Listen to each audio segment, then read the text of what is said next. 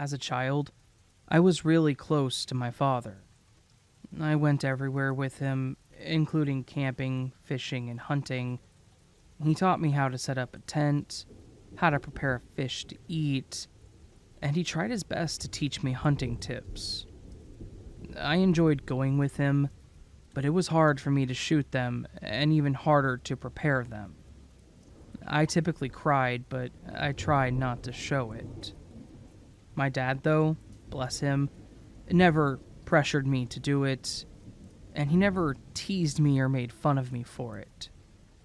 He would end up doing that part when I wasn't around, or was sleeping or something. He even taught me some botany, and I knew what plants in our area to avoid, which ones were safe to eat, and so forth. I bring this up because he, of course, was the one that made me fall in love with camping in the great outdoors. So, when he died, teenager me took it very hard. I was never that close to my mother, at least not nearly as close as I was with my dad. She hated that I never wanted to do the normal girly things, that I would rather go fishing in the rain than go to prom in a limo. So, when she tried to push more of those types of things on me, it only drove us further apart. When my father passed, I became a bit of a recluse for the longest time. I still had a year before I graduated, so I had to deal with my mother's wishes and demands until then. I did some of the things that she wanted me to, just to keep her happy, hoping I could use it for a future request, and just that happened. A couple of my friends from school were talking about going on a camping trip when school was out, so with my grades going back up, and keeping up with my chores, I asked my mom if I could go. At first she was hesitant, but finally agreed to let me go. I was ecstatic, and hadn't been this happy in a long time. I started packing everything up to go, and waited for my friend to pick me up. When they arrived, I threw my stuff in the back of the truck and hopped in before my mom could come back out and change her mind. And we were off.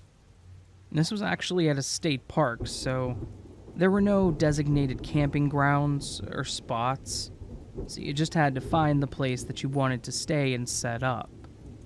When we got there, my friends found a place that was surrounded by nothing but trees. It was beautiful. I had never been here, so I was in awe of how tall these trees were. We set up a couple of tents that we had, and started our fire pit when one of my friends pulled out the alcohol and green. Yes, I know we shouldn't have, but I, for one, didn't realize that they had brought it. And I had also been in a dark place since my father died, so I made some bad choices. Overall, it was a great night, and a much-needed getaway. We enjoyed ourselves that night, and I actually ended up passing out on a blanket by the fire. The next morning, I ended up waking up before everyone else, but I didn't want to wait around. I knew they were going to be out for a while, so I left them a note, grabbed my bag with the gear that I had, and headed off on my own. I grabbed a pamphlet on our way there, and saw that hunting and fishing was permitted. So I thought I would walk around to see if they had a shop where you could buy or rent a pole. No luck finding the place, but I did get to the beautiful lake and got to watch another kid learn to fish for a bit. It was getting too depressing for me though, so I decided to keep moving. I saw a tree on the other side of the lake that stood just a bit taller than the rest and was slightly darker. Something told me that I needed to go over there, so that's where I headed. As I got closer, I noticed there was a placard in front of the tree that explained what type it was, how it got there, etc. But what caught my attention was the border behind it. A few feet behind the tree lines was a cheap fence separating us from what appeared to be a field that had a lot of dead plants, debris, and the sorts, as well as a sign that was warning of bears. Of course, curiosity got the best of me, and while no one was looking, I tossed my bag and jumped over the fence. I cautiously made my way through the forbidden land while watching to make sure no one spotted me. I finally got far enough away that I couldn't make out any people or the starting line, so I started exploring. Along the way, I was stopped by a horrible smell. Hunting with my dad so many times, I knew exactly what it was, too.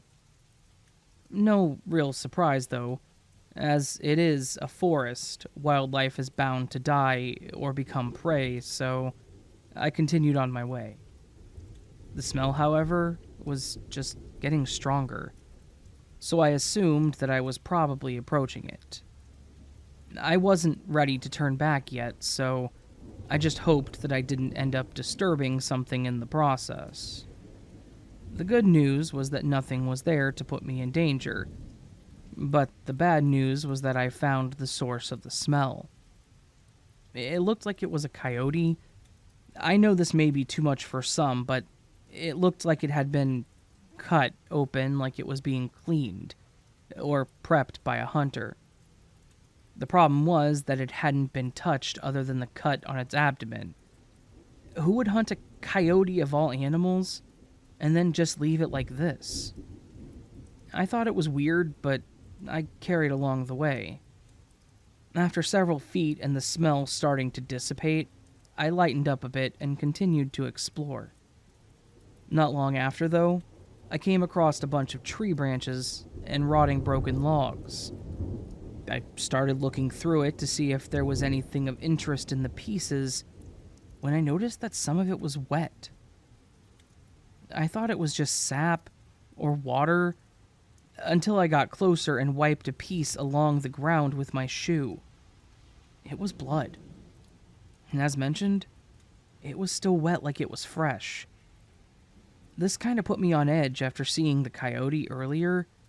I had no idea what this was from or what caused it, but stupid me wanted to continue on further along. I ended up smelling decay again, but this time it was much worse. I ended up pulling my button up over my nose and I tried to mask the smell. With what I had already seen, though, I was determined to find out what was causing this. There was a small ditch that I had to pass over, and on the other side, the grass was even taller. I was about 5'5" at the time, and it went up to about my knees. As I started going over the ditch, I noticed another dead animal in the water. It, again, looked like a small coyote or a fox. This one was harder to tell by the condition it was in, so I quickly jumped over and walked along the side of the ditch. A few feet away, there was an opening in the grass, like someone else had walked through it. What better time to pass through it, right? I could see in the distance, though, what looked like a very old tent, so I thought I would make my way toward it. Cautiously. Along the way, I started to spot blood again. This time, it looked like a trail, like something was being dragged. As I got closer to the tent, the smell became almost unbearable. I pulled myself together and made the final steps to the tent. However, this was not actually a tent. It looked like a tarp that was thrown over a low-hanging branch. I don't know if that was done on purpose or if someone was staying in it, but that was the least of my fears. In front of this tent was another tarp, spread out on the ground, being held down by 4 or 5 carcasses of coyotes, foxes, and a wild hog. These, however, were not looking like they were hunted in the sense to take home. They were mutilated. There was also one that had been attached to a tree. Its head was missing, hanging upside down, and even worse, it looked like it was done with some kind of spear. But the part that astounded me even more was how high up it was. The spear was out of my reach, so how tall was the person that did this? And why would they do this? And was it even a person? With the combination of alcohol, the heat, and the fear, I ended up getting sick and quickly tried to get out of there. I didn't want whatever was out there to find me. I did find my way back by a close route. That way I didn't have to see or smell any of that again. But when I approached the tree line near a different part of the lake, I noticed that it had been cut, pushed down, and then attempted to be put back up. Someone or something has obviously been back there, as well as in the actual park, which terrified me even more. What the hell kind of thing is out there with us and doing those kinds of things back there? I regretfully didn't tell anyone, though. Hell, I didn't know if it could have been someone that worked here, and I wasn't supposed to be back there anyways. So I couldn't even think about what I could say. I could finally breathe easy being around a large group of people and started walking back to my friends and trying to have a good rest of our trip. I can tell you one thing, though. It wasn't easy, and I still haven't forgotten about it.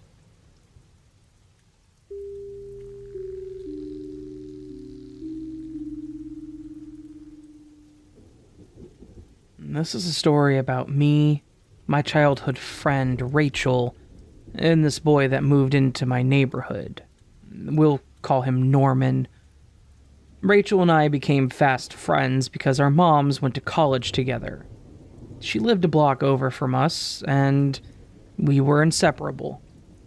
We rode the same bus, ate lunch, and played at school together. And we also typically spent the weekends at each other's house, unless there were other family plans.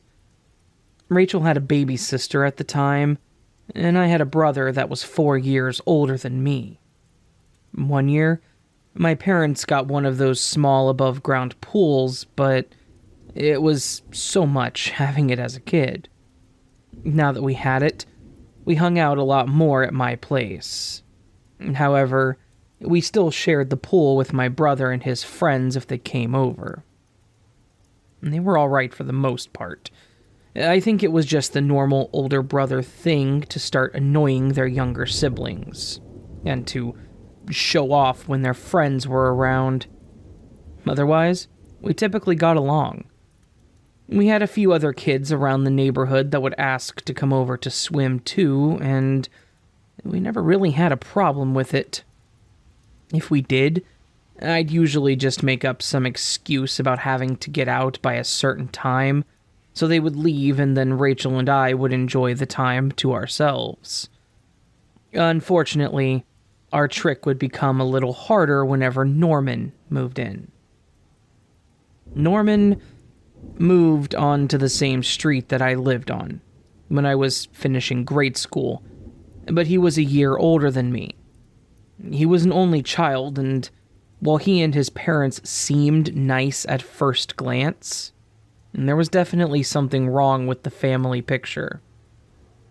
They moved into the house across from us one summer in the early 2000s. When Rachel and I would ride our bike between our homes, we would occasionally see Norman sitting on the front porch or looking out the big front window. I let Rachel know who he was and explained what I knew about him. My mom had seen his mom when she was getting her mail and introduced herself. I told her that he would be going to school with us this upcoming year. Rachel was always a lot nicer and more reserved than myself, though, so one time she suggested that we invited him over to hang out with us. After a bit of debating, I finally agreed, thinking, if anything, we could probably pawn him off on my brother if he wanted another boy to hang out with. So, after getting permission to ride our bikes to the little gas station / marketplace to get ice cream, we saw Norman sitting outside and stopped to ask if he wanted to join us. At first, he was shy and said he didn't have a bike. I was going to just offer to have him walk with us, but Rachel said that he could use hers and she would ride with me. Sometimes she would sit on the bike handles. He accepted this, and as he started getting on, Rachel asked him about telling his parents first, to which he said, "It'll be fine." We mentioned this later on to each other because even though we knew the neighborhood, we couldn't leave the yards without asking first. So, that trip went fine, as well as the rest of the night. We bought his ice cream because he didn't have any money, and we just sat out on our porch and ate it and talked. We even had to buy something for my brother, so he sat out there with us. I remember that Norman and my brother got along at first. They had similar interests, so he would come over and hang out with both of us. Being the summer, this included many visits to our pool. We invited Norman over to swim as well, and I remember him wearing swim trunks that were too big for him, so my brother actually gave him a pair of his that he didn't wear anymore. He told us that his parents didn't have a lot of money, so he had a lot of hand-me-downs from his father, including the swim trunks. I started to feel bad for him. His family obviously didn't have a lot of money and maybe didn't even care much about his whereabouts because he never asked them to leave or told them where he was going. So, we made it a point to try to include him more in things that we did, and he even came over for dinner a few times. After a while, he would come over and ask for my brother, and then if he wasn't home or was busy, he would just go over to where we were. Most of the time it was fine, but he started getting weird. When we were playing with our dolls, sometimes he would ask to play, which we were surprised about because my brother never wanted to play with us. With that, though, we would let him join, but he would make them do weird things. He'd say they were getting drunk, and they'd start fighting and beating each other. And the worst that we would do is if they were fighting over a dress or falling off a cliff and were saved. So this would throw us off, and we would go do something else. Swimming was usually it because it got him outside, and we could always make up our curfew again. So out we would go to hang out, and sometimes we would just swim around and make up games in the pool, but then he would start getting too rough. We'd splash around, but he would just force so much water at us at one time that it got annoying. One time my brother came out to swim, and we said we were going in so it would just be them. Once we went in, though, he would calm down. I mentioned this to my parents one time, and my dad teased that he was probably doing it because he liked one of us and didn't know how to express it. My mother, on the other hand, said that since he was an only child, he probably didn't realize that he was being too rough, and that we should just tell him we're not comfortable with it and ask him to stop. I agreed, and said that I would try that next time, if anything. I could always go in and get my parents, too. However, things escalated to a little more than just splashing. One time, he came over to swim. He started talking about how someone drowned in a pool like ours before, and was talking about gruesome things that happened to the person. Creeped out after never hearing about things like that before, I asked him how he knew that, and he said his dad showed him stuff about it. His parents just seemed more and more like winners. I could tell Rachel was starting to become uncomfortable, so I immediately tried to change the subject and suggested that we play a game. Norman suggested we play lifeguard, so Rachel asked how to play. The smile he gave, I will never forget. It still gives me goosebumps. He said, Someone has to pretend to be drowning while the other one saves the other person. Our immediate thought was to just float on our backs, while someone else used a pool noodle to pull us to the side. It sounded interesting, so we agreed. He said he would be the lifeguard and would save us, so we both immediately floated on our backs, and I closed my eyes, waiting to be saved. He said we had to yell for help, so we both sarcastically started saying help and flailing our arms a bit. After a few seconds of this, I stopped and continued to just float, as I continued to hear flapping and splashing, followed by Norman laughing. Curious, I opened my eyes, and I looked over, and I was scared to death. Norman was holding Rachel under the water and laughing as she struggled. I screamed at him, "What are you doing?" when he said, "I'm showing her how to drown." I immediately ran over and started pushing and punching him to let her go, and about the same time he finally did, she came up gasping. My brother ran out the back door with my mom. Rachel was in tears. We were hugging while Norman continued to laugh. Between sobs, I tried explaining what had happened while he was trying to defend himself, saying it was just a joke. Thankfully, my mom told him that he needed to go home, and we all watched as he left, continuing to laugh. We got out and stayed inside the rest of the night watching movies.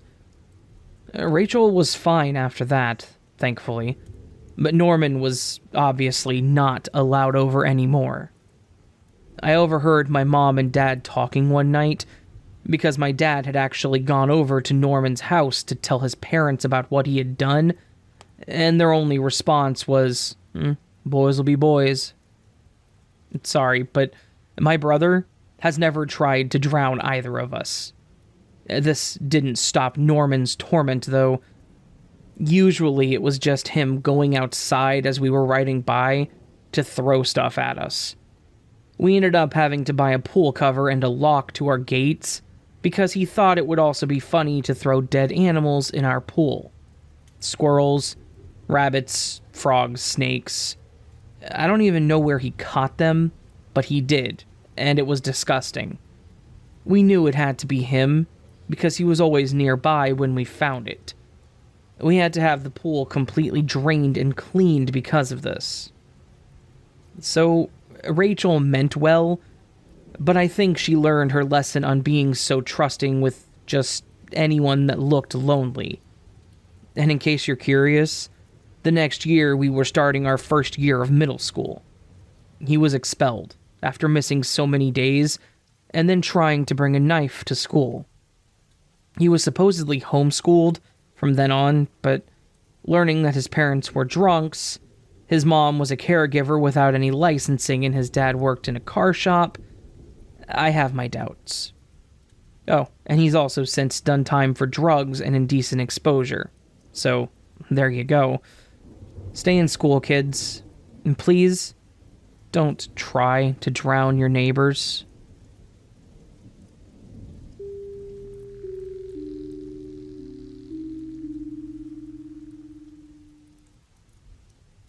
Hey all, I just found this subreddit, and I have a story that I think fits. It's been told many times in my circles, but not online. This is going to be a bit long and the names have been changed. In 2016, I, female 24, joined the US Navy. I was 19 at the time. I got the job as a military linguist, and I was in school to study Russian. At the school, we were only to learn the language and would later transfer elsewhere to learn the top secret parts of the job. The school was located nearest to the Bay Area in California, so when Pride Month rolled around, I was super excited to be able to go to San Francisco Pride. I hadn't attended a Pride parade before, so I was super excited, and basically was hitting up all my friends to figure out a plan to go. At the time, I didn't have a car, so I tried arranging a ride. The story about my Pride experience isn't the main focus of the story. However, the rundown is that a guy I knew in the army promised I could stay in his hotel room and he would drive me back the next day, but ended up abandoning me outside of a club. I wasn't allowed in, obviously, at about 3 a.m., and I was SOL. I was then in a position where I had nowhere to go and had no idea what to do. An Uber was $230 back to base. See 2 weeks later when the Navy Command introduced a new training slide, basically entitled, "Don't Trust Other Service Members, Some Girl Got Left in San Francisco." So, there I was, 19 years old, stuck by myself in San Fran with no transportation or hotel, a dying phone, and completely unsure of what to do. I called my mom, and, thank God, she is the kind of person to always answer. I told her my situation, and she informed me that San Fran has 24-hour Starbucks that probably have chargers. I didn't have a charger on me because I was only told after I got to San Francisco that the guy was willing to let me stay with him. So my friends had split, and I stayed.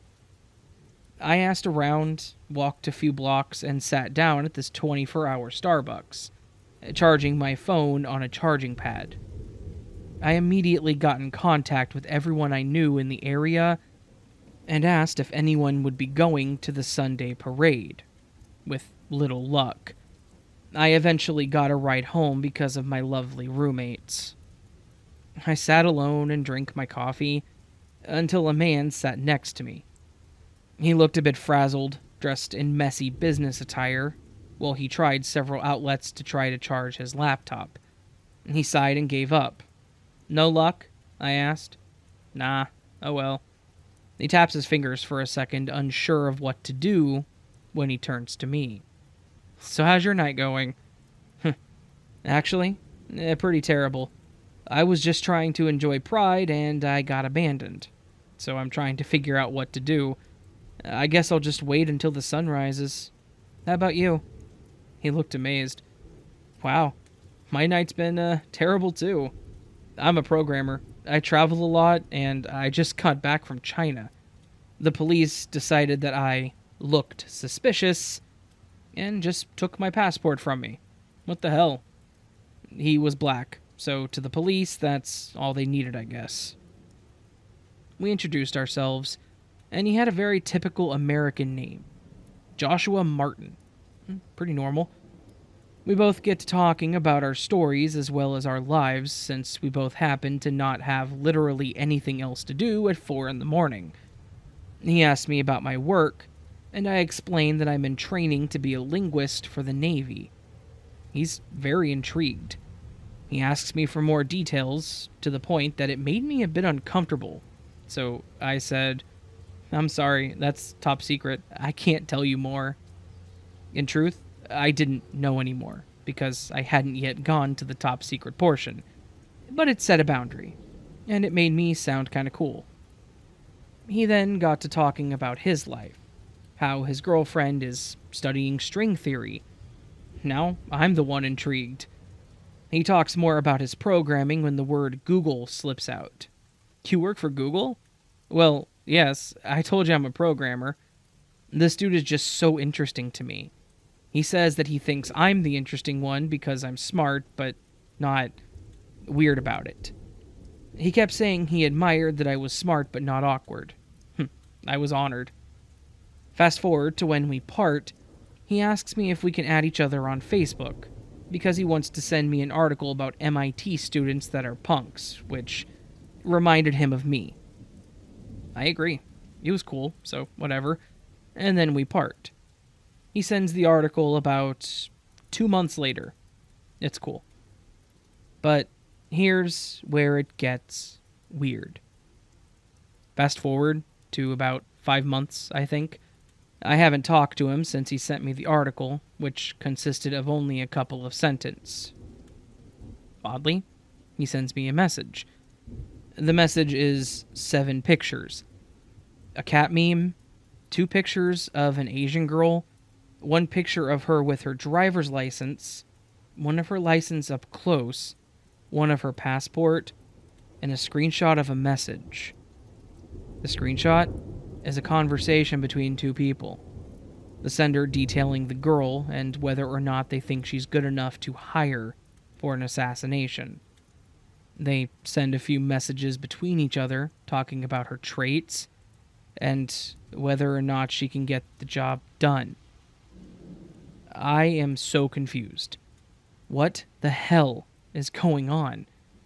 I replied, haha, what is that? And then I checked his page again. He had deleted me, as if he didn't mean to send those to me. But then he replies, oh, we're ninjas. I'm gonna let you know right now, this dude sucked at explaining. I just kept saying, huh? Like a roleplay thing? Is this a video game? And he kept replying, no, we're ninjas. Eventually, he got increasingly frustrated with my confusion, and he said, it's not a game. We kill people. Off the books. In fear of it being real, I still tried to bait him to give me more. He eventually exploded and just said, all of you freaking meatheads are the same. I'm trying to recruit you. Are you in or not? I'm still shocked at this point, because if he is involved in assassinations, boy is he bad at it. He then sends me a link to his blog. I stupidly clicked on it, which now I realize could have been much worse, as he was apparently a programmer. On the blog, he has a very random mix of posts, some of which have no context and I don't understand. But then I get to a post about a bus crash in Taiwan. It's a screenshot of a conversation with an article saying something like, 32 dead in bus crash in Taiwan. Underneath the article is the conversation. Finally, we did it. Go ninjas. With a reply something along the lines of, finally, we've been waiting 3 months for that one. But wait a minute. Didn't he tell you when you met that he travels a lot and had just come from China?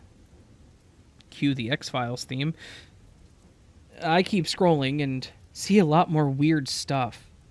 One of which was a very detailed story about a girl that violently did stuff with herself with a cucumber and then a pair of glasses for over 5 hours until she was bleeding. What the hell? Her picture also showed that she was Asian.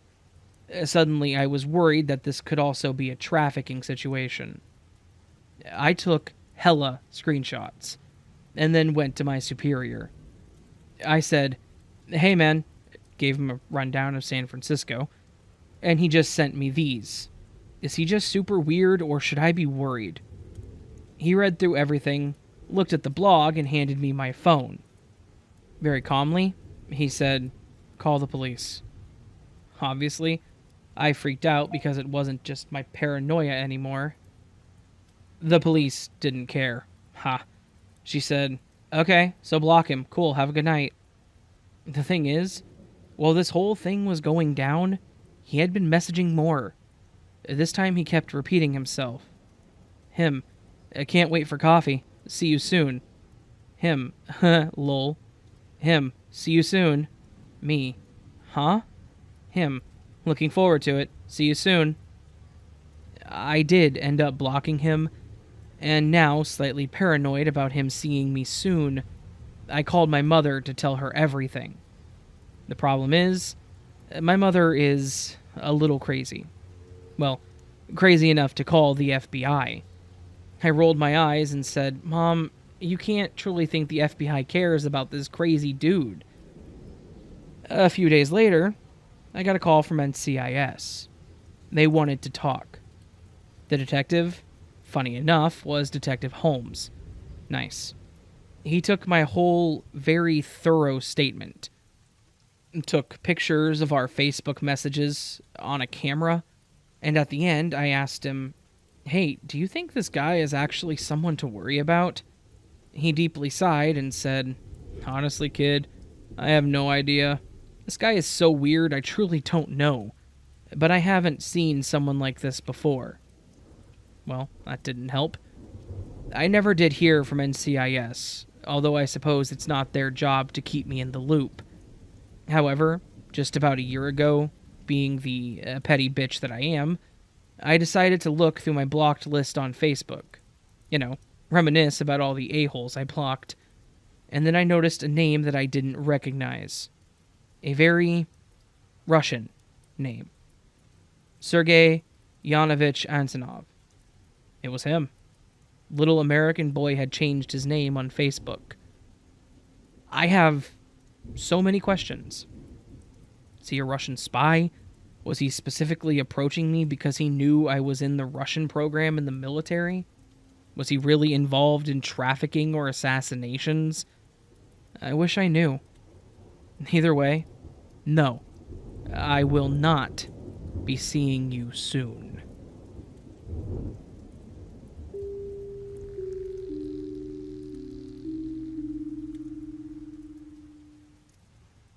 This happened a few years ago during a hiking and camping road trip that my sister and I were taking during my last summer vacation. Basically, the summer between my junior and senior year of high school. She had already graduated 2 years back and was about to go out to college, so she wanted to go out and have a week to ourselves, one last time for my last summer break. Obviously, we had to take extra precautions at my parents' request. We were two late teenaged girls, and the world can be a genuinely terrifying place. So, basically, we had to keep them up to date on where we were at all times, call them if anything happened, and keep ourselves armed with mace and all that. I get where they were coming from, but at the same time, it was a bit annoying having them writing the rules for our road trip. Aside from that, we were told that we needed to stay on main routes and in large parks during our hikes. Honestly, that wasn't a big deal to me. I knew of a few large lakes with really beautiful scenery around them, and I had one in mind that I wanted to go see. Lake Tahoe. Lake Tahoe is the largest alpine lake in the U.S. and is nestled right on the border of Nevada and California. And if you've never been, you need to go. Or at least look up pictures that people have posted of it because it is heavenly.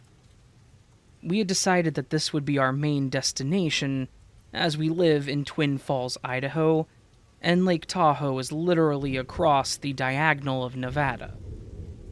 Most of the trip went swimmingly. We chose to actually go east a bit, down to Salt Lake City, and then across Nevada on Interstate 80. This way, we got to see two really cool places, and were on a main highway the entire trip. It was a road trip, and we were supposed to take in the sights, really, so that's what we did. We stopped and we enjoyed the open air several times across the state, and really, this was just such a lovely time. The part of this that makes this a scary story is when we actually got to the Lake Tahoe area. When we got to the area, we had to make a bit of a decision. The campgrounds weren't going to be available as they fill up fast during this time of the year, and honestly, I wasn't much for camping. So, we decided to find a place that had a parking lot that would have a lot of cars each night to spend the night in. The main place we chose was the Walmart in Carson City. It was about half an hour away, but it was relatively safe, and we weren't likely to get told to leave if we just kept it on the down low. This whole thing started the second night of us staying at the Walmart, or the morning, rather. We were both asleep when we heard a knocking on the window. I woke up and looked over, and there was some random guy standing by my sister's window. I shook her, thinking it was possibly a police officer or an employee, going to tell us that we needed to leave the property. She wakes up, rolls down the window, and asks if she can help him. He kind of introduces himself. He just kind of shyly says his name is Frank and that he's homeless and a bit of a drifter. He then makes a remark like, "You two ladies aren't from around here, are you?" I was a bit concerned, but my sister retorted with, "What makes you say that?" It was pretty clear that he was able to get the hint that she wasn't going to be intimidated, but he also wasn't trying to be intimidating. He kind of laughed and said, "Well, your license plate says Idaho, and you're currently sleeping in a Walmart parking lot." That kind of dropped my sister's defenses a bit, mostly because her aggression was a bit unwarranted and a bit, well, dumb. Anyways, this interaction ended with him asking us if we were heading back up northeast to Idaho. We told him that we weren't, and that we were going to be in the area for a few more days, and that we were spending a lot of our time at Lake Tahoe. He seemed a bit annoyed, but then he asked if he could catch a ride out to the lake with us this morning, and that he would give my sister $20 if we could get him there, and then that's all he would need. I don't know if it was the money or just my sister feeling like an idiot with the whole thing a few minutes prior, but she told him that he could hop in and that we would take him there at the time. I just kind of stared at her like, "What the hell are you doing?"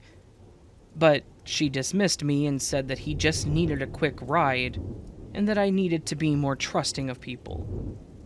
Anyways, we helped him load his belongings, which was pretty much just a tent and a few groceries, into the trunk, and we headed off towards Lake Tahoe. On the way there, which really wasn't much time, this guy started telling us all about who he was. He said his name was Frank, that he was actually from New Mexico originally, and that a few months back his wife had tragically and suddenly passed away. He said that she was pregnant, and when she passed, they couldn't save the baby, and that it had completely devastated him. He mentioned that ever since it happened, he'd been trying to find himself, and that he had ended up a bit of a vagabond, just traveling places and living out in nature, which was the happiest that he had ever been. It was a bit weird that this guy was telling us all about who he was, what his life was and all that, but at the same time, I figured maybe he just didn't have anyone to talk to. We drove up to the lake and into one of the lots, basically where we had planned to park for the day. The guy thanked us for the ride and handed my sister an old, torn-up $20 bill. We all get out and are looking around the area. He grabs his camping gear and heads out into the woods, just without another word to us, and we decide that we're going to head the opposite direction on the trails and spend the day around the lake. Now, if this was where it ended, that would be fine, but it's not. Not at all, actually. We were at the lake for a couple more days before we had to make our way back, and on the last day, we actually drove to the same lot that we had dropped the guy off at. We went off into the forest area, and we ended up near a clearing. In the clearing, we see a small green tent. One that is identical to the one that the guy we dropped off was carrying. Except this tent was torn up. It was halfway pulled out of the ground, the cloth was cut up, and there was a number of papers strewn around the area. We walked up to see if he was in what was left of the tent, but the only thing that were left there were a bunch of photographs that were damaged and what appeared to be blood in the bedding that was in the tent. Obviously, we were a bit taken aback by this, but there wasn't much we could really do. My thought was that he may have been attacked by a bear, but if that was the case, then he was definitely gone. My sister thought that maybe another vagabond had attacked him, but all we could really think to do was call the cops and let them know that there was a tent with blood, mostly because the blood meant something bad had most likely happened. We called them, we made our report, and then we moved back onto the trail and spent the last day at the lake. The next day, we were on our way home when we actually got a phone call from one of the police that had taken our statements. He asked us if we could come in and give them some more information. Unfortunately, by the time he called, we were already several hours back into the state, and turning around would set us back a full day. Thankfully, the officer understood and asked if we could just conduct the interview over the phone. My sister pulled over, put her phone on speaker, and we had a quick conversation with the officer. It went pretty standard at first, as far as conversations with police go. He asked us if we knew the individual that owned the tent that we had reported. We informed him that we didn't know anything beyond his name being Frank, and that he was homeless. He asked us how we knew the individual, or more so how we had met the individual. We told him that he asked for a ride from the Walmart down to the lake. The more questions he asked, the more it felt like he was trying to associate us with him. And I ended up basically just telling him that we really didn't know the guy, that we had only seen him the one time, and we had no idea where he was. That is when he dropped the bombshell on us. They knew where he was. They had actually found his body in a shallow section off of the lake, in a small cove. He informed us that they went out to look after we called it in, and after doing a sweep, they actually found him floating in the lake. He then informed us that the blood in the tent appeared to be his, and that his cause of death was being listed as a suicide. It had appeared that he had injured himself and then wandered into the lake and drowned. He then informed us that Frank was actually wanted by the police back in New Mexico in connection with his wife's death. Apparently, they believed that he had killed his wife and their unborn child, and they had been looking for him ever since. The purpose of the call was basically to clear us, and to make sure that we really didn't know the guy, and to satisfy the investigators that we didn't have anything to do with his death. So, that is the story of the one time I went to Lake Tahoe, and the last time my sister and I took a road trip. Also the last time she gave a ride to someone that she didn't know. Thankfully, he didn't seem like an absolute psycho, but the fact that he was wanted in connection with his wife's death really freaks me out, especially since I was sitting right in front of him. It's actually almost terrifying how normal he seemed, especially considering what he had done and how he was living his life. As for why he ended his own life, my guess is that he couldn't take it anymore, and the lake was just the right opportunity. It is a very unfortunate situation, and I don't think I'll be forgetting my summer at Lake Tahoe for a very long time.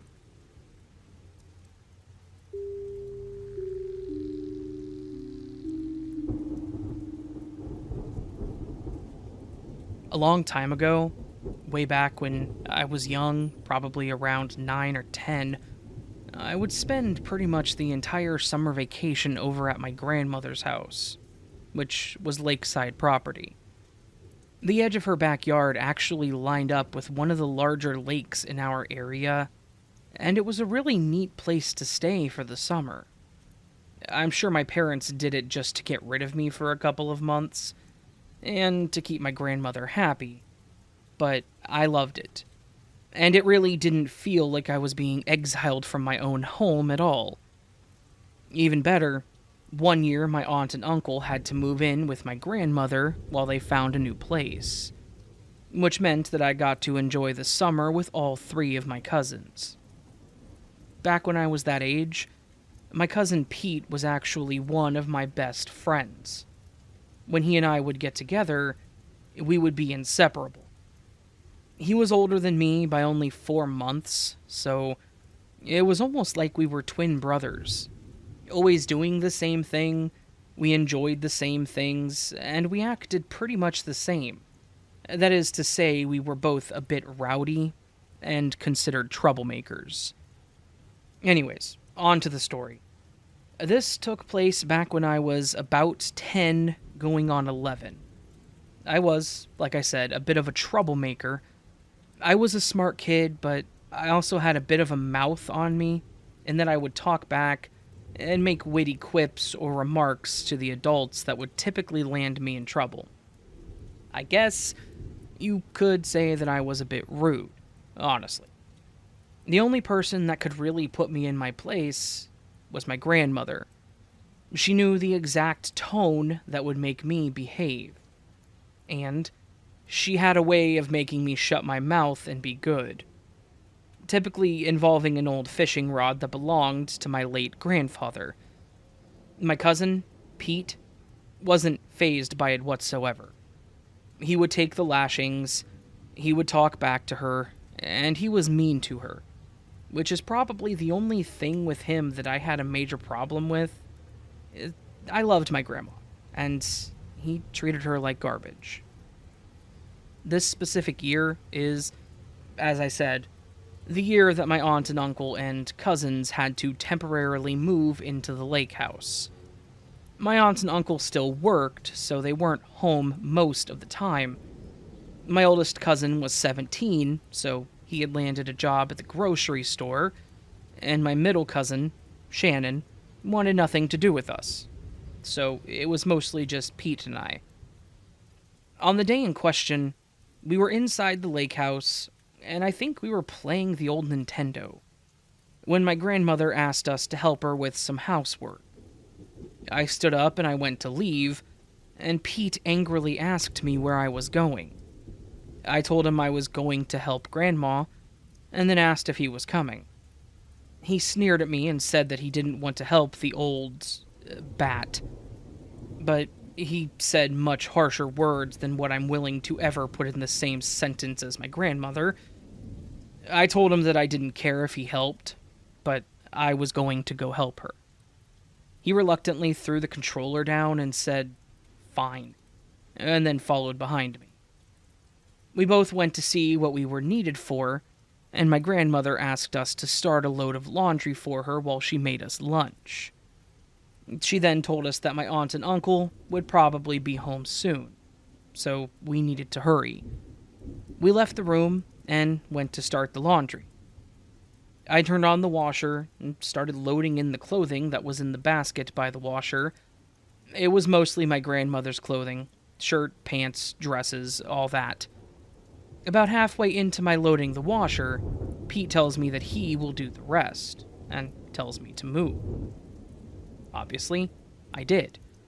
I didn't really want to do the laundry, and was only doing it for her because she wanted me to. As he's filling the washer, he stops and looks at me, and then lets out this evil little chuckle and says, "Hey, watch this." He then proceeds to grab the bottle of bleach and pour half of it into the washer, shuts the lid, and then walks out of the laundry room. The only thing I remember about that moment was that I was shocked and appalled at what he did. But I was also 10, so I didn't know what I should do. I kind of just walked out of the room and let it be. Obviously, this wasn't the end of it. Later that night, when my aunt went to change out the laundry, she pulled the clothes out of the washer, and the night went to hell. My grandmother was crying, and my aunt was screaming, asking who had done that. At first, I was going to let it go, but seeing my grandma cry broke my 10-year-old heart, so I told her.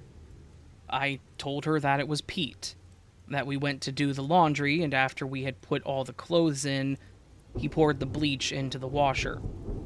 And Pete tried to deny it at first, but then yelled about it being an accident, that he thought it was the detergent, that he just grabbed the wrong bottle. He tried everything he could to get out of it, but they weren't having it. I got in trouble for not telling anyone when it happened, but Pete seriously got the bad end of the stick. A couple days had passed, and Pete was basically grounded to his room. I was allowed to roam the house, but I wasn't supposed to play Nintendo or anything like that. It was that following Saturday, because my aunt and uncle took my grandma out to get new clothes to replace what Pete had ruined. They left me and Pete, who was confined to his room, under the watch of my 15-year-old cousin Shannon, the one that wanted nothing to do with us. Shannon's babysitting skills were definitely lacking, to say the least, mostly because she was always in her room, on the phone, doing whatever it was that she did. That day, just being the three of us, I asked her if I could go swimming in the lake. To my surprise, she said yes. This was surprising to me because I knew that I wasn't supposed to swim in the lake without supervision, but I was about to because she said I could. Like I said, I was a bit of a troublemaker too. I got my swim trunks on, and I ran out back onto the dock, and I jumped in. I was enjoying myself while everyone was gone, and then, out of nowhere, Pete walked out the back door and just stood on the dock, staring at me. He tells me that I'm not supposed to be swimming in the lake without an adult around, and that something could happen to me. I told him to buzz off, and that I was going to enjoy myself while I could swim alone, and that he should go back to his room before he gets in trouble again. He walks away, and within a few minutes, he walks back out with his swim trunks on. He walks out onto the dock and jumps in the water near me. I was annoyed that he wasn't going to leave me alone, but in the end it was what it was, and I just went back to enjoying the water. After about a minute or two, he calls me over to where he's standing in the water, and I swim over to him. In a hushed tone, he asks me why I told my aunt that he put the bleach in the washer. I told him it wasn't right, and that I told because he hurt our grandmother. He huffed at me and told me that I shouldn't have told on him, and that it was my fault he was grounded for the rest of the summer. I told him that it was his own fault, and that he shouldn't do the things he does to get into trouble. Unfortunately, that's one of the last things I remember about this encounter, because within a moment's time, Pete had his hands around my neck and my head underwater. I remember splashing, I remember trying to yell, and I remember trying to scratch at him or hit him or do anything that would get him to loosen his grip, but none of it worked. Obviously, I didn't die. I'm here to type this story out, but I know that I came close. The next thing I remember is lying on the dock with my cousin Shannon standing over me, alongside some random guy that I'm assuming was at the lake and saw what happened, and I remember that someone else was holding Pete down on the ground. The next thing that is in my hazy memory of the events is being in an ambulance and being checked on. I'm assuming they were checking my breathing, they had an oxygen mask on me, and I was being talked to by a paramedic. The rest of this story, unfortunately, is what I was told by my cousin Shannon. She said that she was in her room and had actually gone to get Pete to tell him to go outside and to swim with me, because she was going to join us, and she didn't want him stuck in the house alone. She said that she went to his room and he wasn't there, and when she had gone to the kitchen where the back door was, she saw him jumping into the lake. She went back to get her swimsuit on, and when she had gotten out back, she actually caught the tail end of Pete holding me under the water. She said that, as she ran outside, I had actually stopped flailing, so I was out. She told me that the other guy was a good Samaritan that had actually seen Pete choking me, and that he had run over to help me get out of the water, and the person holding Pete down was the guy's son. The guy was apparently a nurse and had managed to get me breathing again, but he said that they needed to call an ambulance because I could have brain damage. I was apparently out for a few moments before I faded back into consciousness. Of course, this was probably the worst summer of my life. My own cousin, and at the time best friend, tried to murder me because I snitched on him. I got to spend the day in a hospital, and I got to experience nearly drowning.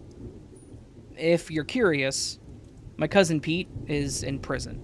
Not for this, but for other charges. Grand larceny, attempted murder, and assault of a police officer with intent to do bodily harm. Obviously, he never changed. And that summer was the last time he and I ever spoke.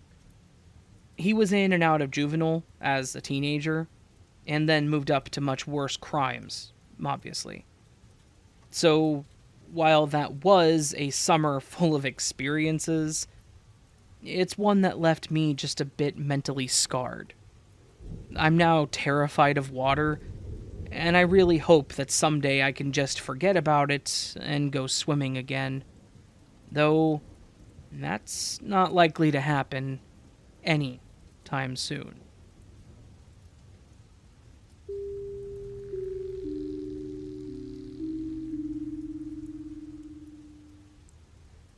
The story happened a decade ago, but honestly, it feels like it was forever ago.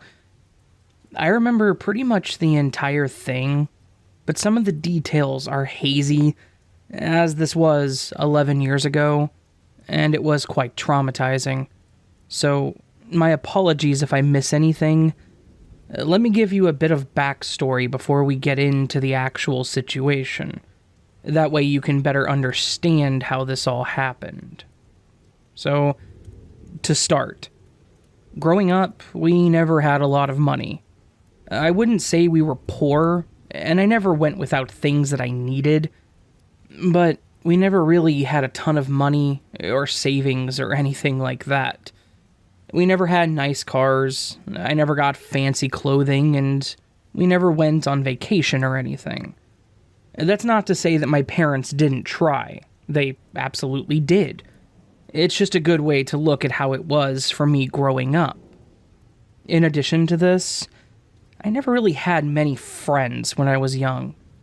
The neighborhood we lived in didn't have any other children until I was about 10.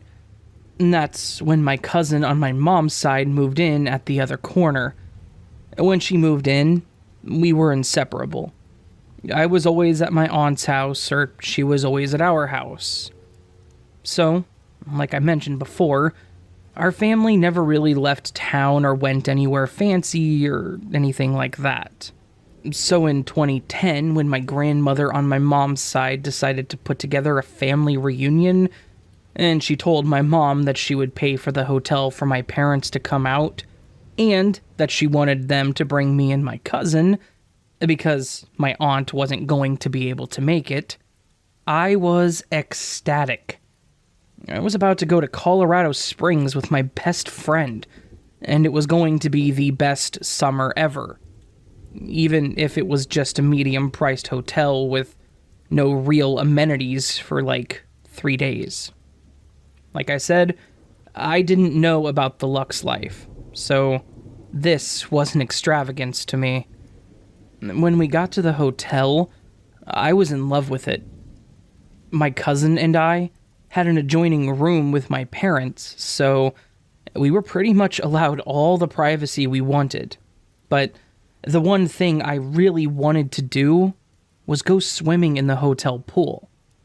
The first night there, I begged my mom to let us go swimming, and while she was a bit hesitant at first, after a while, she told us that we could go swimming after a little time had passed, and that either she or my dad had to accompany us. That was fine by me. I just wanted to get into the pool. So we went back to the room, we put something on TV, and we waited. After about an hour or so, my dad came over to the room. He said that we were finally allowed to go swimming, and that the plans had changed a little bit. He told us that he would walk us down to the pool and stay for a few minutes, then, if it seemed safe enough, he would be heading back to their room so he and my mom could spend some time together. Again, I was totally fine with this.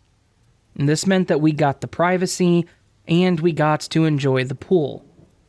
His only stipulation was we had to be back in the room within 2 hours, or if anyone from the hotel told us to leave, we had to do so without question. We both absolutely agreed to their stipulations and got our swimsuits on. Then the three of us headed down to the pool. When we got there, it was completely empty.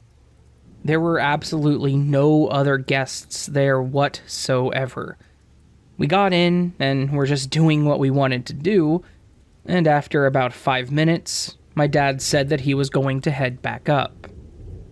He looked up and then back down at us and told us that as soon as that clock hit 8 p.m., we were to get out of the pool and go straight back up to the rooms. He then laid down all the basic dad rules. Don't talk to anybody you don't know. Follow the rules listed by the pool. Don't leave the pool room.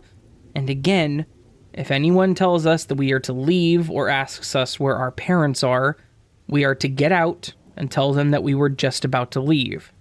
And do so respectfully and without question. After he left, the two of us went back to swimming and were having one hell of a time. It went like this for about an hour. No one else walked into the room the whole time, and it was such a blast. Then, at about 10 past 7, a guy walked in that looked a bit disheveled. By that I mean that his hair was dirty, his face was a bit scarred and sunken, and I'm normally not one to judge, but he definitely looked like he was a bit of a creep, or maybe just aggressive. Aside from that, though, he was wearing the green polo shirt, which was the same kind of shirt the front desk attendant was wearing, and it was a bit loose on him, not tucked in and just a bit dirty, but he appeared to be an employee all the same. I initially thought maybe he was just a janitor or somebody who watched the pool or cleaned up the pool area. With that, my first thought was, oh great, he's going to kick us out. He walked over to the side of the pool and waved us over to him. Obviously, I didn't really want to talk to this guy, but my dad told us to be respectful if an employee came in, so we swam over to him. As soon as we got close to him, he smiled and asked us if we were enjoying ourselves. We said we were. I told him that this was the first time I'd gone swimming in a few years, just trying to be polite and make some small talk in hopes that he would turn a blind eye to us swimming without our parents. He then asked us if it was just us in the pool. We nodded. We told him that it had been empty the entire time we'd been there. He smiled and nodded along with us for just a moment, then started asking us where we were from. Like an idiot, I told him we were from Missouri and that we were here for a family get-together. I don't know why I told him this, and I know it was stupid, but I think I was just hoping he would go away if I satisfied his queries. He then tells us that he's new to the area himself, and that he hasn't met any people. I thought this was a bit weird, since he literally worked at a hub where people were in and out all the time, but I also figured that he probably meant locals. Then, out of nowhere, he literally says to us, "Alright, now how about you girls take off your tops?" Obviously, we thought this was a joke, and an incredibly awkward and inappropriate one at that. I started to laugh, my cousin nervously chuckled along with me, and I told him that we weren't going to do that. He then lifts his loose-fitting green shirt, and tucked into his belt is what looks like some kind of handgun. Then he smiles and tells us that he wasn't joking, and that he wanted us to slowly take off our tops before he did something that we would regret. My smile fell fast. Like, I went from awkward laughter to nearly sobbing within half a second. My poor cousin, who had pretty much just been quiet this whole time that I blathered, basically started pleading with him to just leave us alone and that we wouldn't tell anyone about this whole thing, which was a whole hell of a lot smarter than what I had been saying. He laughed again and said, "Look, you're not gonna tell anyone anyways, because if you do, I'll find you. Now, I want you to both start undressing, and this'll all be over within just a few minutes." I looked at her, she looked at me, and neither of us knew what to do at that moment. In my infinite wisdom, I thought maybe if I stood up and did what he wanted, he would just go away and this could all be over with. So I stood up and started to reach back to untie my top. The look on his face was disgusting. He was clearly happy with the situation. I was almost done untying my cover when his disgustingly pleased look changed to, well, I think it was concern. He told me to stop, so I did. Then he asked me, "Wait, how old are you girls?" And I told him that the both of us were 15 years old. As soon as I said we were 15, he dropped his shirt and genuinely looked pissed off. After a moment of angry staring, he seriously looks at me and says, "Never mind, I didn't know you were just a kid," and then starts to walk toward the exit. He grabs the handle of the door, looks back, and says, "Hey, I'm sorry. I thought you were of age. I was never here." Then he left. The whole thing came to a screeching halt, much to my personal preference, within a second as soon as he realized we were kids. That's when he decided that what he was doing was indecent. And yes, before anyone asks, we ran to the front desk, and we told them about the employee that had just tried to make us strip in the pool at gunpoint. We described him, we told them everything, and they then told us that there was no employee that looked like that at the hotel. I think it was then that it occurred to me that, yeah, he was wearing a green polo, but I never saw a logo, and he never said he worked there. I just assumed. They called our parents' room and had them come down. Then they called the police.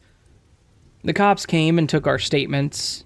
Then they looked at the cameras and had us verify the person in the footage. My mom didn't let us out of her sight for pretty much the rest of the vacation. We didn't get to swim again, not like I wanted to. And honestly, this tainted my thoughts on the whole trip to Colorado Springs. I don't know if they ever caught the guy. We were only there for 2 days after all this, and they never informed us of anything.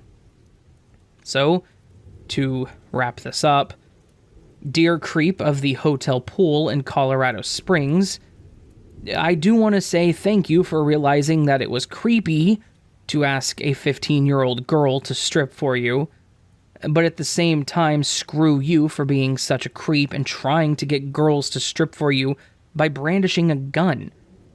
I genuinely hope that you're in a prison somewhere, and I hope that you and I never meet again.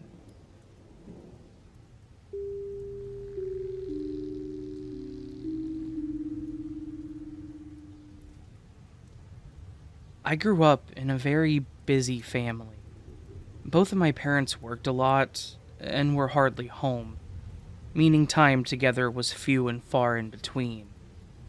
We spent a lot of time with babysitters and relatives, and when we did, on the rare occasion, have a family vacation, it wasn't all that special. It was typically a hotel with a pool that me and my siblings would play in, and maybe one of my parents while the other one was working in the room. I bring this up because my now wife, girlfriend at the time, had a completely different family. They always had time together, including weekly dinners, get-togethers, and vacations. They started inviting me on vacations with them, and it was always a blast. Resorts, staying at their condo in South Carolina, all kinds of memories. One thing that my wife loved to do was go camping with her father. She said they usually went to the same campground, but always went as far back as they could and deeper into the woods, so that way there were less people around to bother them. They also liked doing this so they could go fishing without anyone else disturbing the waters. I had never camped in my life, and the closest thing to fishing I had done was those little toy fishing games you see at the state fair, so when they asked me to join them, I didn't hesitate. My wife and I went and got supplies for myself, some new stuff for her, and a fancy blue tent for ourselves. We made our way to the campground right outside a little city in Wisconsin and met her dad in the parking lot. We then followed him towards the back of the grounds, parked, and then started grabbing our gear to walk through the trees and bushes. When we got through it, though, I knew it had to be the perfect spot to camp. I could just barely make out our vehicles, but you could hardly even hear the other cars driving by. Because of the walk to get there, you also had plenty of time to hear someone approaching. We set up our tents, got our fire pit ready, and then started getting our fishing gear in order. I, embarrassingly, needed help with mine, but thankfully my wife Jen helped while Mike teased me. All in fun, though. Once we finished, we walked a little further down by the water, and we started fishing. It went pretty well. I had some troubles, but nothing that stopped me or held me back from doing it more. We started our fire, made a small dinner, and just relaxed. It was a great first night camping, in my opinion. It wasn't until we went to bed that the problems started occurring. I had a lot of trouble falling asleep. I couldn't get comfortable. I got too hot. Every little sound I heard made me sit up and look around. I know it made no sense, and I was being unreasonable, but I suppose with it being my first time, I wasn't used to not sleeping on a mattress behind a locked door. All the while, I was impressed as to how deep in sleep Jen and my snoring father-in-law was. Thankfully, I did finally fall asleep, but I was awoken by another sound sometime later. I rolled over to hold my wife when I noticed she wasn't in the tent. Thinking maybe she was going to relieve herself, I just waited for her to return. I remember checking my watch, and the time was around 2 a.m. I laid there and managed to fall asleep, and again woke up to a noise. However, my wife still hadn't returned. I looked at my watch, and it was now a little past 4.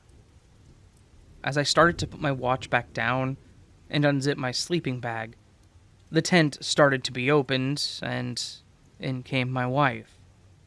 Tired, and not at all coherent. I just asked her if she was okay. Her only response was, "Tired." She slipped back into her sleeping bag and was right back out. I didn't give it much attention after that, and just worked on falling back asleep. The next morning, I was groggy, but I was ready to get the day started and enjoy this time that we had. We would be out here for 2 more nights, so I wanted to do all I could while we were there. We made a quick breakfast, went to a nearby hiking trail for several hours, and then we went swimming. From there, we took showers in the rooms they had set up nearby, and headed back to our spot to fish some more. I did better this time around, and with all we did, I was hopeful that I could crash that night. I did. I was out pretty quick, but I woke up when I had to use the restroom. As I rolled over, I noticed that Jen wasn't in the tent again. I checked my watch, and it was around 2 in the morning once more. I thought it was just a coincidence, but I sat up, waiting for her to get back so I could go out there. When she didn't return for several minutes, and with it getting harder for me to hold it, I finally just got up and went out. I grabbed a flashlight, walked straight from the entrance to our tent through the trees a little way over, and took care of my business. As I was walking back, I was trying to look to see if I could find Jen. I saw our tent, our fire to the right, and then Mike's tent on the other side, facing the opposite way of ours. But no Jen. I started walking around the pit to see if she was over by her dad's tent, when I noticed a light coming from the ground facing away from the tent. I started approaching the light, which already had me panicking, as it was towards the dense trees, so it made it look like there were a lot of people standing there. After reasoning with myself that they were just trees, that's when I noticed they weren't all trees. Jen was standing there, tall, not moving, looking slightly up towards a tree. I picked up her flashlight and I asked if she was okay. No response. I walked in front of her, and I noticed her eyes were wide open, staring into this tree. I looked up into the tree to see if I could see anything, but there was nothing there. I then looked back at her, put my hand on her shoulder, and said her name. She didn't respond. It was weird, and I didn't know what to do. So I just told her I was heading back to the tent and walked away, looking back at her every few steps. She never moved, never said anything. Her stare didn't break. I went back to the tent and I fell asleep. I didn't know how long it had been at first, but I woke up to her coming back in. I checked the time, and again it was 4 in the morning. I asked her if she was okay since she had been out there for a few hours. Again, the only response I got was, "Tired," and she fell asleep. I just sat there staring at her for a few seconds before I finally fell asleep. The next morning, I asked her how she slept. She said she actually felt exhausted, like she didn't hardly sleep, and then joked how mine and her dad's snoring kept her up. So, I mentioned her being up for about 2 hours staring at the tree. She thought I was joking at first, but then I explained how she did this the night before, and again this last night, and how I found her. She didn't recall any of this. She said she never left to go to the bathroom. She wasn't looking at a tree or anything, but I was adamant that she had. She just shrugged it off, saying maybe she sleepwalked. I agreed, since she didn't remember this, but she doesn't sleepwalk. I've never seen her do so in our apartment, at least. Not wanting to dwell on it, we enjoyed our last day there doing stuff around the campsite and visiting a few places that Mike wanted to go to. Night came, and I readied myself for bed. This time, though, I decided to try to stay up to catch Jen leaving the tent. We went to bed. I laid there for a while, and after she fell asleep, I pulled out my book that I had brought to read. It helped for a bit, but I couldn't hold my eyes open much longer and started drifting off. However, I awoke to hear the tent being zipped up. I looked at the clock, and it was 1:58 a.m. I got out, and I watched her as she walked through those trees again. No shoes on, holding just the flashlight. When she got to that same tree, she dropped the flashlight and just stared up at it. So, I again approached her. I saw the blank look on her face staring up at this tree. I walked all around it to see if I could see anything at all. There was nothing there. I shined the flashlight in her face, and she didn't even flinch or blink. Finally, I grabbed her by both of her shoulders and gently shook her, calling her name. And like some creepy-ass movie, she slowly looked down at me and said, "It's waiting," and then slowly looked back up at this tree. I let go of her shoulders, looked back up at the tree one more time, and just saw the branches move. I could not see a damn thing, but that was enough to make me run back to the tent.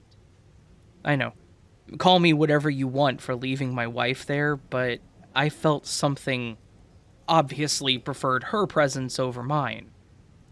I definitely couldn't sleep after that, so I stayed awake, waiting to see her return. Like clockwork, she came back at 4:17 a.m., and then went right back to sleep. It apparently showed the next morning that I didn't sleep well. As we were packing up, I walked around that tree one more time to see if there was anything there, and nothing. The only thing slightly off seemed to be the gap between some of the branches, kind of like when something big goes through a bush and leaves a gap. Something had definitely been in that tree, but I saw nothing. I just told them I had trouble sleeping, and I didn't bring it up until after we got home. We didn't have smartphones at the time, so I couldn't really take a picture or a video of it, but she believed me for some reason. She still didn't remember any of this, but I sure as hell did.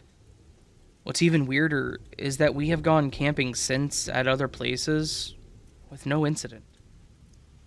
I was reminded of this because Mike is retiring and was planning a trip out to that same campsite.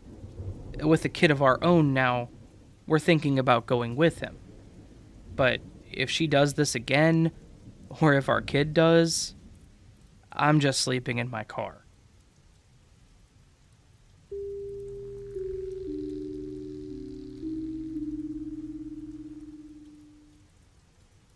And this happened to me when I was around 11 or so. I'm a female in my early 30s now, and my mother actually explained the situation to me when I got older and understood better. The neighborhood I grew up in was a fairly nice one. Almost everyone knew each other, especially our family because my parents had an in-ground pool installed, so we had a lot of people over, and we had pool parties. And I loved it, because we always had big birthday parties for me and my two older siblings. Our house sat a little higher than others, being that it was on a bit of a hill, and we had a chain link fence all around with gates on the sides so that people could just go straight to the backyard. There was a set of stairs that led up to the wooden patio going around the pool, almost leveled with it, with a table and canopy set on it. It was always fun waking up, going swimming until around noon, and then my mom would bring us lunch and we would sit out there and eat. Our neighbor on one side had 2 kids. Their youngest was a year older than me, but we always hung out, and the oldest was the same age as my brother.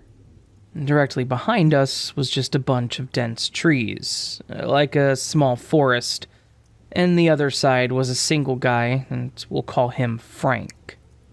Everyone looked older as a kid, but I think he was maybe in his 30s or 40s. Frank was always nice to us kids in the neighborhood.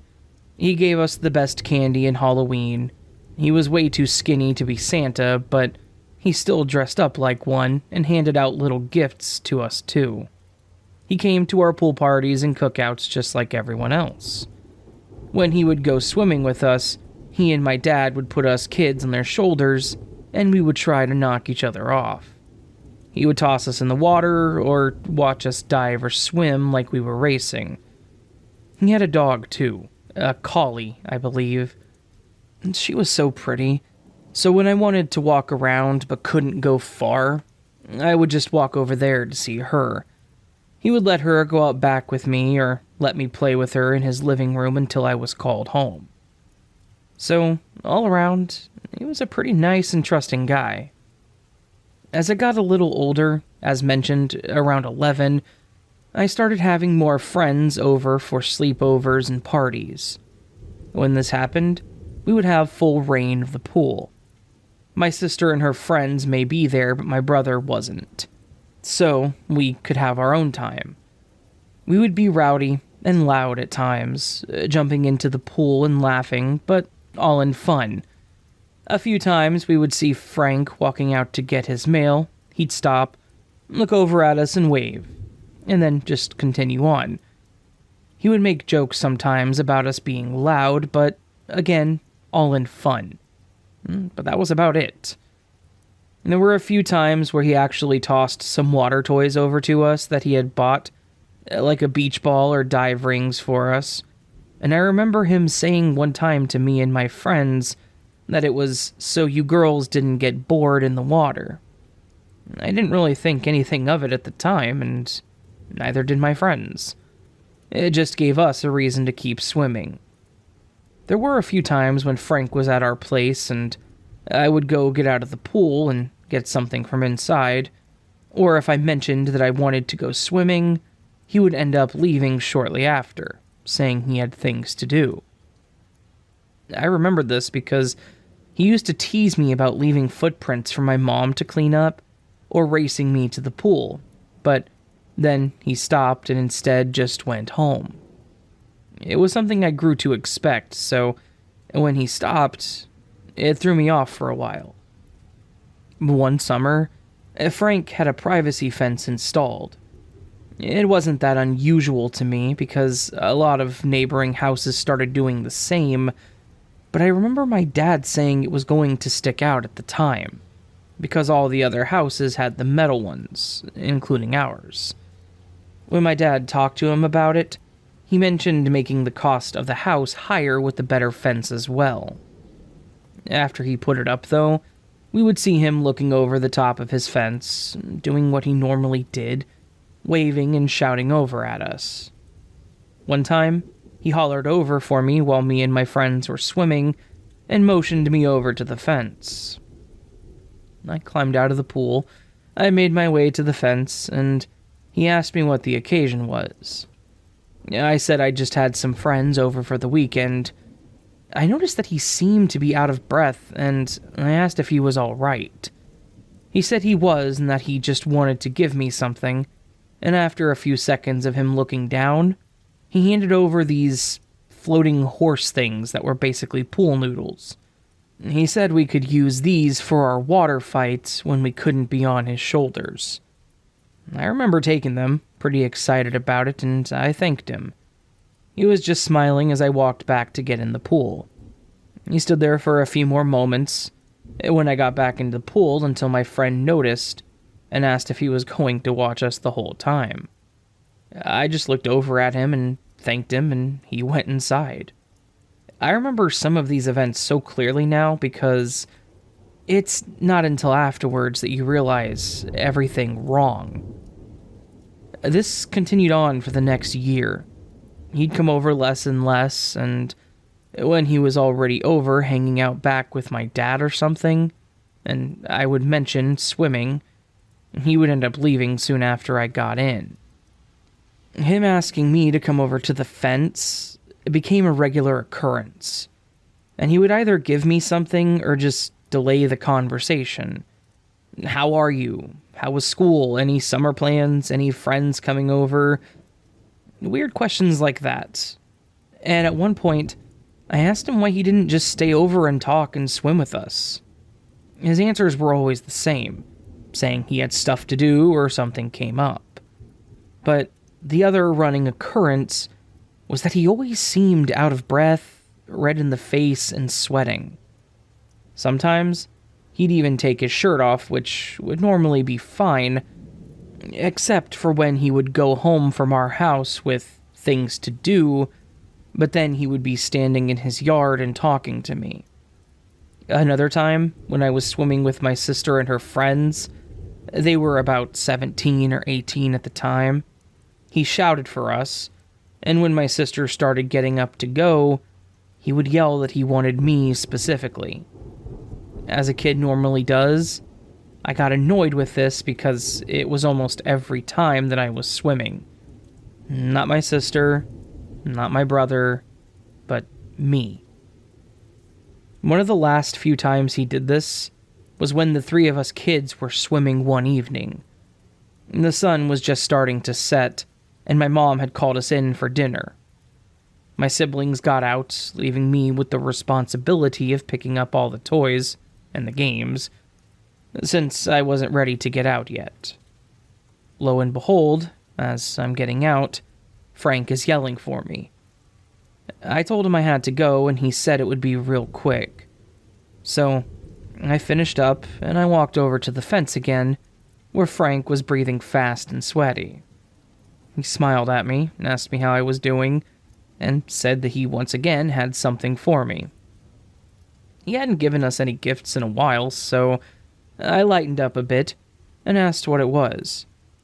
He looked down again, taking deep breaths, and I again asked if he was okay. He slowly looked up and then handed me a pack of glow-in-the-dark dive rings and sticks. I said thank you, but my parents only let my sister swim at night since she was older, unless they were out there with me. He said they were for swimming at night and asked if I ever did. I told him no and explained the above, but he then said, "Well, ask your parents if you can. You're plenty mature enough," and he winked at me. I didn't really feel good at this point. Being a kid, I didn't really know the whole trust your gut thing, and I just stood there listening and saying that I would ask them, looking down at the gift. He then thought it would be alright to say, "Then you could go skinny dipping like your sister does, but I won't tell anyone." And he let out a creepy giggle. I just remember saying okay or something and taking off inside. At this point, I definitely felt like something was wrong, and I didn't really quite know what he meant by that. So, I ate my dinner quietly with little to no one bothering me. My mom asked if I was alright, and I said I just wasn't feeling good at that time.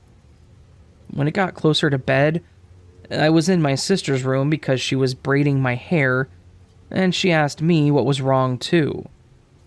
I asked her about skinny dipping and if she did it. We were pretty close, so I trusted her, and I recall her turning red and explaining to me what it was, and said she only did it once as a dare and to not tell our parents. But then she asked me why or how I knew, and that she was not going to let me leave the room until I told her. And for that, I'm thankful. I explained everything to her, what Frank had said that night, all his gifts, and how weird he was acting at the fence. I was scared because she actually had tears in her eyes, so I thought I was in trouble. She said it would be okay and that I could leave. She comforted me, though telling me I wasn't in trouble, so I left. The last thing I remember was my parents telling me good night, and then a crazy next morning. Turns out, my sister actually went and told my parents everything. Of course, that meant telling on herself, but that was the least of their concerns. The next morning, when I woke up, there were police at our house, and my mom, dad, and sister were talking to them. My mom noticed I woke up and ushered me into the kitchen for breakfast. From there, I had to talk to the cops, or these detective-like people, and tell them the same thing I told my sister. From there, not much was really said to me. I was told Frank had to leave, and we never saw him again. I know now that this was my parents' way of protecting me, by not telling me what actually happened, which again I am thankful for so that I could continue having a normal childhood. I was definitely told when I got older, though, that he was absolutely arrested.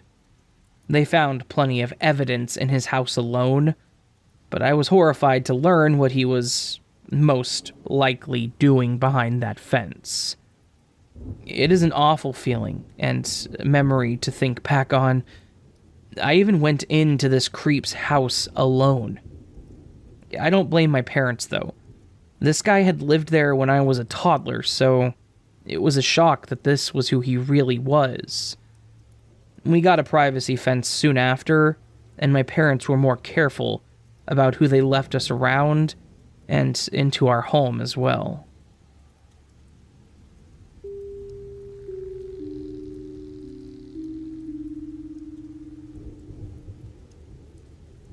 I've been listening to a lot of your creepy neighbor stories, and it made me want to share one I experienced myself. I am now a 32-year-old female, and at the time this story took place, I was 13 years old. One night I was staying over at my friend's house, who, for the sake of the story, we will call Kate, who lived in a sketchy neighborhood a few miles from our middle school. Her mom was a single mom and was working late, so we had the whole place to ourselves. Her mom left the house full of junk food and let us rent movies on demand as much as we wanted. Since it was still bright out, we decided to go for a walk down by the pond and park area just a couple of blocks from her house. As we were heading back to her house, just about 1 or 2 houses away, a car approached us from behind. I didn't recognize the person, but my friend Kate did. She said it was her next-door neighbor, Andy. Andy, if I can recall, looked to be much older, maybe in his early 50s. I remember him having a grayish beard, and he wore a baseball cap. He slowed his car down and asked us what we were up to for the evening. Kate told him that her friend and her were having a sleepover, and that we were probably going to prank call a few kids from our school and stay up late watching scary movies. Andy just chuckled and smiled at both of us. But even as a young 13-year-old, I didn't like the way he smiled at us. I didn't know this stranger, and I was surprised my friend had even given him that much information. But maybe she knew him a lot better. Andy told us in a low voice, "Well, Kate, I see your mom's car isn't in the driveway, so I'm assuming she's working late again, Kate said in her usual friendly but completely oblivious tone, "Yep, she has the late shift again, so we get the house all to ourselves." Andy returned that same creepy smile and said, "All right, well, you girls have fun at your little sleepover, and don't get into too much trouble tonight." With that, he slowly drove past us and pulled his car into his driveway. As we walked up her driveway, we saw Andy walk into his house, still staring at us. Once we were inside Kate's house, I asked her about her neighbor. I told her that he kind of gave me the creeps. Kate said that she agreed he is sort of creepy, but didn't think he was any danger or threat at all. Kate was always more of the trusting, carefree friend, while I seemed to always be the paranoid, more cautious goody-goody. So, we made a pizza and grabbed a bunch of snacks, and started watching some movies and had fun chatting with the few friends on AIM afterwards. Around midnight, or even 1 a.m., Kate's mom still wasn't home, and we were just starting to fall asleep in our sleeping bags in the living room. The TV was still on, playing some scary movie in the background. Suddenly, Kate clicked the TV on mute and lowered her voice. She said, "I thought I saw the motion direction light go off and on in our backyard." She quietly got up to peek out the window, overlooking their backyard. I tiptoed over to her and asked if she saw anything. She didn't see anything, but soon after, we saw the light turn on. We tried our best, but we couldn't see anything outside. Kate decided to go into their basement to see if she could get a better look through the window down there. We crept down to the basement stairs, being very careful not to trip in the dark. We didn't turn the lights on just in case whatever was out there would see us. I don't know why Kate was suddenly taking this so seriously since she was usually the more laid back friend, but maybe we were both being super paranoid from the scary movies we were watching. There was a large window next to the door on the far side of the basement. The motion detection light, it turned on again, spilling in through the window, so we could see a little in the small basement. Suddenly, we heard the door leading out to the backyard in the basement rattle. We both jumped and screamed. The window on the door was covered by a set of blinds, so we couldn't see who was on the other side, but we knew someone was definitely trying to open the door. Fortunately for us, it was locked with a deadbolt, but we were still scared crapless. Kate grabbed a baseball bat lying on top of a sofa and began edging towards the door. I whispered at her to get away and that we needed to get out of there and call her mom or the cops. But Kate, always being the more brave one, carefully lifted a corner of the blinds in the door window. Whoever was on the other side was still trying to get the door open. Kate lifted the blinds, and there stood her neighbor Andy. Kate and I both screamed. Andy just held his hands up in the air and shouted, "Whoa, it's okay, girls. I'm not going to hurt you. I just want to see if you're all right. It's late, and I thought I saw someone running through your yard." Kate and I both looked at each other and then at Andy. There was something so sick and menacing in his eyes, and we both knew that he was definitely lying, and was the one trying to break into Kate's house.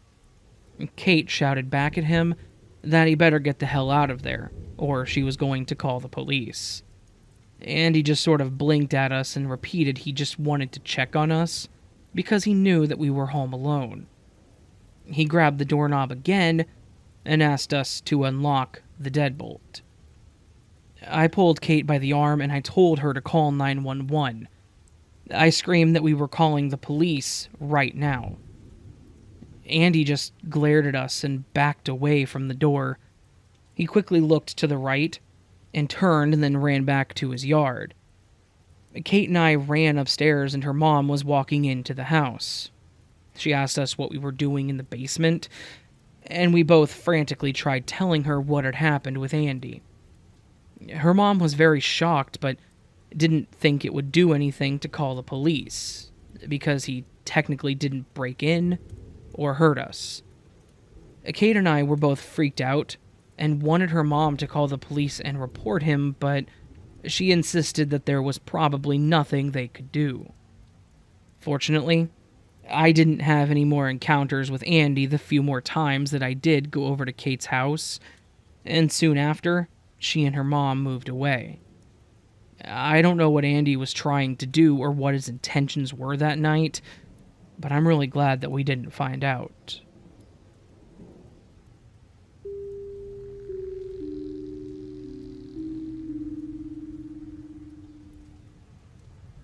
This is my true story of an unbelievably weird encounter with a man who grossed me out and forever changed my outlook of humanity. It was the year 2015, and I had just bounced back from giving birth to my only child. I was feeling good and felt sexy again after losing 50 pounds due to my pregnancy and the 9 months of suffering. I woke up one morning and thought, I want a mommy free day, and proceeded to get all fancy with some makeup and a cute outfit. This was a huge mistake, and I should have just stayed home in sweatpants and an old t-shirt. I was not at all prepared for what was about to come my way on this mommy free day. I do mean nothing, or nobody, could have prepared me.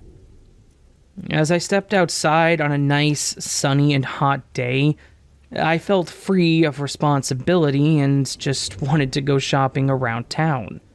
So I did.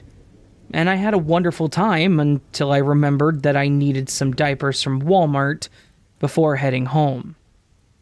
Oh, how I wish I had just let my baby go without just this one time.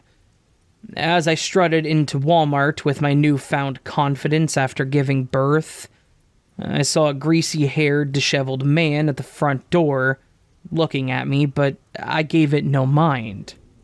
And I thought maybe he was looking at me because I had a glow about me that day. Anyone who's ever given birth knows this newfound confidence, so don't judge me. However, this was my downfall. As I pushed my cart, I soon was lost in the magical land of Wally World, being distracted at every shelf. Because I was distracted, I did not notice that same man at the front door following me until it was much too late. After a little bit of time, I did finally notice that this creepy man was bumping into me in every aisle. So, I decided to make a few unwanted turns down aisles and would stop pretending to look at things, just so I could give him the side eye and see what his agenda was. I kid you not, every time I stopped, he would stop about 10 feet away, and he too would pretend to look at some miscellaneous product. I thought to myself, I'm just freaking myself out, and then proceeded to an aisle to grab my favorite cereal. Well, who do you think followed? The creep, who then also picked up a box of cereal. However, this time he was close enough for me to hear him say vulgar words and making creepy breathing sounds. What I could make out over his creepy breathing was him saying, "She is so sexy, I don't want to smell her." Cue me getting freaked out while jumping out of my skin. So I told myself that I needed to get the hell out of there and rushed to the diaper aisle to grab my son's diapers. However, on the way to the cashier, I remembered the dreaded peanut butter my husband asked me to grab. So, against my better judgment, I turned around to the peanut butter aisle, passing by the creep carrying his box of cereal and still following me. I remember chanting in my head that, "Everything is okay, Natalie, everything is okay." I was practically running at this point in a rush to get the peanut butter. As I looked for the brand of peanut butter my husband likes, the creep reached below me and grabbed a huge jar of peanut butter. I remember holding my breath, thinking this is the end. I'm going to be murdered right here at freaking Walmart. As I stood there, not daring to turn around and face him, as he was literally inches away, I then felt the hot breath of this man on my neck as he started sniffing me. I literally froze. Not even a natural disaster could have made me move. I was paralyzed with fear and disgust as his nasty breath then proceeded to blow on my neck in deliberate sucking and blowing motions. At the same time, I heard him ripping the protective paper on the open jar of peanut butter that he was holding, and thought, what the hell is he doing? I thought to myself to not trigger this man with any negative reaction. So I played it off as I continued to look at the peanut butter. Like a shiny object, my eyes found the peanut butter my husband wanted and grabbed it, and turned around to see this man holding the box of cereal down by his crotch, with the peanut butter immersed in his exposed self. Realizing he was making swift jerking motions with the jar, I knew exactly what he was doing. In shock, I stood there trying to figure out if I was seeing this correctly. Then, I looked at him as he stared into my eyes with a big grin on his face, all the while licking his lips in a disgusting manner. This literally happened within about a minute or so. Before I could even move, I felt the cereal box hit my forearm as he was jerking himself in the peanut butter jar. I finally snapped out of it and screamed. I ran like I have never run before, leaving my cart behind. As I was running, My mind could not comprehend if what I had just witnessed was not a figment of my imagination or a bad dream.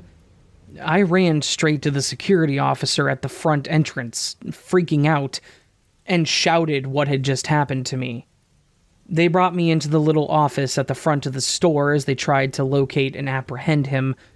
As I was waiting, the police were called, and the show started to find this creepy pervert. I remember as I repeated my story to the police, they had me repeat what I was telling them in disbelief. They even asked me if I was sure that he had had his junk in the peanut butter 3 different times, as I sat there in shock. However, in all of this chaos, the guy had escaped out of the tire center, leaving the opened peanut jar and the cereal on the floor. When the police gathered the evidence from the aisle, they stopped doubting me. What with the proof of the indentation inside the peanut butter jar. They then pulled up the store video and watched in horror as the events went down. They saw him following me for about 30 minutes before I even noticed. After I ran away, the guy ran out of the store as he was fixing his pants. He did get a little karmic justice, however, because as he was running, he tripped and busted his ass hard. I was stuck in that little room with the police for 2 hours as they figured out where this guy ran off to. Then they walked me to my car after getting my information in case they found him, and I would have to testify against him.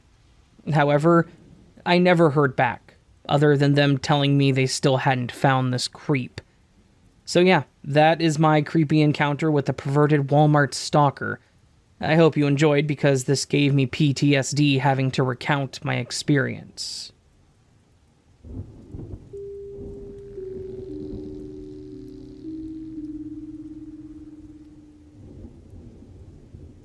Hollywood. Hollywood is the town I live and grew up in. It's a small town of about 12,000 people on the coast of Northern Ireland, and is considered the best place to live in the entire country. Crime rates are low, everyone's nice. So, that's why it felt so strange to have someone as vile as the person in this story to exist. And this story starts in April of 2020. The worldwide pandemic that I don't need to explain had just started. Our school had a lockdown, and we were no longer in school until after summer. My neighbor, who I will just refer to as Matt, and I had a lot of free time on our hands. There's a woods near our house called Glen Lyons. It's not massive, but it has a lot of parts that are hard to get to if you don't know about them. Matt and I decided we wanted to spend some time up there, messing about like the young teens that we were. The first thing we wanted to do was build a dam. I'm not sure why, but we found it fun. We went up there almost every day for about a week before getting bored of it. We decided to do some exploration. We spent a few hours exploring before uncovering something pretty cool. It was a small den that someone had built in a little clearing by the river. Building dens was something Matt and I had done before, but very rarely had we done it successfully.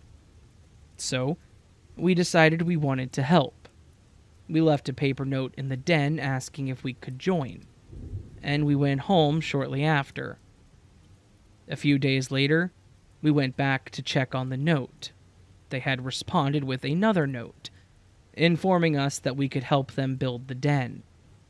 Matt and I set to work, gathering resources such as wood and string that had been left in the forest. The next day, we came back to see that someone was there. The villain of this story. There's something unsettling recalling a memory of someone who, at the time, you thought was nice, just to find out their true colors later on. And this boy was called Greg. He was 15 at the time, 2 years older than me and 4 years older than Matt. We didn't say anything to him. We just decided to gather materials and bring it to the den. After a minute or so, he started doing the same. We struck up a conversation with him. He wasn't actually the boy who made the den, but they knew each other on a personal level. Nothing else really happened. The day after that, we returned to the den. We were hoping Greg would be there, but he wasn't. We decided to wait a few hours to see if he came. He didn't, but someone else did. Enter Rowan, the maker of the den. I'd actually met Rowan a few times, so we instantly started talking. We all became friends that same day, and that's when the den really started. Weeks went by. Every day we went up was practically the same. We would go up early in the morning, meet Rowan, then Greg, have some fun, and then go home. Rowan was always the first to go, then me, then Matt, and then Greg would leave last. I remember when I would have to go, Greg and Matt would stand at the entrance to the den, and we would talk a bit before I left. That was how it always went. Until midway through May. I'd gone home, I ate my dinner, I watched some YouTube on my TV in my room. I was playing games on my phone while the videos played, when suddenly, I get a phone call from Matt. This wasn't unusual. He often called me when Greg had told him about a cool idea about the den. "Hey Matt, what's up?" I asked him. "Ollie, can we talk?" Matt asked in a frantic voice. "Yeah, I'm coming over to yours now." We met, and he told me exactly what had happened. I felt sick as I heard the stuff that Greg had told Matt. If you haven't figured it out yet, Greg was a pedophile. It all made sense. Why he hung out with kids, why he spent his time in the woods, why he tried to get so close to us.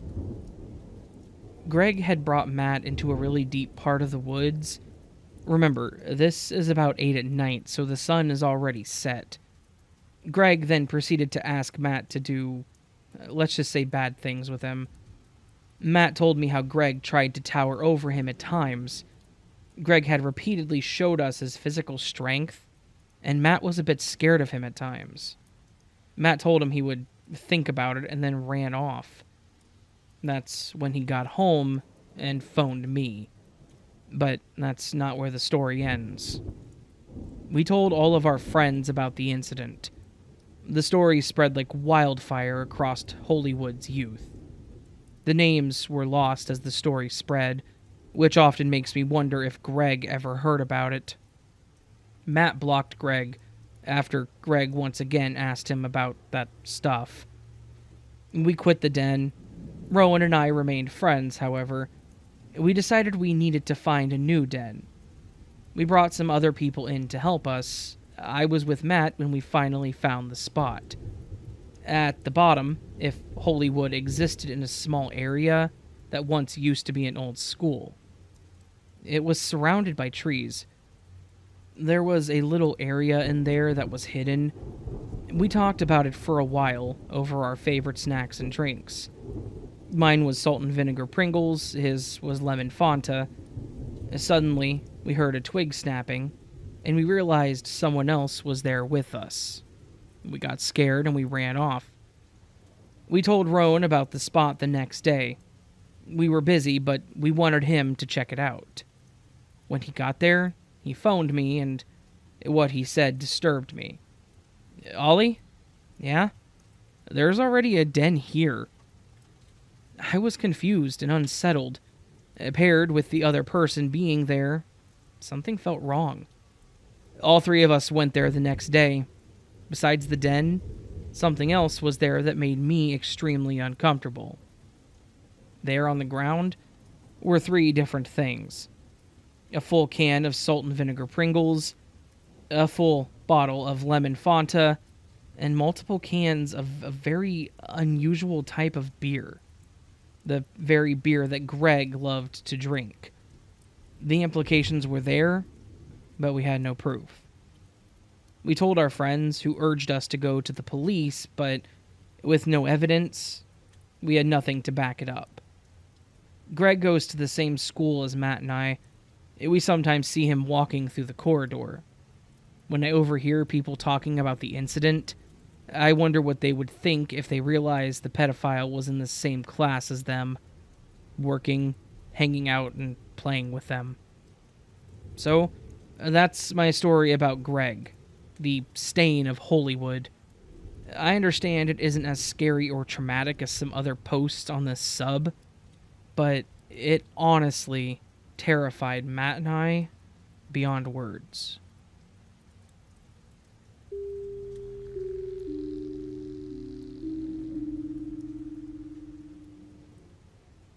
Or condemned for fun. We didn't have cell phones at the time, and most that we had was his car. So, trespassing and sneaking out alcohol was the most excitement that we could really have. We lived in Topeka, Kansas at the time, and if you're from there, you know there's a small area to have fun in and another that's just boring. Or maybe that was just us since we lived on the boring side. Either way, this was our idea of fun. With empty houses or buildings to explore, we had plenty of new places to choose from. One place in particular that we had been wanting to check out was the Topeka State Hospital. It had been closed for a while, and with all the rumors of previous patients haunting the place, we desperately wanted to check it out. We also had never explored in a place so big, so we had to try and figure out the best way to get in and when to do it. We drove by it a couple of times to see if there was any type of security around it, and to see if there was anything immediate that would hinder us.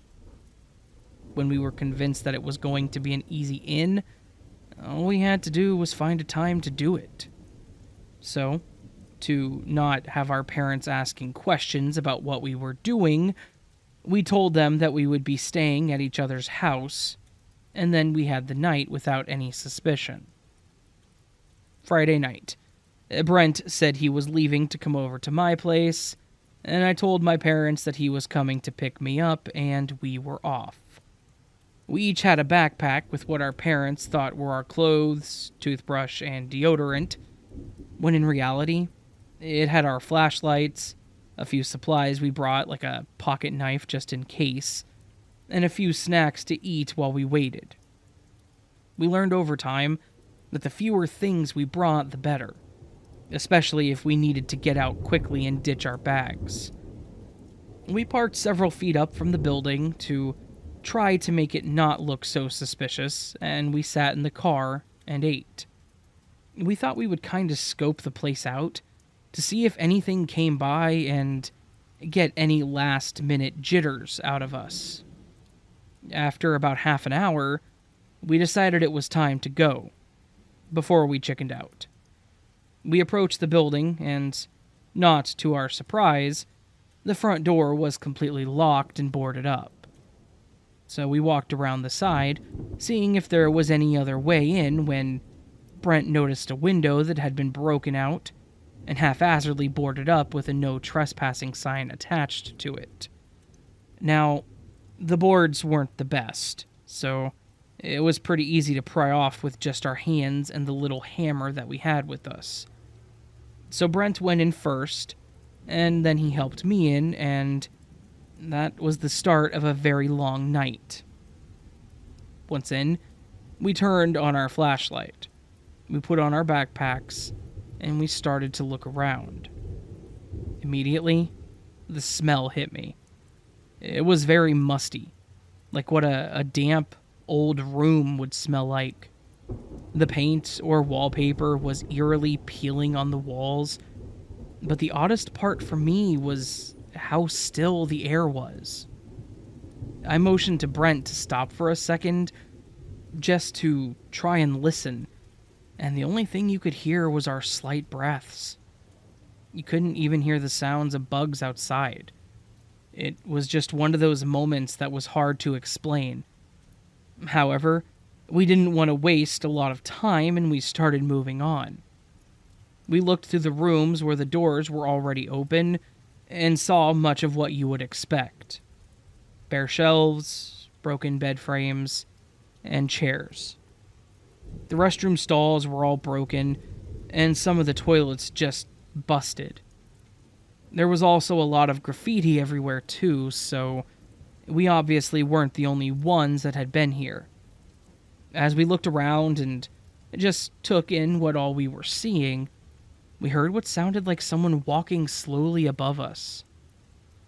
A little scared, but also not ready to leave, we decided to go up to the second floor and check it out. The stairs were not something I would want to walk on more than once, but the railing seemed sturdy enough. We made our way up there to see more of the same: creepy dark hallways, spray-painted doors and walls, and those yellow file folders scattered all over the ground. While here, we again heard more footsteps, but nothing else with it. We were just about to head up to the third floor when Brent turned around to look down the hall again that we were just at. Nothing there again. We got this far without anyone showing up, so we wanted to get all the way to the top. We climbed the stairs to the third floor, where we were greeted with a door slamming this time. I think Brent was a little fed up at this point, with us both not being fazed by ghost stories, or at least not willing to admit it, so he shouted out, "We're not here to harm anyone or anything." After wincing at hearing him unexpectedly calling out, we waited in silence, but heard nothing, not even the footsteps.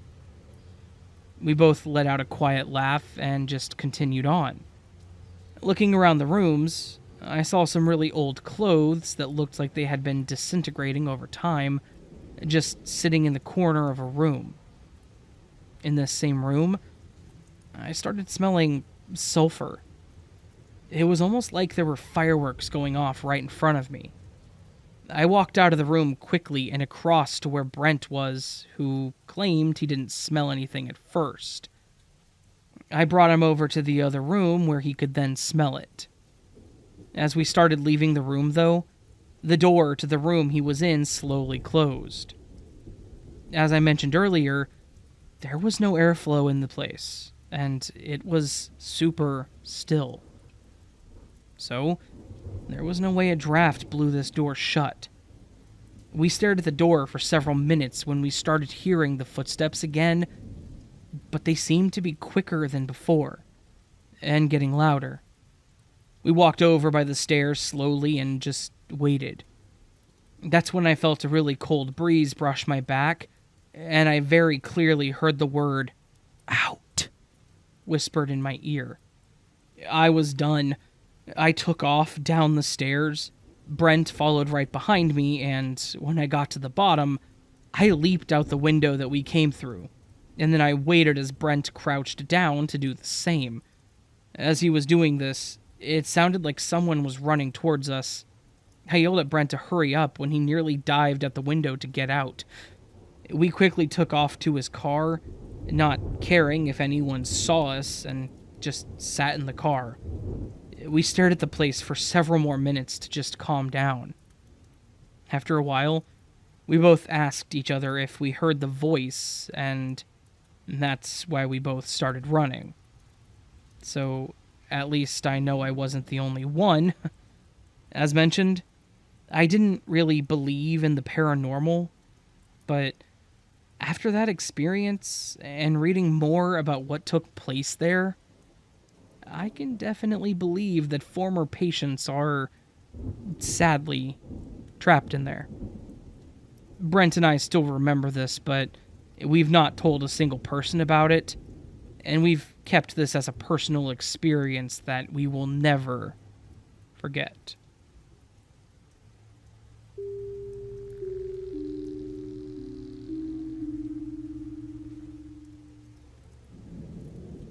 My friends and I often went camping in the summer in a remote place in Kentucky. It was a small, unknown area that you could easily miss, especially if you're not looking for it.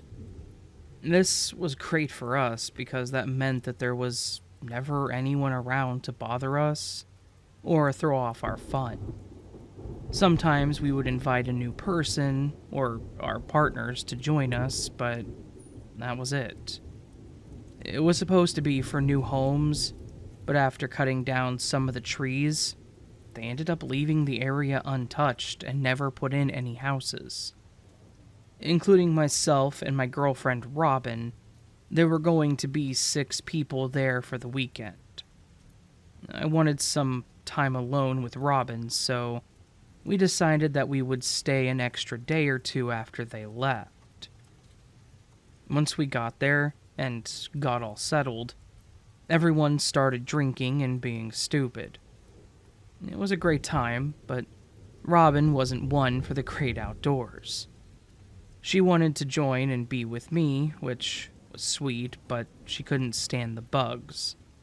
She didn't like the idea of sleeping in a tent on just blankets, and she definitely didn't like that there were no restrooms nearby. But she was a trooper. She tried her best to have a good time, and I think she did when she started getting a little buzzed. The first night was great, other than Robin waking up to every sound and slight movement. The next day was fine as well, just sitting around, drinking, and just hanging out. It's nice not having any expectations or errands to run, and just being able to kick back, eat, and sleep at your leisure. However, later that evening, while we were all talking and having a good time, Robin started looking around and staring hard into the darkness. After doing this a few times, I asked her what was going on. She said she felt like someone was watching us. I brushed it off at first, thinking it was just her starting to get paranoid with it getting darker. She shrugged it off at first too, but then I started seeing her go right back to it. I asked her again if there was something she actually saw. She again said no, but just felt uneasy. I suggested maybe we head to bed early, thinking maybe it would help, to which she didn't hesitate, and we headed off to our tent. We laid there, and I started drifting off while she was reading a book. I'm not sure how long I was out, but at one point, she started shaking my arm trying to wake me up. When I tried to ask her what, she put a finger to her mouth telling me to be quiet and to listen. I sat there quietly, hearing only my friend's radio at first. When I mentioned this, Robin said, "The footsteps." So I again listened when I finally started hearing what sounded like slow, in-pattern footsteps. I tried telling her it was probably one of the others, walking around drunk or trying to go to the bathroom. So, to calm her down and ease the tension, I made a comment out loud to the effect of, "Don't be going over here by our tent," and smirked, looking at Robin. She didn't find it very funny, and neither did the person by our tent by the sound of the groan I heard. Before I could respond, though, one of my friends hollered back asking what I was talking about. I asked who was by my tent, and they said they were the only ones awake. Seeing Robin's freaked out face, I got out of the tent to see who was messing with us. That's when I confirmed my friend was right. He started getting out of his tent too, and we both looked over behind my tent. To my shock, it was an older guy. He had long, matted hair that looked like it hadn't been brushed in years. His face was covered in what looked like dirt and scabs. He was wearing boxers, a t-shirt, and slippers. Again, this was a remote area. There aren't any businesses or homes nearby, so I have no idea where this guy came from. Not knowing what to do, I just looked at him and said, hello? The man would not make direct eye contact. He always looked around me or at the ground. He also never responded. So instead, I asked, "How did you get here?" By now, Robin came out of the tent and gasped at the sight of this man. This time he did respond, but not in English. Unfortunately, I don't know any other language, but I can typically tell if it's at least Spanish or French, and it was neither of those. I asked if he knew English, and again he just mumbled something in a different language. Robin then asked him if he needed help, and she offered to call 911. When she said this, he kept shaking his head over and over, saying, "No, no, no, no, no." Then, as he started to walk away, he was holding his side. Robin tried shouting to him, but he kept saying no and something else, and walked away into the night. I thought it was definitely bizarre and had no idea how this man in his condition had even got there. She said we should probably call someone in case he got out somewhere and had something wrong with him. My friend didn't like this idea since we could all get in trouble for trespassing. We had all been drinking, and there was no way it would be safe for any of us to drive. So I calmed Robin down and told her that we would just leave with them tomorrow instead of staying longer, and call the police on our way out so they can come looking for him. To which she agreed. The next morning, we got up, had a little breakfast, and started packing to head home. The rest of the group was taking a bit longer to leave, but Robin was anxious to see if she could find this guy before we left. So, we started driving around to see if we could find him, but no luck. The area wasn't that big, but we still didn't see him around. Thinking he probably wandered off somewhere, Robin was upset, but understood that there wasn't anything else we could do. So we headed back over to our friends and helped as the last of them left. Nothing came of the situation until a few days later. Robin had come over to my place and immediately pulled up a news article. It was about a body that they had found close to where we were camping. It was an older guy in his 60s that had been stabbed and bled out. I don't remember the name anymore, but what I do remember was that he was Swedish. Then they also showed a picture of the victim. It was the same guy that we saw while camping, just in better health. And that also explained the different language that he was speaking. It was pretty heartbreaking. This guy was standing right in front of us, probably holding his side from a stabbing, and he didn't want us to call the police. Why? And to top it all off, the suspect was still wanted. Was the killer nearby? Did he walk by like this guy did while we were asleep? Robin ended up going to the police and talking to them, and I can't blame her.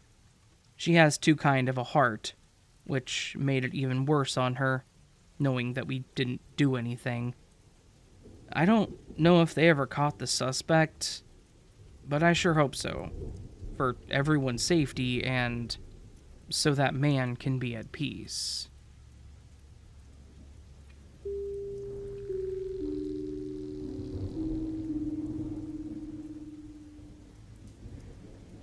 I was the store manager of a nationwide mall computer, later gaming store. This was long before GameStop and cell phones. We were located on the left side facing the middle of the mall, with JCPenney's to the left at the end. This detail plays into what happened. My ex-wife is a strikingly beautiful Latina woman. She was only 20, and my daughter 1.5 at the time.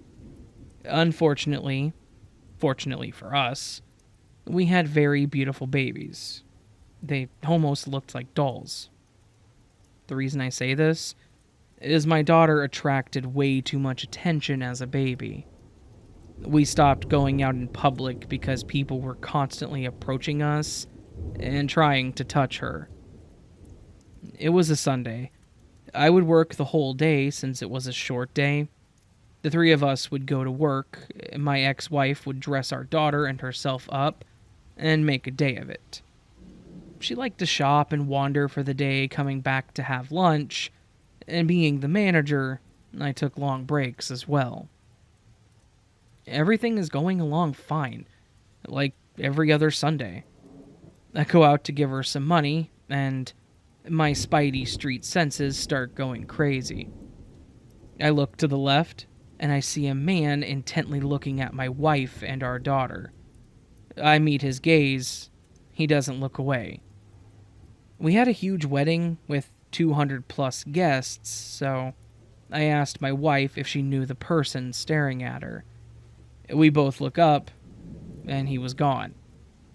It couldn't have been 2 or 3 seconds since I last looked at him. There was something strange about him.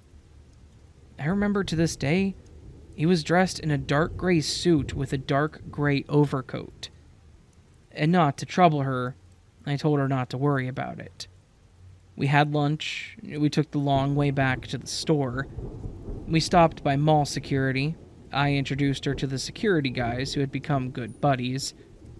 I pulled them aside and told them what had happened, and they were concerned. We stopped by the info booth, and I tell the person working there to let me know if she sees him. Now, my ex-wife loves to shop at JCPenney's and goes shopping in the store. Before she goes in, I tell her about the man in the gray suit. She let me know that she'll keep an eye out for him. And then there's a call on the store phone.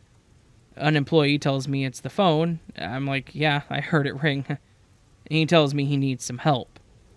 He pulls me aside and says, "It's your wife, and she sounds scared as hell." I jump on the phone. She tells me the man that I had described had been following her for over half an hour. When he had first showed up, she said he was reaching for our daughter. I immediately call security. They come up the middle with my employee standing watch on the entrance to JCPenney's. I go out the back into the parking garage, which was no more than 50 feet away. There were only 2 entrances to the store, front and back.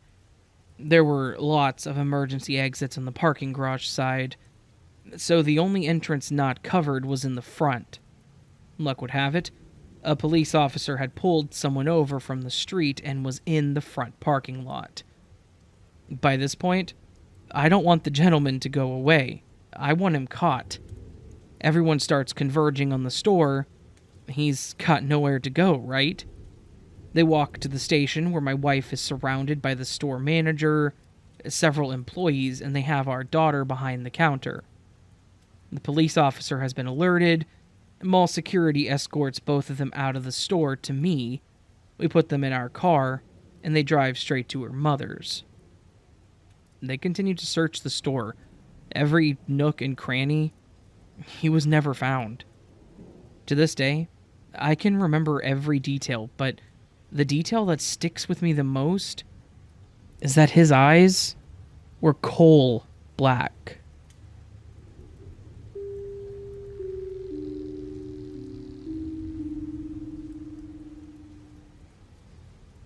Hey there. I'm new to the sub, but really hoping this is an appropriate place to post about a bizarre, possibly paranormal experience that I had while working the other night. I'm an RN in a surgical ICU. I work midnights in a large hospital in a major city. The other night, I was working and the phone rang at the nurse's station. It was around 12:30 a.m. and the caller ID said unavailable, which I've never seen before. I answered the phone and all I heard for a few seconds was a faint, staticky noise, and then a voice in a loud whisper quickly said, "Hello? I'm looking for my mother." I was a little surprised. and didn't know how to respond for a few minutes. And the voice repeated itself after I didn't respond, this time sounding a little more distressed. I finally said, "Who is your mother? And do you know what room she's supposed to be in?" The voice responded with a name and said, "I think she's supposed to be in room 37, or something like that." At this point, I was getting really creeped out because they were still whispering, and I couldn't even tell if it was a man or a woman. And they were beginning to sound more panicked as the call went on. It almost sounded like they were hiding from someone and trying not to be heard talking on the phone. And there was also still that faint static noise in the background. I responded with, "Are you okay? I'm having trouble hearing you clearly. Why are you whispering?" And the voice responded with, "I need your help. I'm looking for my mother. Are you able to hear me? I'm looking..." And then the line cut off, and I just heard a dial tone. I had chills up and down my spine, and my coworker who was sitting next to me during this was just staring at me with her eyes wide open, and said that I looked terrified. So, anyway, I looked through our unit list and there was no person listed with the name the caller gave me.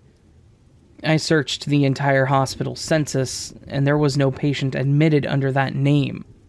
So I went and found the charge nurse and asked her if she remembered any patients recently admitted with that name and told her the story. She didn't. And we looked through the last few weeks of records for patients who had passed away in our unit, but nothing matched.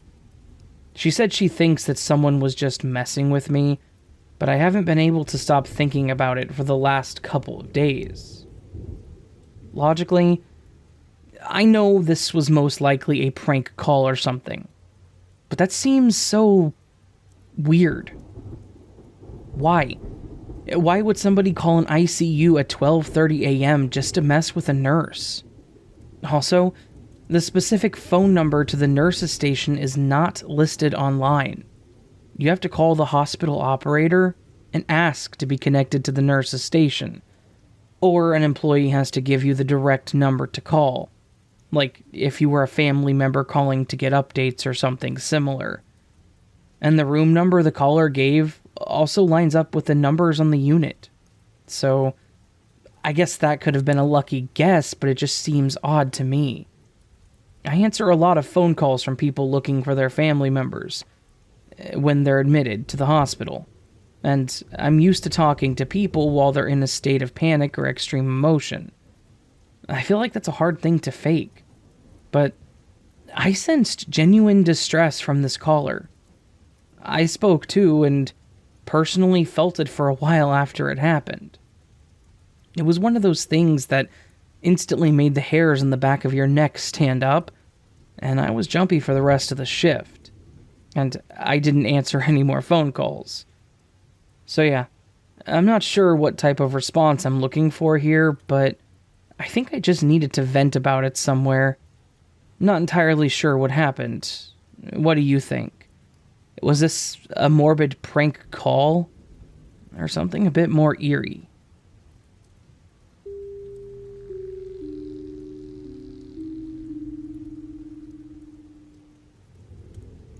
I don't remember when this exactly happened.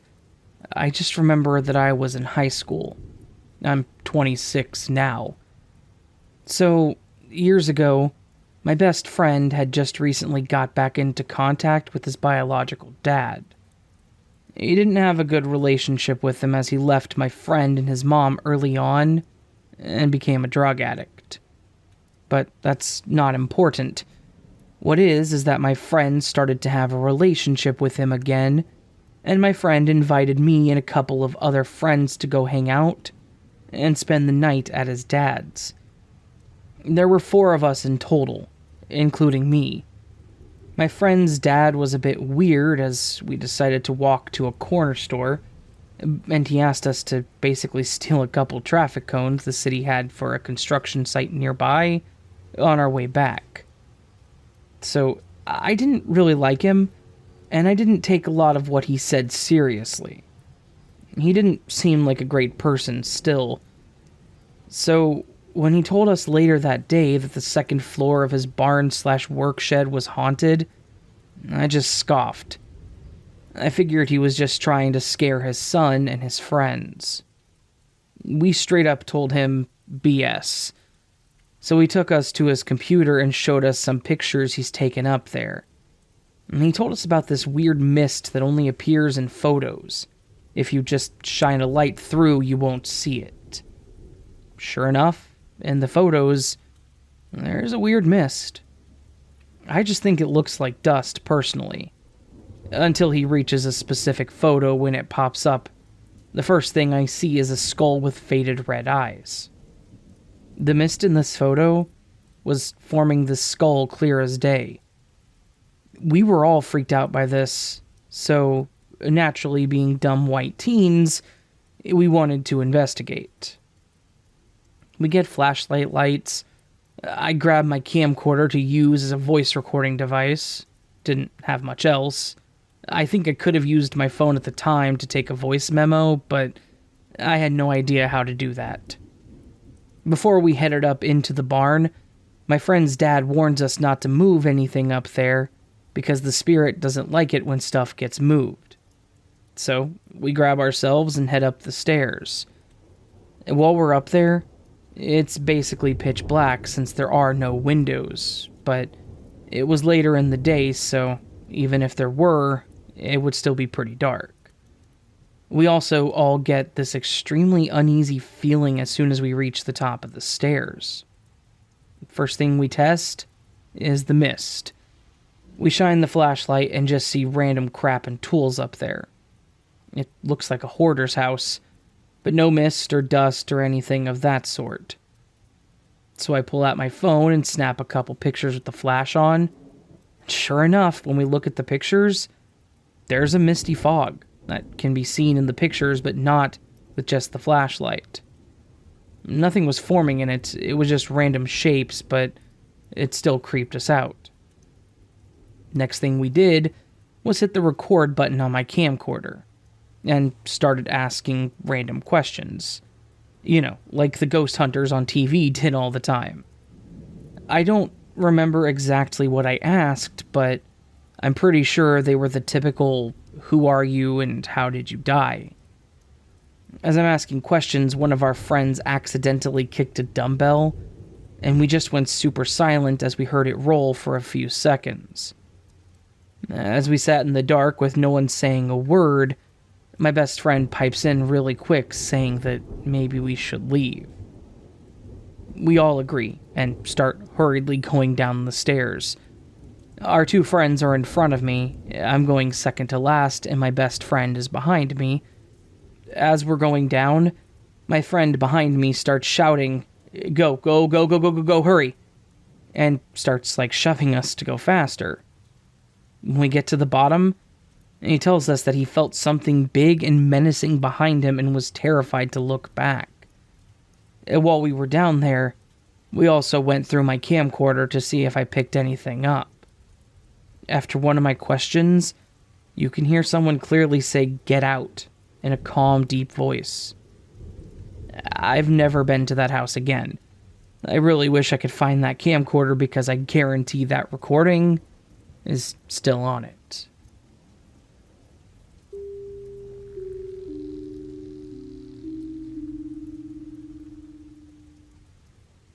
This happened about 2, almost 3 years ago. My cousin and their whole family have been staying with my family for a few months now, and I'm really close with my cousins, so I was excited to be living with them for a while, so they redesigned our garage as kind of like a hangout, where we would watch movies, play games, etc. And as we were still teenagers during summer vacation, we would stay up very late, normally going to bed at 3 to 5 in the morning. And at this time, we were very into paranormal sightings and ghost hunting, and we would watch a bunch of that kind of stuff on YouTube and debate whether those types of videos were real. So, one night at around 2 to 3 a.m., my two cousins and I, and their younger brother, who was about 6 at the time, were playing Super Smash Bros. Ultimate. And after a while of playing, we decided we wanted to watch ghost hunting videos instead. So, my oldest cousin told his little brother, the 6-year-old, to go to bed because we were going to watch some scary stuff, and we didn't want him to get scared and cry or have nightmares. But my little cousin kept refusing.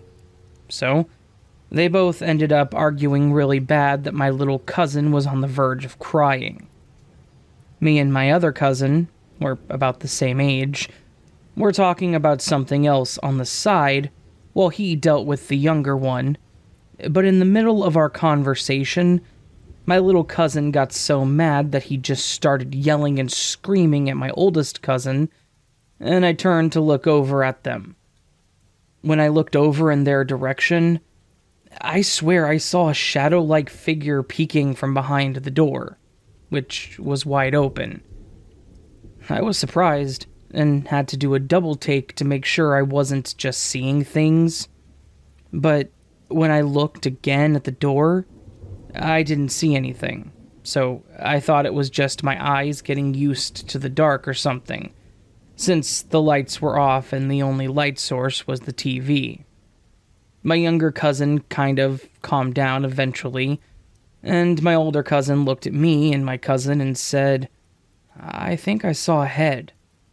And in my head, I was like, "No way, he saw the same thing I did." I told him that I think I saw the same thing, and he asked me where I saw it. I pointed at the top of the door frame, and he gasped and said, "That's where I saw it too." We were both kind of freaked out, because it's one thing if only one person saw something like that, but 2 people? So my other cousin asked us to describe what we both saw, since he didn't see it. And as we both literally described the exact same thing, except for the fact that he actually saw the figure move back into the dark, the door slammed shut really hard and it shook the room. We were literally speechless.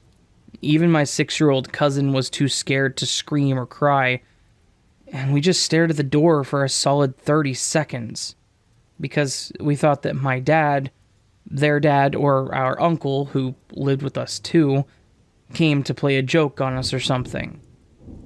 My little cousin then started crying, and my older cousin yelled out, "You guys are messed up. You made him cry." And we expected one of our family members to walk in and apologize, but no one opened the door, and we were too scared to get up and go check. About 20 minutes later, our uncle came in the room and started saying that he got into a debate with my parents, and he came to tell us about it, but we asked him if any of them came and closed our garage door, and he said they hadn't left the room they were in for the past hour because they were too into their conversation. We also asked where my cousin's parents were, and my uncle said they were sleeping, and that they had been for a long time. So, who slammed the door? And I still wonder if me and my cousin really saw that figure or not. I wish I could go back and relive that moment, but at the same time, not really, because we were really scared to be in our garage for a while after that. I also forgot to add that the house where this happened is our grandparents' house, and they've owned that house for years, and every family member that's lived here, even for a little while, has had a paranormal or creepy experience in this house.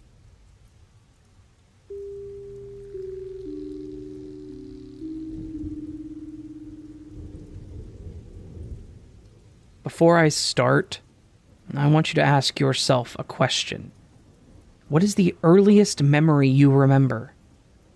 I imagine for most, it would be some event from early childhood, perhaps a general memory of an ordinary day. My brother, is one of a few people who vaguely remember their birth. Just the thought of it is crazy. A memory so close to the beginning of your life. Anyway, for me, it's a bit different. I also remember some kind of beginning, only it wasn't my birth. This is the second glitch in the Matrix that I've posted here, and the first I ever experienced. Not only that, it's also the earliest memory that I have. I've got some time on my hands right now, so I can share it properly since this one is a bit more philosophical in nature. To begin with, you have to know that I was a strange child. Since a very early age, I had some deep existential thoughts. For example, I remember watching Back to the Future 2 with family. It was pretty late, and I had trouble following the story. I remember it was that scene where Marty tries to take the almanac from Biff while Biff is driving the car. For some reason, I thought that Biff is actually Marty from the future. I thought about how crazy it would be to meet yourself from the future, only to find out that your future version is rotten to the core. And how time can change people, and how different we can become through time. Themes I would see years later in complex shows like Netflix's Dark. Not exactly thoughts a typical 7-year-old would have, but I'm getting off track. The point is, since I was a child, I would spend a lot of time seriously thinking. Knowing that, let's explore my earliest memory. I was about 5 or 6 years old.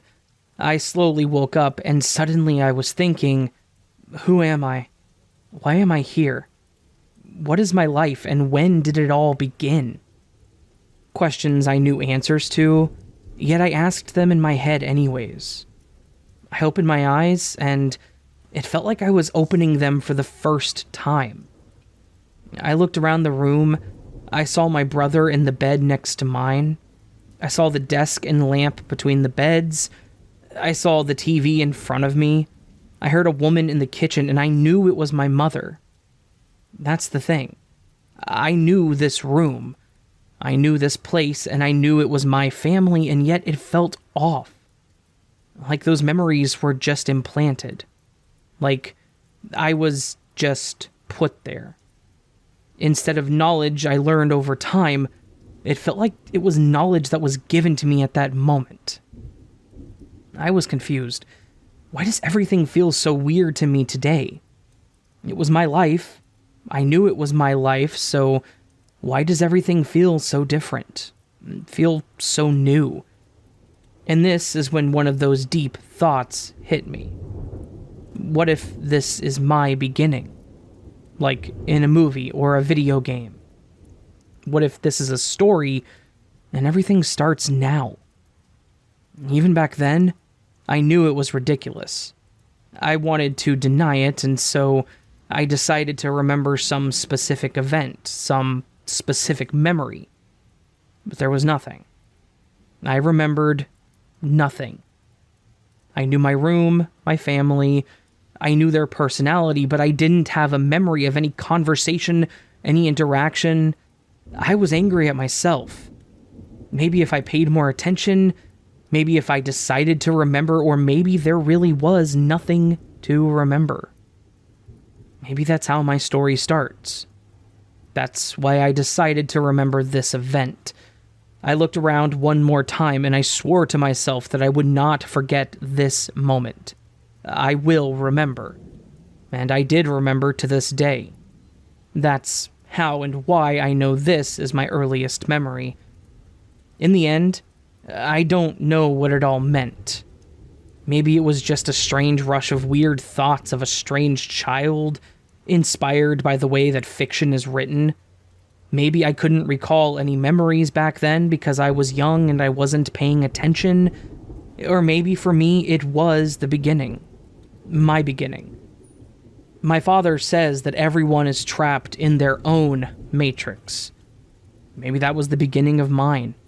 Or maybe my matrix was glitching. The question is, Was it the Matrix that was glitching? Or me?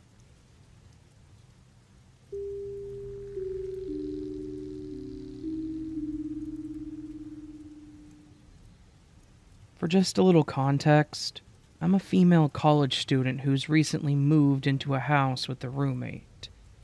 The house doesn't come with a washer-dryer, although we can rent one from the housing office. My roommate thought it would save money if we just went to a laundromat instead of paying $35 per month. But after tonight, I'm going to be insistent that we get one. I think that's just the basics that you will need for the story.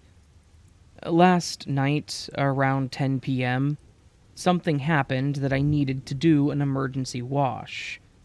I live in a college town, and near the campus there are a couple of laundromats. So, I drove to one of those. I'm not sure why I chose this one, but I went based off of memory and just ended up going to the one laundromat that's literally right off the campus. You could walk a short distance and technically be on campus. While I was washing my clothes, a friend Snapchatted me and I saw that she was walking her dog on campus. I loaded up everything that wasn't in the washer and I went to go see her. She ended up being with another friend and we all ended up hanging out. After leaving Betty and Tiffany, who I noticed didn't go straight home, I went back to the laundromat to switch my stuff over. It was going to be another 36 minutes, and I just decided to wait out there. And probably about 5 minutes in, my senses prickled up, Like that feeling that someone else is in the room, even though you can't see them. Yeah, that. And then, lo and behold, a man walks through the back a few seconds later. The way the building is set up, there's a parking lot and a front room where there are some washers and small dryers, and a small doorway that leads to more washers and bigger dryers. I decided to set up in the back in hopes of finding a big washer to do just one load, but ended up doing 2 washing loads.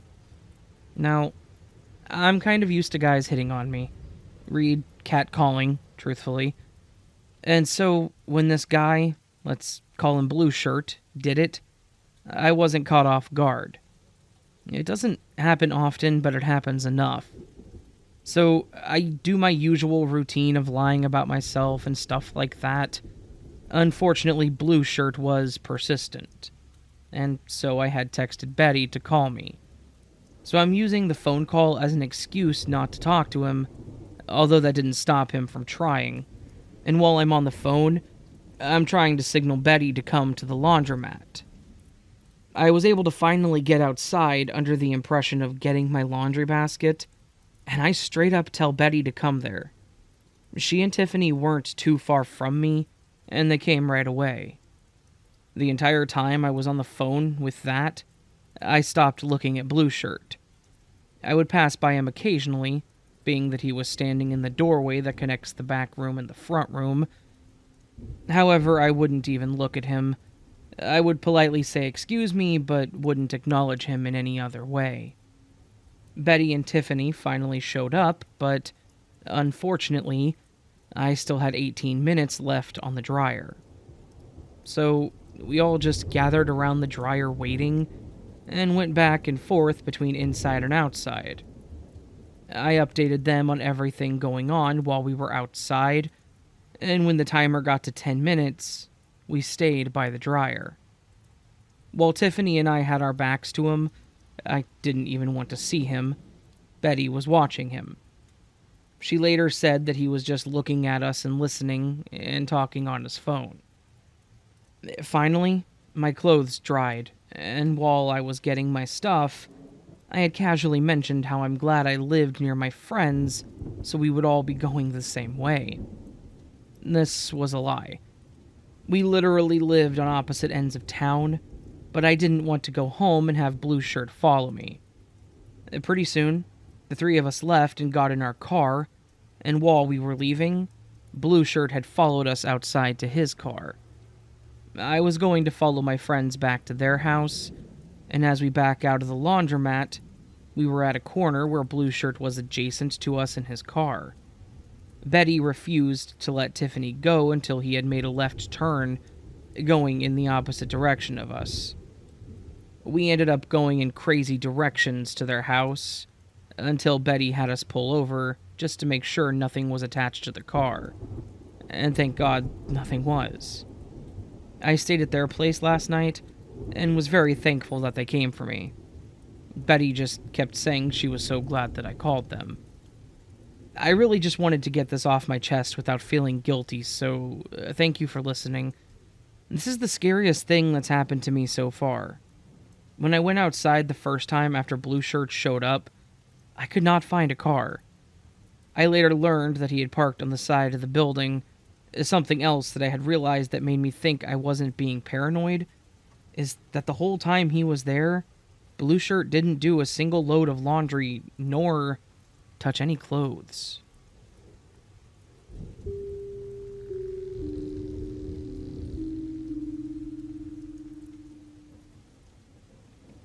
I went to college in a historic, mid-sized city in Florida, and at the time I lived in a duplex downtown, maybe 3 blocks from campus. The city is known to be pretty safe, and I lived in a pretty decent area with large, historic homes near me. This all happened about 3 years ago. A little backstory that will become relevant. The duplex I lived in had a front door that locked, and then both the upstairs and downstairs units had their own locking door. I lived downstairs and had 2 roommates, but on this specific night, only one of my roommates was home. We knew the girl that lived upstairs, but only really spoke to them in passing. When they moved in, we emphasized how important it was for them to keep the main front door locked, and they did a good job of doing so. So, me and my roommates are in for the night, knowing the front door is locked, and smoke a few joints. At some point, we hear a knock on the front door, and quickly realize the girls upstairs had ordered a pizza. Later on, it becomes evident that they never locked the front door after receiving their pizza. We finally go to sleep in our own rooms, and since I had a queen bed, I would often sleep with my phone and laptop next to me in my bed. A couple of hours after I fell asleep, I woke up to a man standing over my bed. As soon as I realized I'm not dreaming, I noticed that he is quickly moving my phone and computer off of my bed and moving my comforter, trying to get into my bed. I start to ask him who he is, what he's doing there, and I'm just generally confused, as I was still slightly high from before I went to sleep. The only thing he said to me, multiple times, was that he was just trying to get in bed. At this point, I began to panic, as my mind obviously goes to the worst. I was hoping that maybe my roommate had invited some random Tinder guy over and that he had gone into the wrong room, but the more I questioned him, all he had to say was, "I'm just trying to get in bed." I own pepper spray and a stun gun, but I accidentally left them on a shelf that the guy was standing in front of, so there was no way I would be able to grab them without escalating the situation. Realizing I needed to do something quickly, I blurted, "There are 5 people who live in this house, and if you don't get the hell out now, I will scream and they will all be here within seconds." Luckily, that was all it took to scare him off. I don't know if he had brought something with him or if he'd stolen something from me, but I saw him grab something in the dark and run out of my room. As soon as he left the room, I shut the door and locked it and tried to find my phone. I couldn't find it anywhere, but then quickly realized that between my room and the front door is the room of my friend that was home. As scared as I was terrified that the guy had maybe gone into her room. I grabbed my stun gun and a pocket knife, counted to 3, and ripped my door open. I ran into my roommate's room and she was fast asleep, and there was no evidence of the guy. I told her what happened, and she asked me if I was sure that I wasn't dreaming. I began to question myself until I walked out of her room and saw that our front door was wide open. I went to my room to search for my phone and finally find it hidden under a pile of clothes across the room from where I had left it. That sent a chill up my spine, as I immediately knew for a fact someone had been in my house and my room while I was sleeping, and long enough to hide my phone, which only worsened my suspicions of his intentions. I ran back to my roommate's room, who at that point believed me. We barricaded ourselves in the room and called 911. Within minutes, there were police cars swarming our street and yard, and they yelled for us quickly to leave the residence and run towards them. At least a dozen police officers came running in, and they searched every inch of our apartment, and they woke up the girls upstairs. Then they searched their apartment as well to ensure that the man had left. The officers then had me write a statement. I gave them a description of the man, and to this day, I've never heard a single thing about the case. I feel incredibly lucky with the outcome of this situation, but the thought of his intentions terrifies me. And additionally, the fact that he was never caught scares me, as I would hate for anyone to have to go through the pure fear that I did. I will add, there is a chance that he was on drugs or mentally ill, and had no bad intentions. However, because he was never caught, I will never know. And my mind will always assume the worst.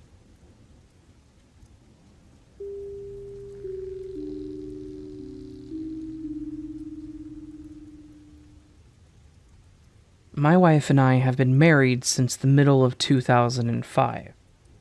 I know this because this story took place during our honeymoon, which was in July of that same year. Unlike most couples that want to go to Hawaii or some other fancy place for their honeymoon, we decided that we would do a trip to Yellowstone, and we wanted to see some of the vast, empty, natural parts of Wyoming. There may not be much there, but it's still a gorgeous area to visit. Plus, since we live in the panhandle of Oklahoma, it would be a pretty good drive up through Colorado and to the northwestern corner of the state. The highway that we took had us driving straight through Denver, and then to the border, and into the Rawlins area of Wyoming. Now, if any of you have driven through Colorado and into Wyoming, you know that Colorado has the most beautiful scenery with the mountains. And while Wyoming is absolutely gorgeous, there's damn near nothing anywhere. You end up on the highway and you drive and drive and drive and just keep going until you hit that next established area. There are the occasional rest stops, the gas stations, and then a few areas where you'll see housing, but for the most part, there's just nothing there, making it the epitome of middle of nowhere. A lot of the trip from Rawlins and northwest of there's practically nothing to see, until you start hitting the open areas of the forests. The situation that I'm wanting to tell about actually happened outside of the National Forest area, in a part of Wyoming where there was nothing but highway. Highway 287 to be exact. We were driving and making good time on our way out to Yellowstone, as mentioned, when something caught my wife's eye. I was paying attention to the road, and she nudged me and asked me if I saw something burning up ahead. I did, but I assumed it was just a controlled brush fire, and maybe they were burning off the dead grass by the side of the highway. My wife then basically told me that wasn't likely the case. There were no firefighters stationed nearby, and they typically don't do controlled burns on such a small section like that. She then mentioned that I should stop and we should consider putting it out. Her thought was that someone may have thrown a cigarette out the window, and the brush had slowly caught fire. It made sense to me, honestly, and I do have a small fire extinguisher in my car at all times, so I agreed. I slowed the car down, and I pulled over to the side of the road a little bit behind the fire. Then I unloaded the fire extinguisher from its holster in the back. She gets out and asks if she should call the fire department to at least let them know it happened and that we put it out. I told her that was a good idea. That way they didn't drive by and think we were the ones setting the fire. As we approached, things got a little weird. And pretty fast. The closer I got, the more I noticed about this seemingly innocuous fire. The first thing I noticed about it was that it wasn't just burning in a random spot. This fire was built.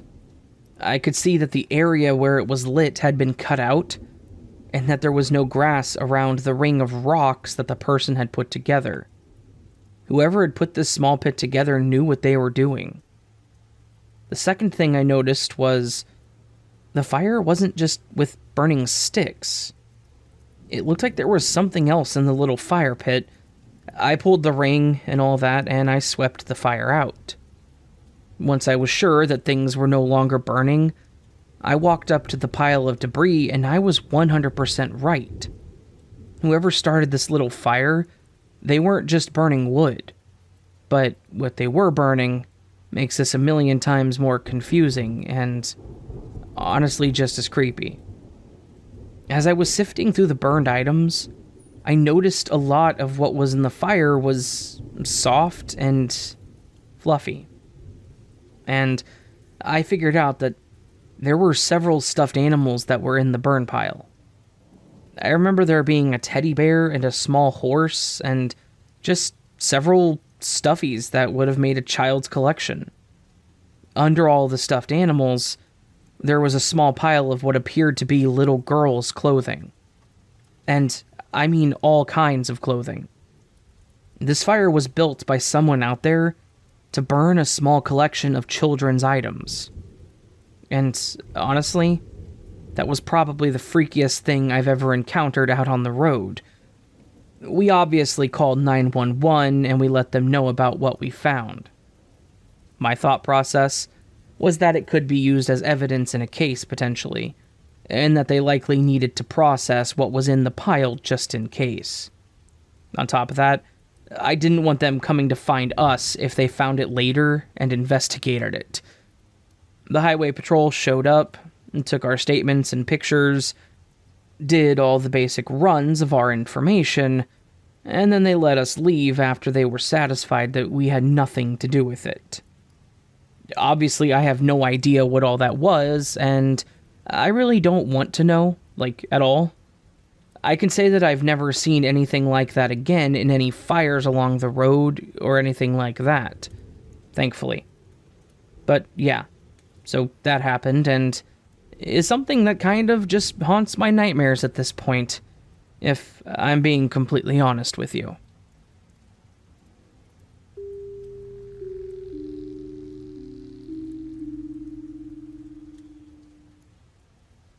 This is one of the strangest and most unsettling things that has ever happened to me. When I was in high school, I lived with my mom in a house that was built in the 50s. The plumbing was screwed up, and there were critters in the crawl space and bugs in every nook and cranny, among all sorts of other problems that the landlady hadn't bothered to disclose. I always got weird vibes from the place, but it never occurred to me that it might be because of something paranormal. One night, after living there for about 2 years, I was hanging out with a couple of my best friends in my room. We'll call them M and N. I don't remember what we were talking about, but somehow we got on to the topic of whether my house was haunted.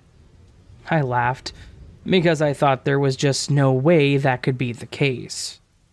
I'd never experienced anything outright ghostly, despite the lingering uneasiness I often felt when I was home alone, which is quite often for a kid living with a single mom who has a full-time job.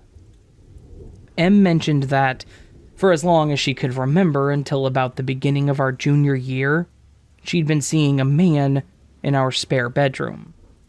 Our spare room was located next to the bathroom, which meant my friends and I passed it pretty often. There was nothing in there, other than a bare futon and a bunch of boxes of crap.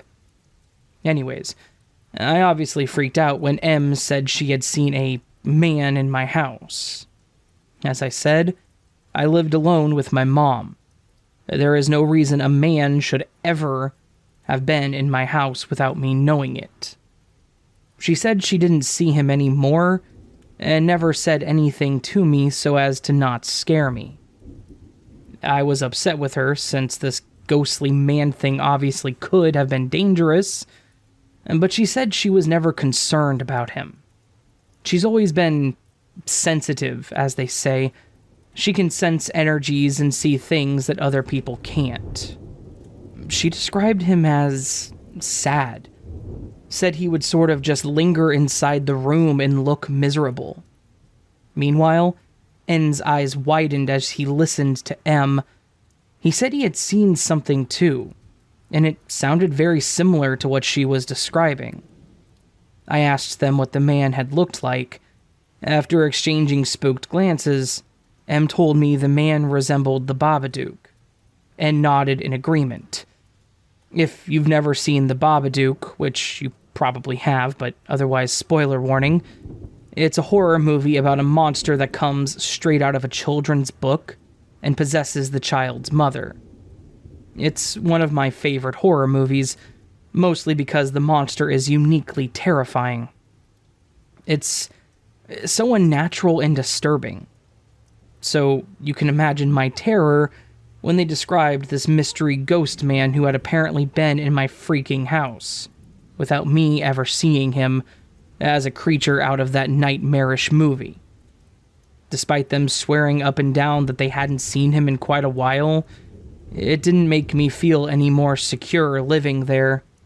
They're some of my closest friends and would never lie to me about something like this. This was something they had never mentioned to one another, so for them to say they had seen the same ghostly figure numerous times, it was horrifying. The idea that I lived in an apparently haunted house for several years scares the crap out of me.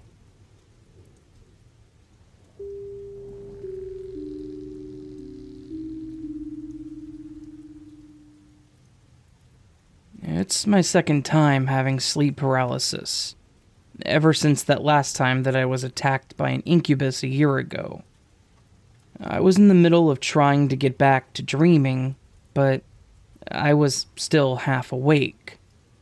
Now that I think of it, I knew I was awake.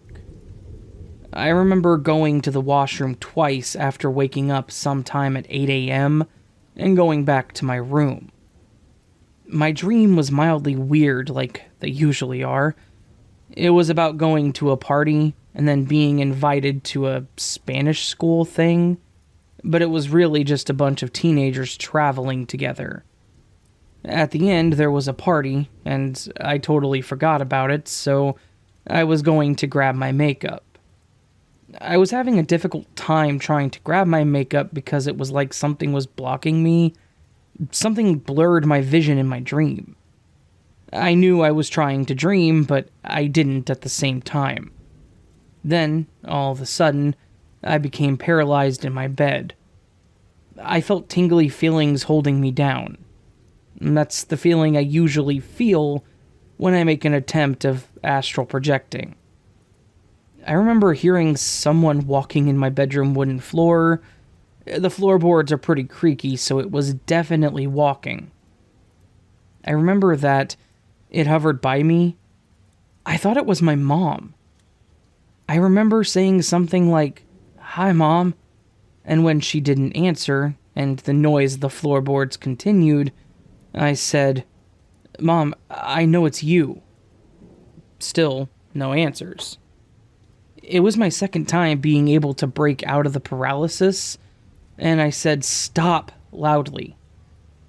After I said that, there was a voice. A woman said stop in a mocking tone. I knew it wasn't my mom, but it sounded exactly like her. After I broke out of my paralyzation again, I knocked on the wall for my mom to come over. That was basically when everything ended. She came into my room and we talked about it.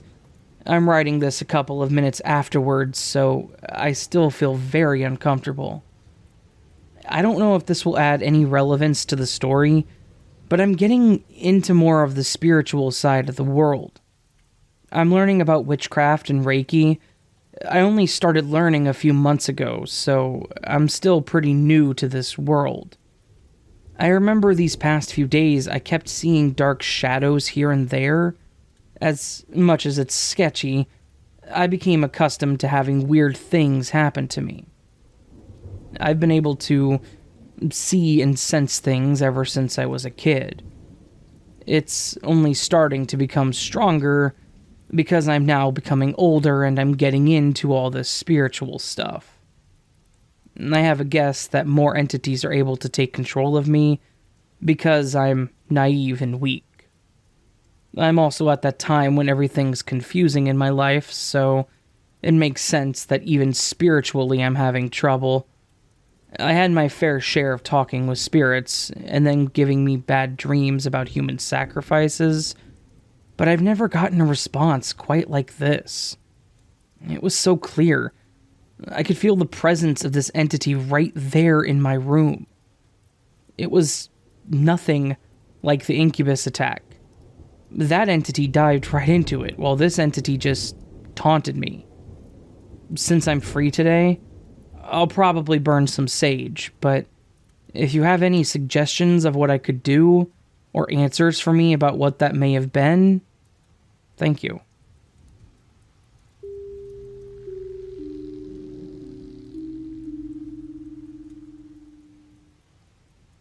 Oh my, I've had a lot of crazy experiences. My parents grew up in the Philippines, and my dad says we've had lots of witch doctors in our family. Long story short, the third eye has been passed down through our family for generations, and he has lots of crazy stories about things he's experienced and seen, but since he and my mom moved to Australia, he thinks he's either lost his third eye or there's just nothing there. But it turns out I inherited it when I was born here. So, at the start of 2019, I had a casual job in a cafe, and I come home in the middle of the day. My bedroom is at the very back of the house, so I walk through the whole house and no one is ever home. So I let my dog in, and we head over to my room and I decide to do some cleaning. We don't have round doorknobs that twist in my house. Our doors have those horizontal handles that you grab and push down. I was going to take out a bag of rubbish, and I reached for the handle, and it violently started moving. Like someone had grabbed the other side of it and started pushing on it. And then bang, bang, bang. I immediately launched forward, and slammed the door shut and locked it. It was such a strong, violent presence that my first thought was, someone is in the house and trying to rob me. I stood still, trying to listen out if I could hear any movement, but there was nothing. My dog is a smart dog, too. If there were intruders in the house, he would have been barking and jumping at the door, but he was all fine and dandy. I messaged my family chat asking if anyone was home, but it was the middle of the day and they all said they were at work. A few nights later, I wake up to the sound of my dog aggressively growling. My dog is a little Jack Russell cross poodle, and he's a very friendly, docile boy. I have never heard him or any domestic animal for that fact growl so deep in his belly. This dude was proper mad. His stance was wide, his head was low, tail tucked between his legs, and his eyes were fixated on the corner of my room. And he was so still, and he was so angry. I have never seen him like this before. At first I was scared, but then I got mad and I looked to where my dog was looking, as if I knew where exactly his entity was, and I pointed my finger and said, "You can try to haunt me, but you leave my freaking dog alone." I was so mad. I felt the energy shift in the room and my dog's eyes start following something across the room to the other side of my bed. I couldn't see it, but somehow I knew I was looking right at it, and it just felt like a standoff, and whatever it was left for the night. I decided to tell my family what's been happening at dinner one night, and my mom went pale. Her eyes widened and her jaw dropped, and I knew that it had been happening to her too. My mom is super skeptical about spirits and ghosts. She always has a logical explanation for everything, but even she opened up about things that have been happening to her during the same time. This carried on for a bit, but I finally decided to sage the house and ask whatever it was to leave. I don't care if people believe me or not, but I know what I saw, and it was freaking crazy.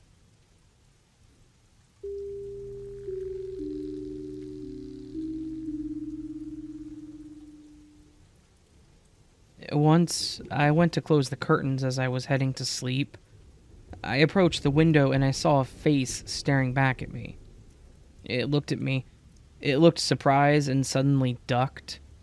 We've always had 2 large dogs at our house that bark at anything that ever approaches the house. They hadn't made a noise. I went outside and found nothing. I told my parents and they just laughed at me. They said it was my reflection. I don't think my reflection would have made movements that I didn't make. I texted my friend about it, and he told me it was probably a pedophile, which creeped me out even more. If it were a person, the dogs definitely would have sniffed them out. There's no way they could have gone through the fence without the dogs noticing. If it was something paranormal, it also seems strange since there have also been no other odd instances where my dogs seemed to detect anything otherworldly going on. I never found out what I saw, but it definitely was not my reflection. My dogs were never very friendly with strangers unless we were with them. Around the time this happened, a neighbor was bitten by one of our dogs. We live in a rural area, and this particular neighbor was the closest one, and he lives about a quarter-mile from our house. This happened while my dad was out of town all week for work. This had been the case for a few months now. I was around 15 at the time. We only found out he was bitten because he came to tell us that our dog had bit him, and that he was going to call the police so they could put the dog down. For context, he was apparently taking a walk at 10 p.m. We decided to call his bluff about calling the police, as we thought it was very suspicious that he was out walking this late, also potentially being drunk. He got spooked. About a week later, he decided to come back to threaten us about getting our dog put down, but once again, he was drunk, and we were able to call his bluff. So, part of me thinks the face I saw could have been his, but I still can't figure out how he would have been able to get past the fence without my dogs noticing. Someone suggested that perhaps he was giving my dogs treats or something to get them to like him, but if that were true, I would think the other incident wouldn't have happened.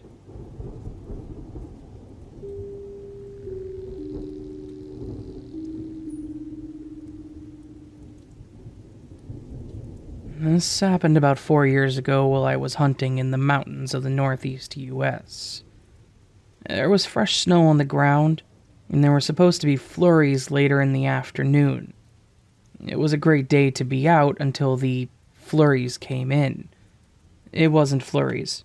It was a whiteout, and I couldn't see but 10 yards in front of me. I start making my way towards what I thought was the direction to a large pack of dense pine trees to the east of me, but I can't see. I was wrong, and at this point, I'm lost in a snowstorm. It's almost dark. I reach in my bag to pull my flashlight out, and it's dead. I look for my spare batteries, and I forgot to pack my batteries. At this point, I'm panicking a bit. I don't know where I'm at, and I'm starting to not be able to see. So, I figured the guys back at the cabin would start to search for me around 9:30. It was around 8:45, and I figured I'm gonna build a fire so they can see me when they come. Everything was wet, so it took forever to start a fire, but I got one lit.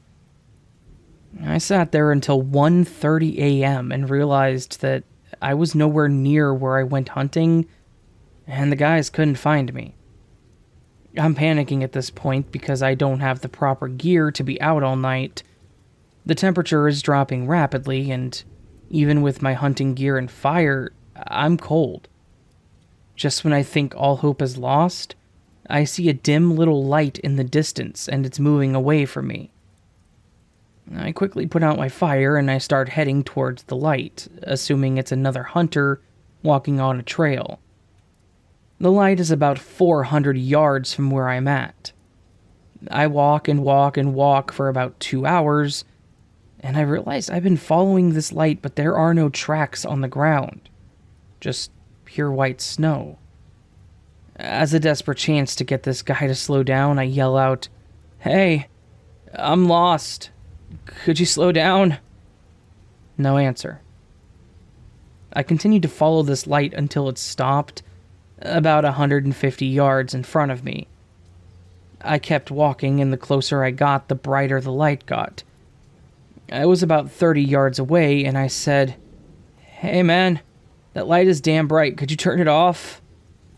Then the light went out, and no one was standing there, and the road and my vehicle were right there. So, was this a guardian angel? Or someone that had gotten lost and didn't get so lucky?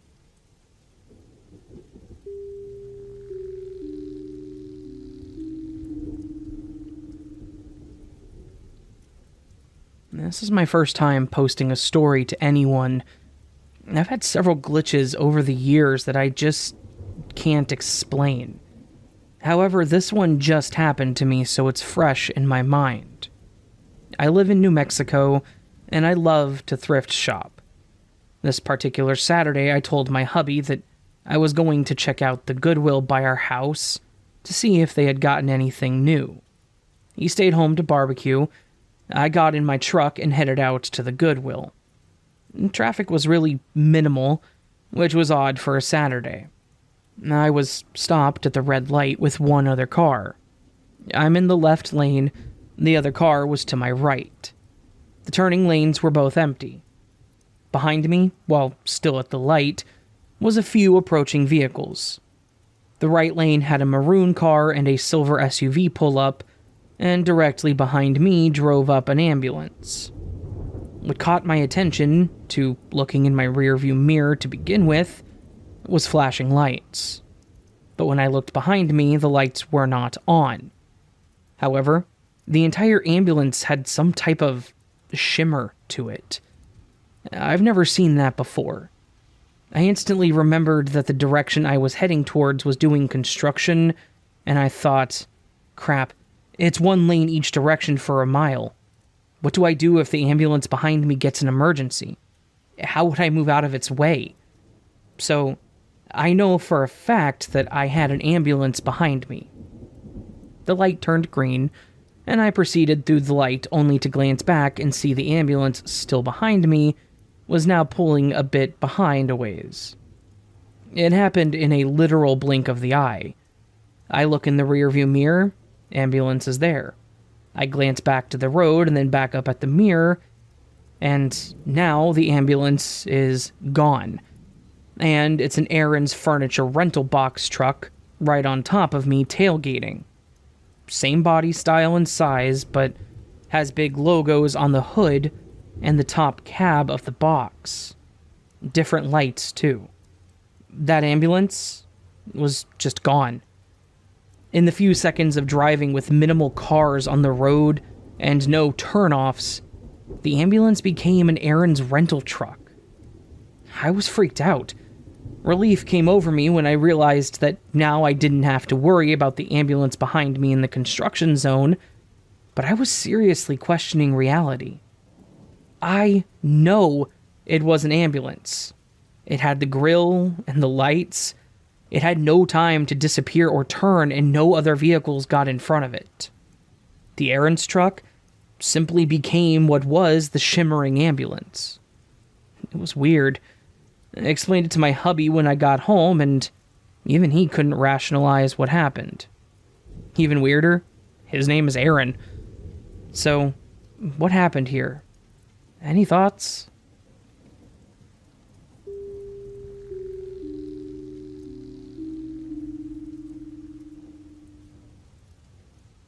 You may remember me from when I shared another story here from my time as a gymnastics coach.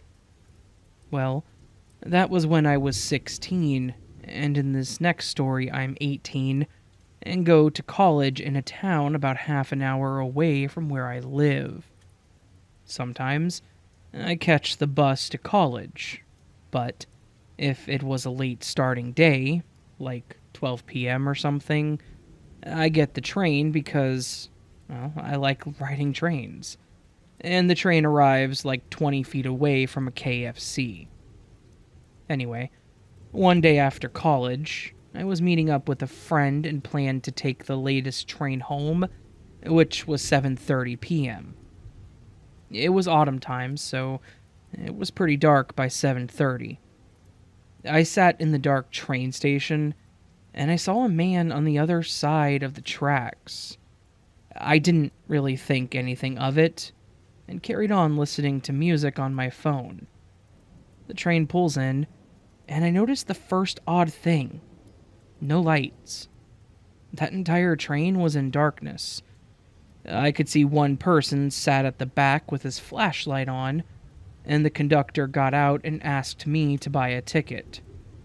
I asked about the lights, and he said they should be back up soon, and to watch out for the gap as I get in.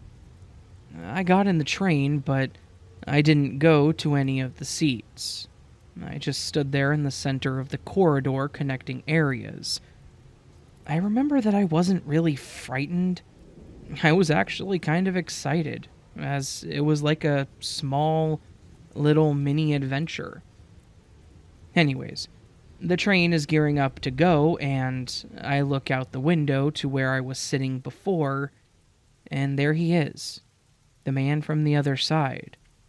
He had somehow, in about 10 seconds, ran over the bridge and stood outside the window. I looked at him. I could barely make him out, as he wasn't standing under the waiting area light. He was instead standing about 3 foot from the door. The moment I looked at him, he began walking towards me. I remember freezing for a moment, questioning if I was really seeing this. He began banging on the door, and I began looking around for the conductor. Promptly remembering the lights were off, I pulled out my phone and turned the flashlight on.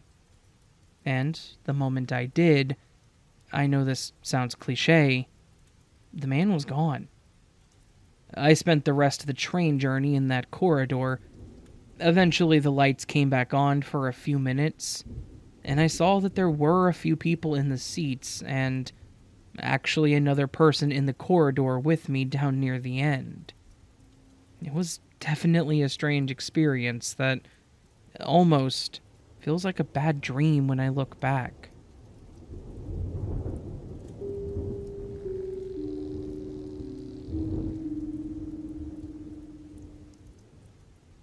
One night, it was around 3 a.m. and I was reading in my bed, when suddenly, I heard a deep voice whisper to me in my room. I've never experienced anything like this before, and I knew I wasn't hallucinating. I shuffled up quickly and scrambled backwards off my bed, astonished. I looked around. The entire atmosphere of my room suddenly began to change. It started to become dense, and the lights softly dampened. It felt like being in a strange fog. Suddenly, out of nowhere, A boy appeared before me, and he was a dark black figure in the midst. His body was transparent and three-dimensional. He had very dark clothes with very dark features, and he looked to be about 7 years old. His face was so dark that you couldn't make it out. He slowly started walking towards me from across the room. I stared, dead, frozen. He continued to walk towards me until he actually walked past me and reached for my door. I took a few steps back.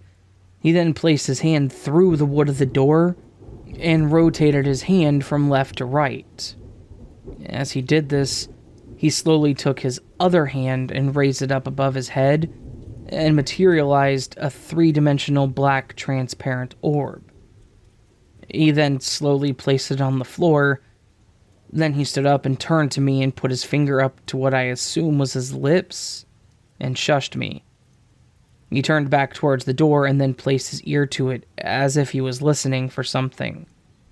Then, the orb started to float in the midst from the fog towards me, and I knew that I had to get the hell out of there.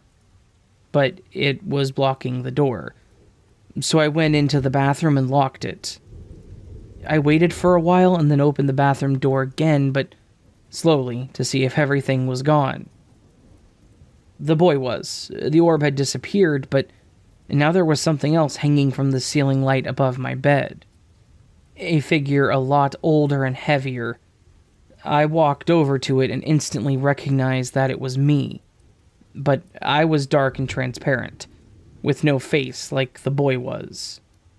I was rotating left and right with the rope around my neck. I looked lifeless and I had mass.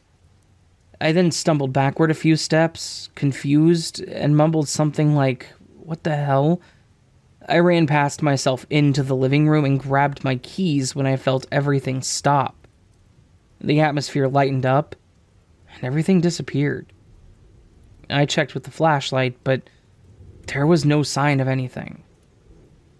I remember just grabbing a bottle of whiskey on the way out, getting the hell out of there, and spending the next week at a relative's house.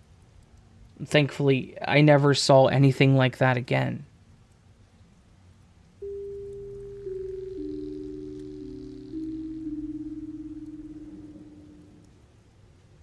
A few years back, I was laying in bed, dozing off. My entire family had already been in bed and was asleep for a couple of hours at this point. As I was dozing off, I could hear my light switch flipping up and down, so I looked to see what was happening. I could see the silhouette of my little brother standing there at my doorway. I asked him what he was doing, but he didn't give me an answer. He was silent. I was too tired to even care, so I laid back down.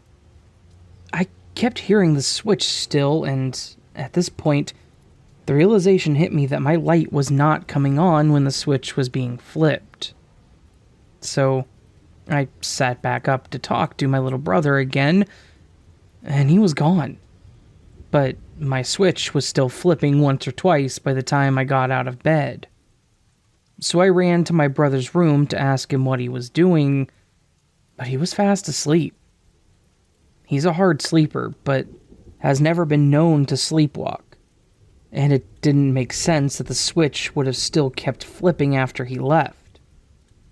So, at that point, I went back to bed really confused and a bit on edge.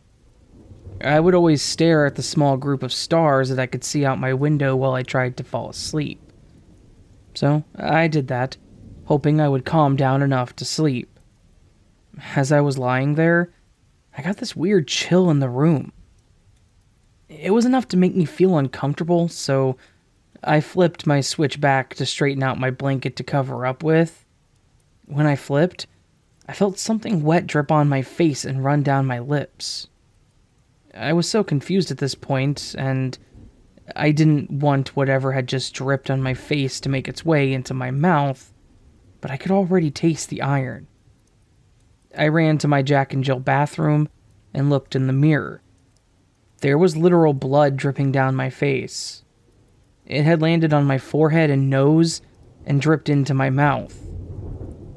I was so stunned by this that I didn't know what to think.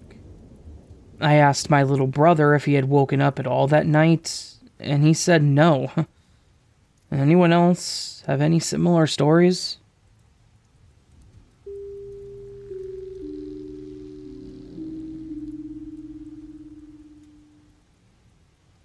I'm just gonna get this out of the way. English is not my first language. This is 100% true. At the end, I'll even give some names so you can look up the news articles. So, a little bit about me. I'm a super tiny Asian woman. I immigrated to Canada at 13, and I stand at a height of 4'8" and weigh a whopping 80 pounds. So, I'm super tiny. Most of this takes place in high school. I only spent 2 years until I was 16 in high school, as I fast-tracked and went to university early. To say I was and am a huge nerd is an understatement. Back then, I spent all of my free time in the library playing Magic the Gathering or Pokemon with my friends.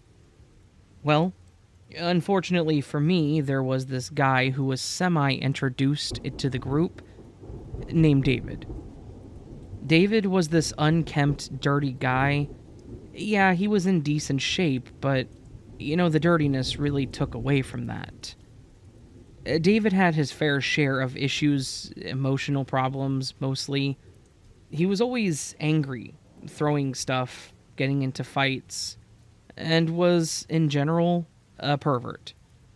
I did not like David. Unfortunately for me, David really took a liking to me. He always tried to get close to me, touch me, say disgusting things to me. Well, David decided that I was his, that he owned me, and that I was his girlfriend. At the time, my English was terrible, plus I was still this super shy girl, and I did my best to say no, and I avoided him as much as humanly possible. It all came to an end toward my last few months in high school. My friends and I were doing our usual thing, playing games in the library, and in walks David with his friends, and he points at me. He was like, "Her, right there. She's my girlfriend. Yeah, she's my bitch." At this point, I'd had enough, and I just said, "No, I don't like you.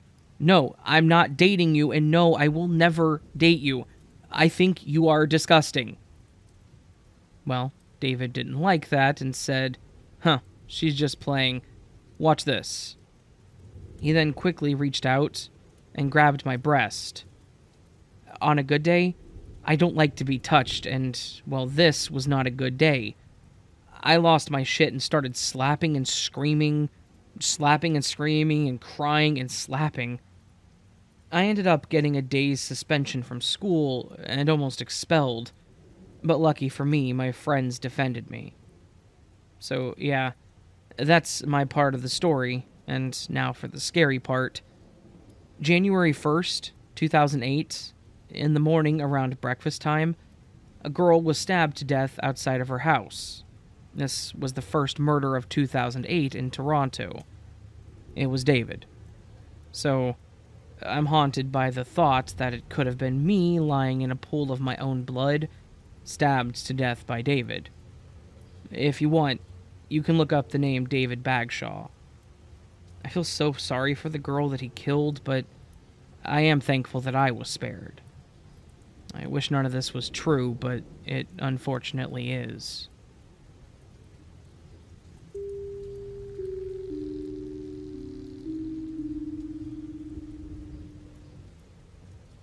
When the US government recently confirmed the existence of UFOs, it made me think of this experience.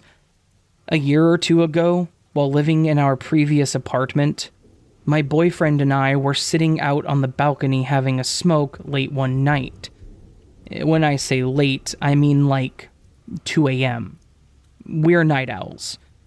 That night, we saw something that we believe to be a UFO. Regardless of whether that's true, we have no other explanation for it. I'll need to briefly describe the layout of our complex. Our balcony overlooked a parking lot, which had another building about 100 feet from us, directly facing our balcony. The other building's balconies did not face our building, so we were facing its bare outer wall. While enjoying the peaceful night, I happened to glance up at the sky. I saw something blinking red and green, and I thought nothing of it because here in the 21st century, there's lots of aircrafts that blink red and green in the sky. Whatever this thing was, it was flying way above our heads. By all means, it should have been an airplane or something, because this thing was far above us in the distant sky. Anyways, I went back to talking with my boyfriend and looked away from the thing in the sky. When I say that I looked back out within the space of 1 minute, I mean that it literally could not have been any longer. But what I saw, the thing that had been hovering above us in the air was now slowly drifting down in the sky. It still wasn't all that close to us, but it registered in my mind that it didn't seem right. It wasn't plummeting down to Earth or making a landing, so what was happening? As I watched, my fascination quickly turned to horror as I realized that this thing was now hovering like 30 feet in the air in the freaking parking lot. Yes, in our parking lot between the two buildings. That's how I knew I wasn't insane. I could see that it was floating in front of the other building. I quietly got my boyfriend's attention, and he went quiet when he saw what was happening. This thing was about the size of a sedan or so, and it was shaped sort of like a pill capsule. It did not have any clear equipment that would allow it to hover or even fly. Yet, somehow, here it was, hovering noiselessly about 50 feet from us in our parking lot. Everything I just described tells me that this thing was not a drone or any sort of aircraft that we currently have the technology to build. We felt like it was watching us, silently hovering, lights occasionally blinking. It was absolutely surreal. We got a little bit freaked out for obvious reasons, so we quickly slipped inside. The thing remained there, even after we went inside, so we drew the blinds and went into our room away from the sliding glass door. What else could we have done? If we had gone outside, we would have been out there with it. When I finally got a moment to process, I had so many questions. How had it traveled so quickly into our parking lot from so far above? Why did it choose our parking lot? Was it watching us? I'm not sure if I'll ever learn the answers.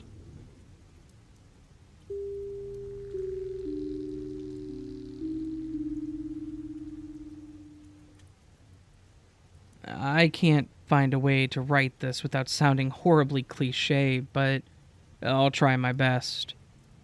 For some background, my partner and myself have been together for just under a year and a half. We don't live together, but he spends a lot of time staying with me and Juno the cat, and the rest of the time with his mum whilst his house has work done. Just over 2 months ago, his father passed away suddenly and unexpectedly.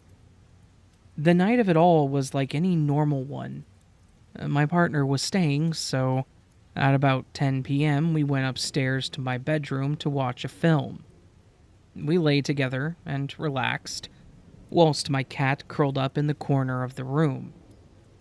A while later, we heard scratching coming from underneath the TV stand, so I got up to stop what I thought was Juno from destroying the place. I called her name, and she came through the door to investigate the TV unit with me. My partner and I looked at each other and really investigated, thinking along the lines of a rat or a mouse, but none were there to be found. It stopped after we got up, so we left it at that. We went downstairs for a smoke and then back up to brush our teeth. We were just getting ready for bed when we hear a voice, clear as day, shout, "Shut up!" in the room. My partner and I looked at each other and decided this was getting really weird. We went to bed with a pretty uneasy feeling. Then, of course, came the horrible phone call at 2 a.m. His father had passed. He was understandably devastated, and I held him while we both had a silent cigarette. He then went to his mother's house. Between then and now, 2 months, nothing has happened. I came home to my door being open one day, and nothing in my flat was stolen, no parcels delivered, and my cat was still inside. My neighbor saw no one around the whole day. I wasn't there to see it, so maybe it was just a coincidence. So, that leads us to tonight. My partner was around, and we were upstairs watching a movie again. When it was done, we went to the stairs to go downstairs for a smoke. I could hear a stream of water, so I checked the bathroom, and nothing was leaking. My partner said it was coming from downstairs, and lo and behold, the kitchen tap was on a steady stream. I'd been using it prior to the movie, but I was using the hot tap, and it was the cold one that was on. We both had that feeling again, just a bit weird. A cat cannot turn on a tap, especially not mine. Now, it's midnight. We returned upstairs, and my partner is incredibly hot and red in the face. He invites me for a smoke so we can cool down outside.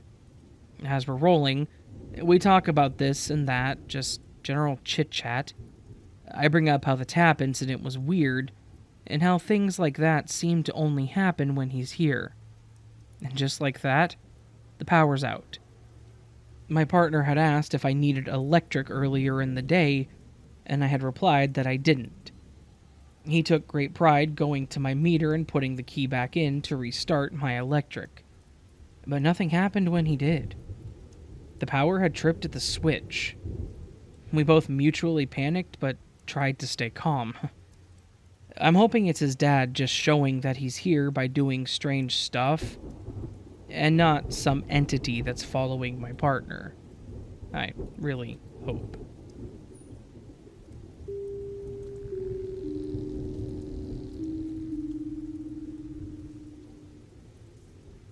A few years back, me and my girlfriend used to live in Knaresborough, England. A little semi-detached house near the canal. Beautiful, charming little town. They're known for the bed race and a crazy guy back in the days who had a questionable zoo there. We moved in, and it was a beautiful late 1800s style that had a nice homey vibe. Except the master bedroom. I did not notice the vibe while viewing the place, but when we stayed there the first night, it was considerably colder than all the other rooms, and one corner of the room seemed to be permanently damp. Our dog, a little Yorkshire Terrier Duke, could not be in the room with us anymore. He used to sleep with us in the bed, but as soon as he was in the room, he would just rush to the corner where the damp was and bark uncontrollably and growl at the wall. This creeped me out. I was worried about the cold, too. I put two and two together, and you could say, I told my girlfriend that I thought there might be something paranormal involved there, but she just laughed at me. She's always been skeptical of the paranormal.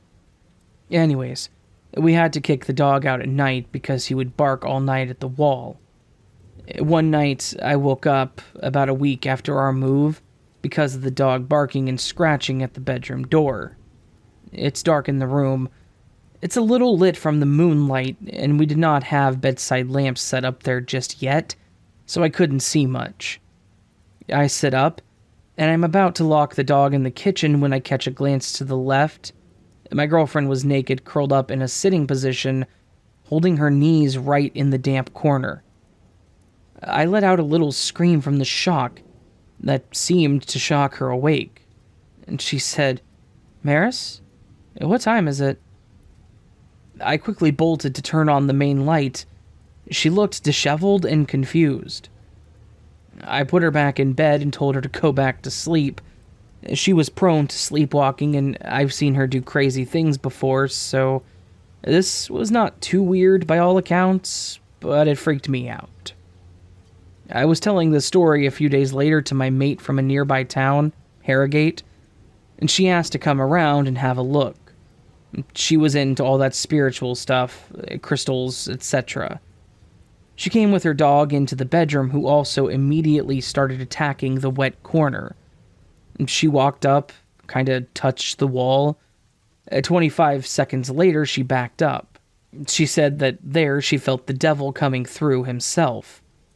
I burst out laughing, expecting her to laugh too, but she was dead serious, and just continued to try to convince me to move out and get my deposit back. So, that kind of freaked me out a little more. The final straw came a short while after at night. I was lying in bed. My girlfriend was staying at her mother's that night, so I was on my own. I've always been fascinated with the paranormal, so I brought in a red candle to the room, and I lit it, and I put on the creepiest song I know. It's Peter Gundry, Guesha the Devil. I placed the candle in the wet corner and closed my eyes on the bed, semi-meditating, just concentrating on any feelings or noises or temperature changes. After about 15 minutes through my closed eyes, I could see the candlelight start to flicker.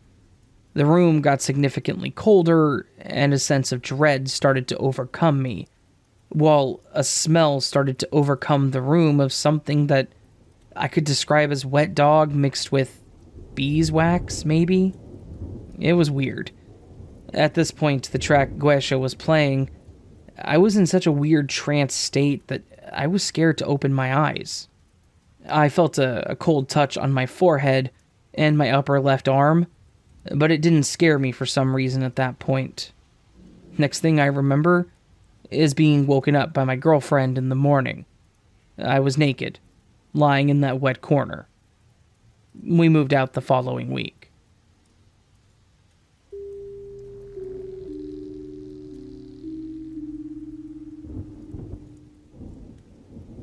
This happened a couple of years ago, but reading posts here made me think about it. I moved to the UK from Finland to study. On my second year, I had moved to a flat with a couple of friends. It was a 2-story house, and we lived on the second floor on a main street. I was smoking in front of the house, and a guy was walking towards me. He looked a bit drunk and had white foam around his mouth. He stopped to talk to me. This happened quite often, so I didn't think much of it. Then, he asked for my number. I said I couldn't remember it and left my phone inside. Then he said to write my name on his phone so that he could add me on Facebook. But his phone was dead. I didn't want him to have my name or number, so I kind of felt relieved. So he just asked what my name was. Usually, I try to pronounce my name in a way that is easier to understand, but this time I didn't. Then the guy proceeded to scratch my name into his arm, hard enough that it left a clear mark. He misspelled my name, but I didn't tell him. I finished my cigarette, told him bye, and went inside. The next day, on the way to the bus, I could hear someone shouting to stop. I looked around and he was running after me without shoes on. I just shouted that I would miss the bus if I stopped and walked faster. He stopped following me. Now, whenever I went out to smoke, I checked my window to make sure he wasn't there. Sometimes he was, so I waited until it was safe to go out. One day, I didn't see him, so I walked out. As soon as I was out, he came walking down the street and asked for my name and number. This time, I told him I wasn't interested. He looked visibly upset. He started walking back and forth, holding his head and shaking it, and mumbling something to himself. I quickly left and went inside. For a while, when I got outside, I could see him peeking behind a tree before starting to walk towards me. But as soon as I saw him, I would quickly go back inside. One day, it had been a while since I saw him, so I was looking at my phone when I heard him talk to me. He told me to wait and not go anywhere, that he just needed to talk to a friend, and then pointed towards an alleyway. When he turned into the alleyway, which was very close, I just ran inside. I could hear him running behind me, asking me to stop, and then knocking on my door for a while before leaving. I was about to move to a different place soon after, so I would never have to see him again. I really wonder if he had a friend, or if there was something else in the alleyway, and what he was planning to do.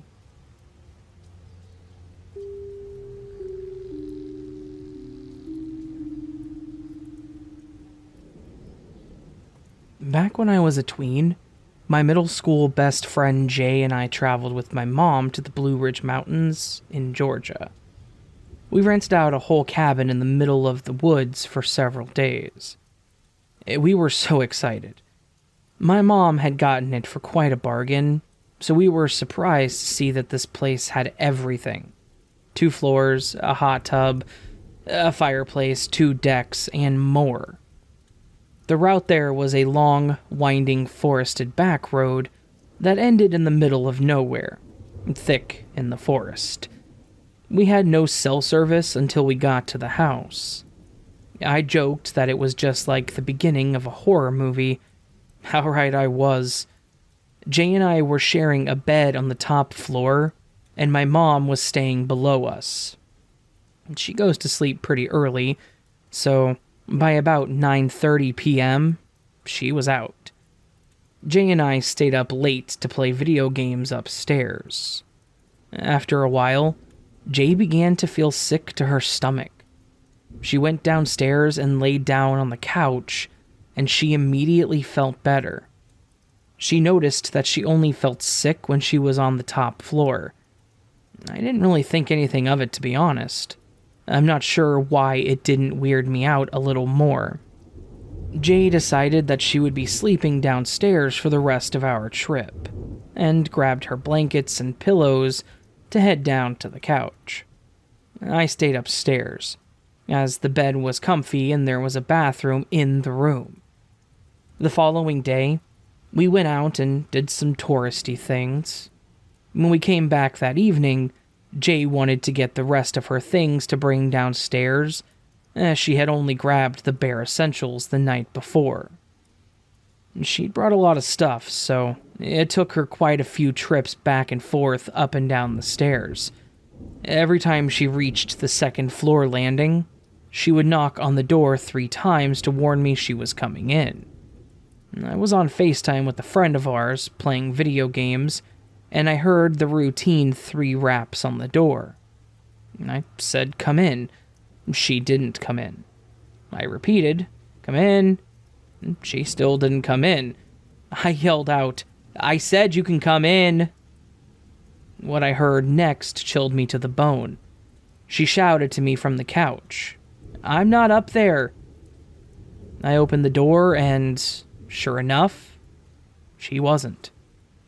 We exchanged confused looks, but didn't pay it much mind, and I went back inside the room to continue gaming with our mutual friend. I figured maybe I didn't hear knocking after all. All of a sudden, the bathroom door inside the room shut. Hard. There was no wind, no ceiling fan, no animal, no force that could have caused it. As soon as it shut, the door started rattling, and it sounded like someone was on the other side pounding on the door and jiggling the knob. This obviously freaked me out, so I grabbed my stuff and I ran downstairs to be with Jay, safe on the couch. The door shut by itself behind me as I left.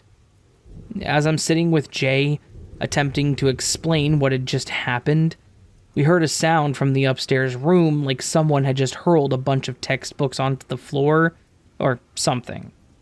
Nothing else happened during our stay at this place, but you better believe that I got all of my stuff from that room the next day and spent the remaining nights on the couch downstairs. My mom still doesn't believe us to this day, because she never heard anything. That woman could seriously sleep through a tornado, so the fact that she didn't hear anything meant absolutely nothing, and I still don't know what happened up there.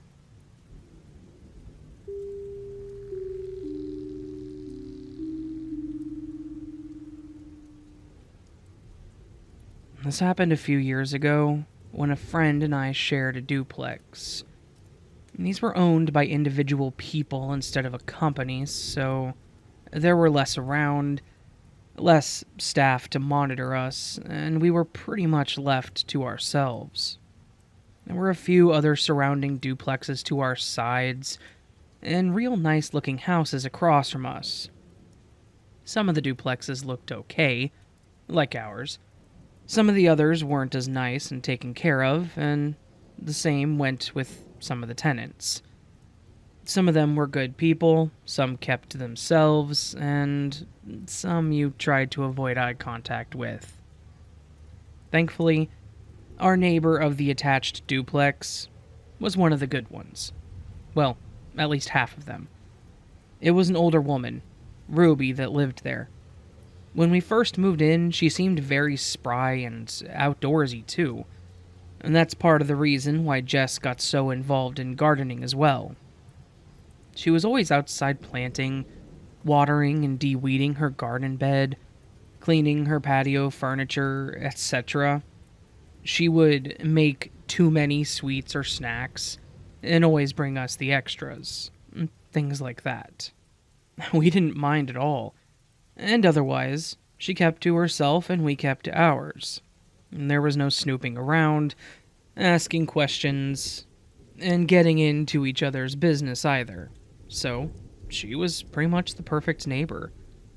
However, Ruby had a son, Marco, that was less than welcoming.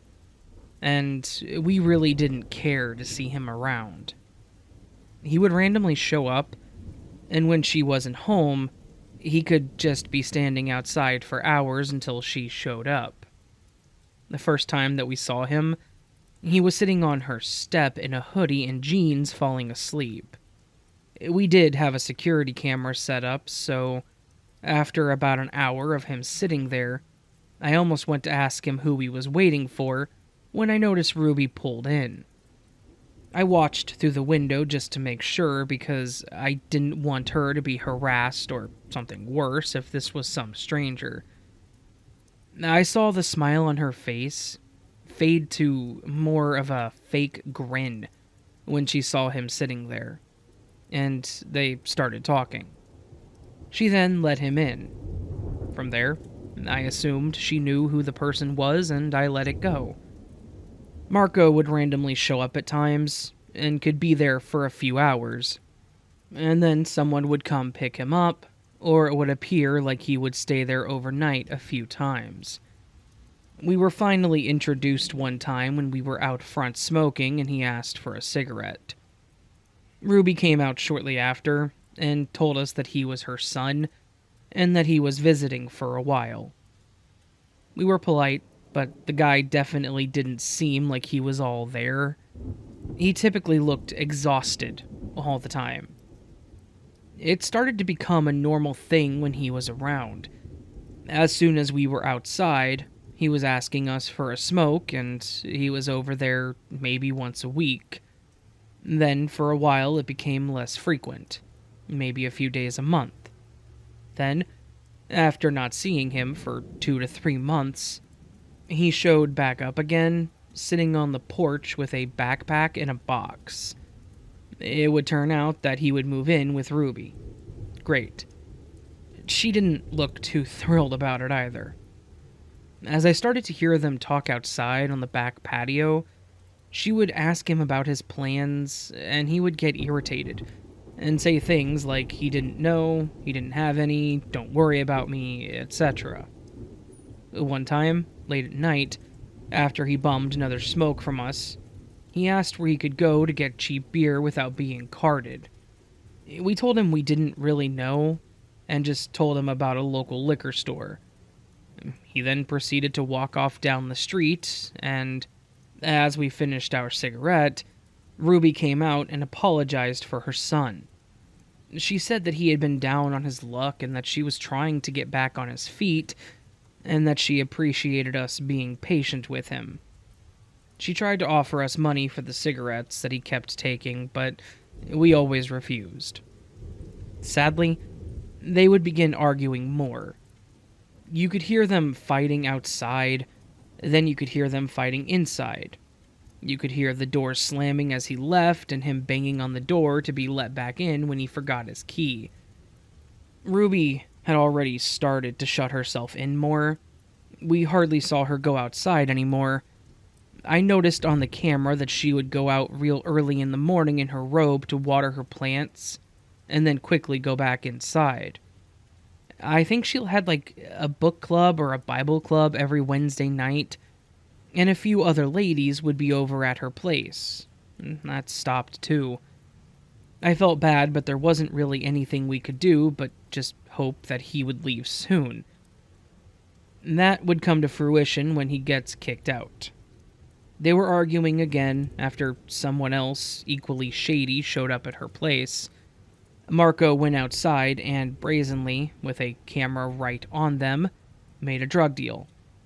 I now understood why Ruby had been so upset. I can't imagine that it was for her or that she used at all. I shamefully went out back to listen to the fight when I heard it, and she mentioned that he was there for a new start, to kick it, and to get his own place. She complained he was using again, and that he hadn't found a job or even had proof that he was looking. She said she didn't want that stuff around in her place, and didn't want his friends to know where she lived. So, she told him to leave. I know we, for one, were thankful.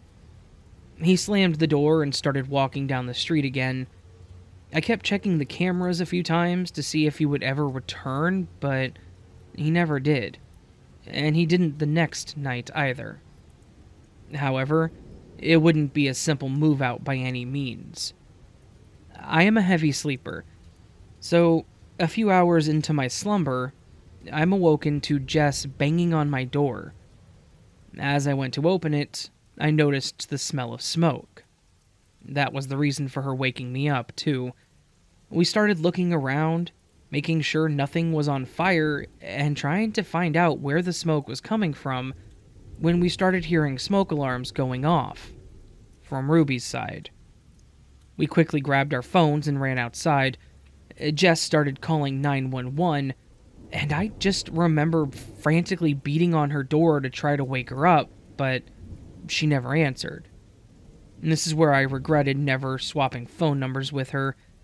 When the fire truck showed up, we told them that we thought Ruby was still inside and went to the end of the driveway to see what had happened. Unfortunately, Ruby was still inside, but they were able to get her out. Barely alive. Not only was she in there, but she didn't answer because she had been beaten on the back of her head, causing her to pass out on the living room floor. Of course, the fire was intentionally set as well, and we had a feeling we knew by whom.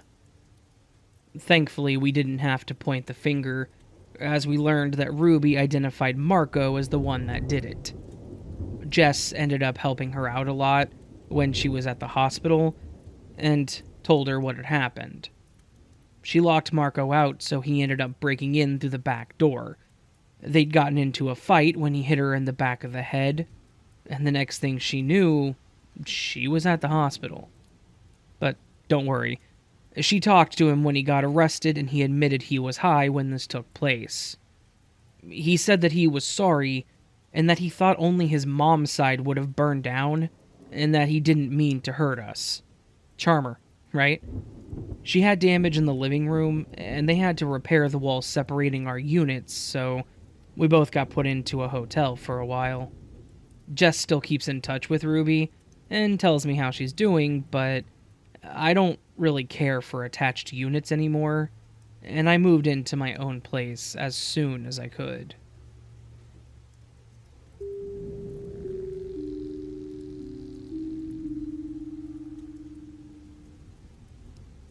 This actually happened to me a few months back when I was at a small cookout. It was going to be me and my girlfriend, Angie, my sister and her husband at my parents' house, and possibly a few of their friends or neighbors. My parents don't live in the best neighborhood, but they make do with what they have. They do have one of the nicer houses on the block, though, surrounded by some pretty trusting neighbors that are a bit younger than them, so I at least felt comfortable knowing they were safe where they were. Angie was kind enough to make potato salad to bring to the cookout, because I fail at cooking almost anything, and I brought the soda. Once we got there, I was greeted by my mom in the kitchen finishing up her cake she always made. It's like a vanilla bean cake with strawberry and blueberry puree mixed in. It's one of the best cakes I've ever had. She also made grilled corn on the cob and baked potatoes, while my dad made the brats, hamburgers, and chicken, since my sister didn't eat red meat. I'm just laying out our spread for dinner, as it will be relevant for later. Shortly after us, my sister showed up with little snack foods like crackers, cheese, chips, and dip. We were all sitting around talking when I realized I hadn't brought out the soda. They'd been sitting in the kitchen behind some other items. As I went to grab them, my dad mentioned putting them in a cooler, and that way we could get them cold. Or at least cooler than it was outside in this heat. As I went to get the cooler and pull some ice out of the deep freeze, I noticed they didn't have any. My parents love ice for some reason, and they always had like a huge bag of it, so it was weird to see it empty. When I went up to ask them about it, they said their deep freeze had actually quit working, so they had to move what they could to their freezer and try to save the rest in their little cooler, which included their ice. They had just gotten it fixed the day before and apparently forgot to go get more. I offered to get some, since I didn't think about it anyway, and off my girlfriend and I went for the ice. We went to the store that was maybe 3 miles or so away. It was one of the nicer ones in the area, with usually a lot of people around. That also meant there were more sitting outside of the front, asking for money, cigarettes, gas, etc. This is nothing new to me. However, as we approached the store, there was a woman sitting nearby with a sign that just said, "Stay safe." She was wearing a mask and sunglasses. She had her hair in a messy bun and was dressed like she had just come from church. At first glance, you would think it was someone doing the normal, but she wasn't asking for anything. She was singing. I couldn't tell you the song, but it sounded gospel-like. As people walked by, she waved at them or nodded. A bit different to say the least, but not the strangest thing I've seen. As we approached the entrance, though, I noticed that she had stopped singing and pulled her sunglasses up and just stared at us. From the moment we got to the sidewalk and walked in, she stared, like she recognized us, maybe, but couldn't remember who we were. Once it finally registered that she was staring at me, I just smiled and tried my best to not make eye contact. But you know that feeling when there's eyes on the back of your head? I knew she was watching me still. I made a hard dash around the corner once in the store, and I turned to Angie to ask if she had witnessed that too, and she laughed. She obviously saw it too, but just joked that she was probably trying to intimidate me. Maybe because she had never seen me before. I remember half-ass agreeing with her, because why else was she doing that, and why to me? From there, we grabbed the ice, paid, and headed back out. The entrance and exit doors are one, so this means that I had to walk past Crazy again. So, out we go. Not really thinking I need to be on guard, just that I would be stared at. My arm is suddenly grabbed by none other than this lady. I look over real quick once again to see her lift her glasses and pull down her mask, and all she says is, "Don't eat the peppers." She has the most serious and concerned look on her face, and I stayed like that for a few seconds. Believe me, it felt a hell of a lot longer, but then she let go of my arm, slowly pulled her mask back up, and started singing again. I walked a little faster to my car while I kept looking back at her. Once again, in the car, I asked if Angie saw that. She again agreed it was weird, but chalked it up to her just being crazy. I thought maybe I was overreacting, but for some reason, the way she looked at me just freaked me out. Like she had seen something in me. It was weird. Back at my parents' house, we filled up the cooler, and Angie teased about the lady at the store. To my surprise, though, my parents were not surprised by this. She said she's always up there, and if she's not singing, she would stop random people at the doors and say something weird to them, but also that they had never been stopped before. They also agreed to not worry about it, as it was probably just more of the norm that they had seen. From then, we had a great night. A few of the neighbors came over, and then left after drinking too much. All the food was great, and the soda was cold. After people started leaving, Angie and I were the last ones there, as we typically are. As we were talking, we got on the subject of produce since my girlfriend was attempting a small vegetable garden on our apartment balcony. My mom remembered that she had bought some banana peppers from a local farmer's market, and she thought they would be sweeter, but they were too spicy. They both hate spicy foods, so they offered to give them to us, saying that we could also use the seeds to plant. We didn't hesitate. I don't have a problem with spicy foods, but I also don't specifically seek them out either. We gathered our take-home stuff and we headed out. Once we were home and putting stuff away, Angie wanted to try the pepper, so she pulled one out and took a bite of it. She said it was actually sweeter than usual and offered it to me, so I took a bite as well. It tasted as expected, again, not being huge on spice, so I just agreed with her. It was only about 9 when we left, and we were both off the next day, so we stayed up to watch a movie. Not too far into the movie, I started getting a really bad dry mouth, and I found myself constantly clearing my throat. I felt bad because I got up several times to get more water, and then I had this coughing fit, but she seemed more concerned about me as it just started happening out of nowhere.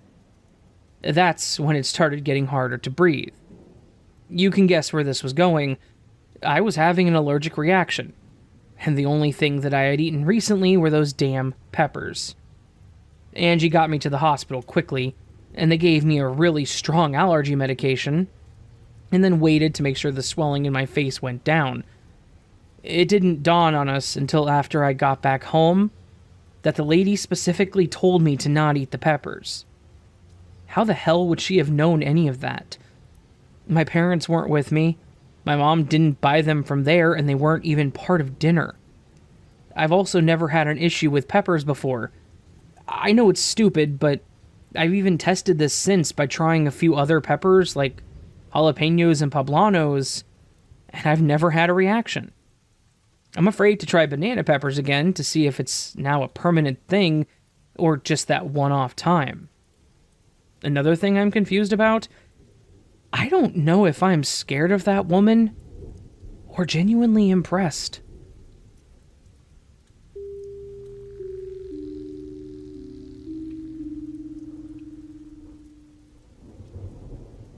When my parents got a divorce, me and my two brothers had to deal with the custody trade-off. During the summers, we would go to my dad and stepmom's place for 1 to 2 weeks, and then go back to my mom's. One summer, my dad and stepmom would be driving to the middle of nowhere, Iowa, to see her family. And, you guessed it, that was the week at their place. I didn't care much to be around her side of the family, but I did enjoy the long car rides. And they had a kid together, so it would be the 4 of us in their giant van that they had, which was also nice. I got to sit in the middle seat, meaning I got a spot to myself. My stepsister in the seat was next to me, and my 2 little brothers were in the back. This was before we had smartphones, though, so all I had to keep me sane was my knockoff MP3 player, and my drawing pad, and a book that I was reading. So, off we were on this road trip for around 12 hours or so on the road. Maybe it was longer, but being a kid, I know it felt like forever. We also had to stop overnight once. Once it started getting dark out, everyone started falling asleep. I remember listening to my music when my dad said something to me. We were the only ones awake at the time. He said that he needed to stop and use the restroom, and to try to stay awake, and asked if I needed to go because it would probably be the last stop for the night.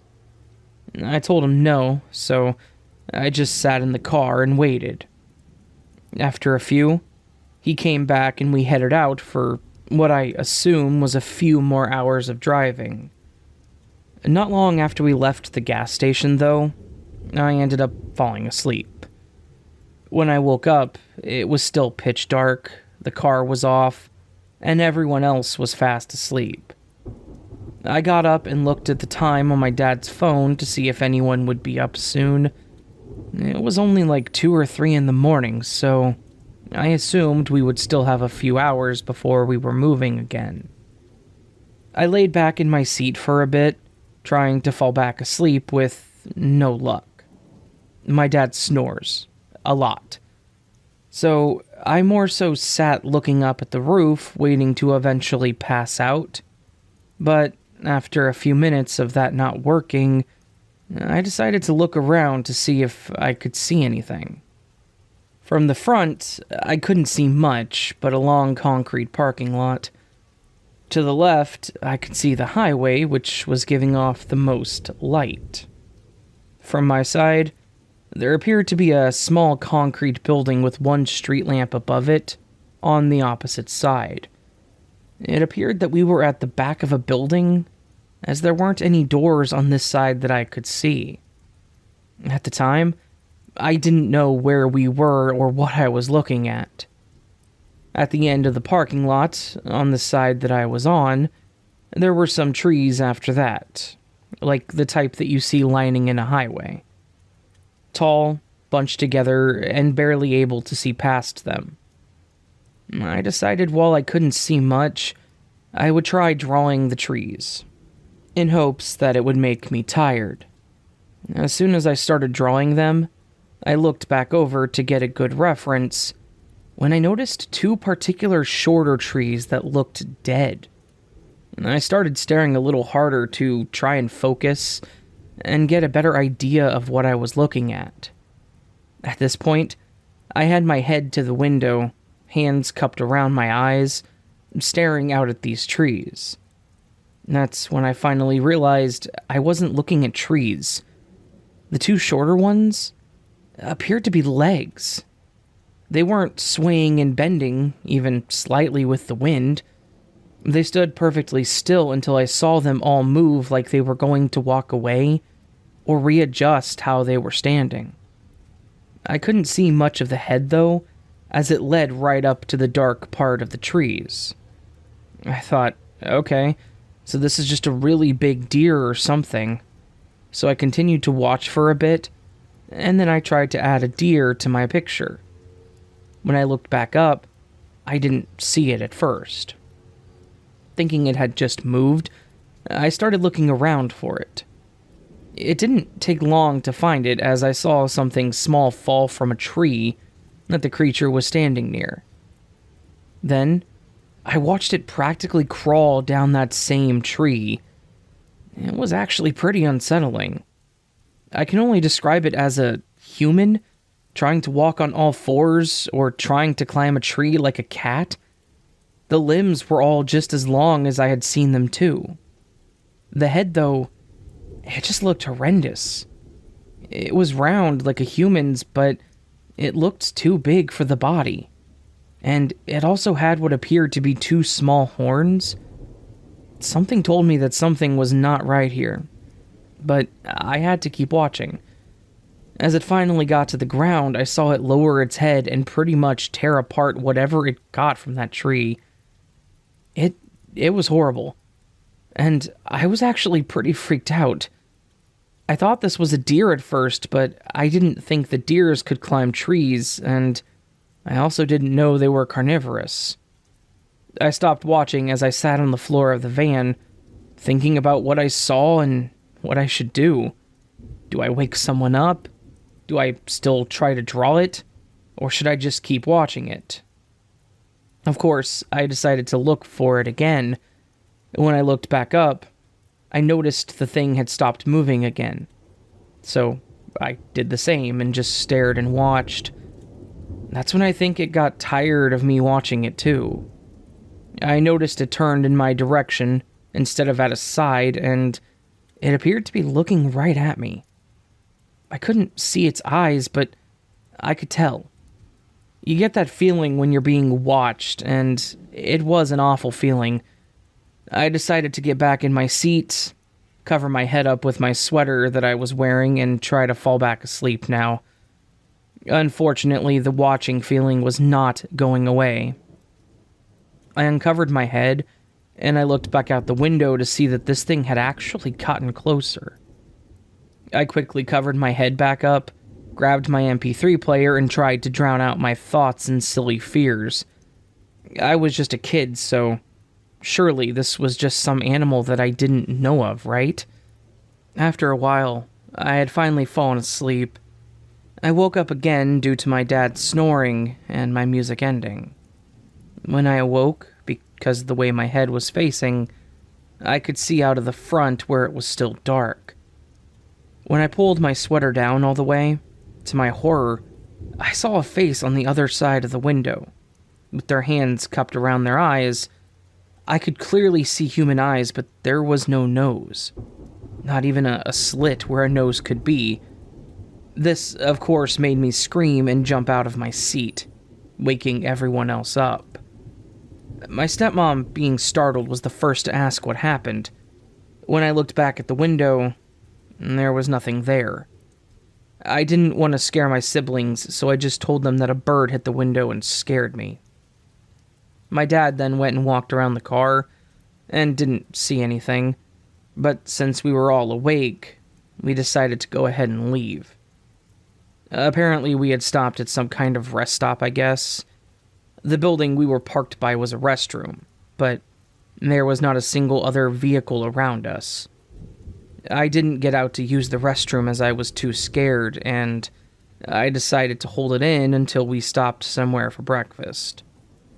I still haven't told anyone other than a good friend of mine, because I feel like maybe I was just seeing things. And I didn't know if anyone would believe me. One thing that I do know that was real, though, was the drawing that I did that night, that I actually just recently found. Trees, darkness, and a deer-like creature with no head.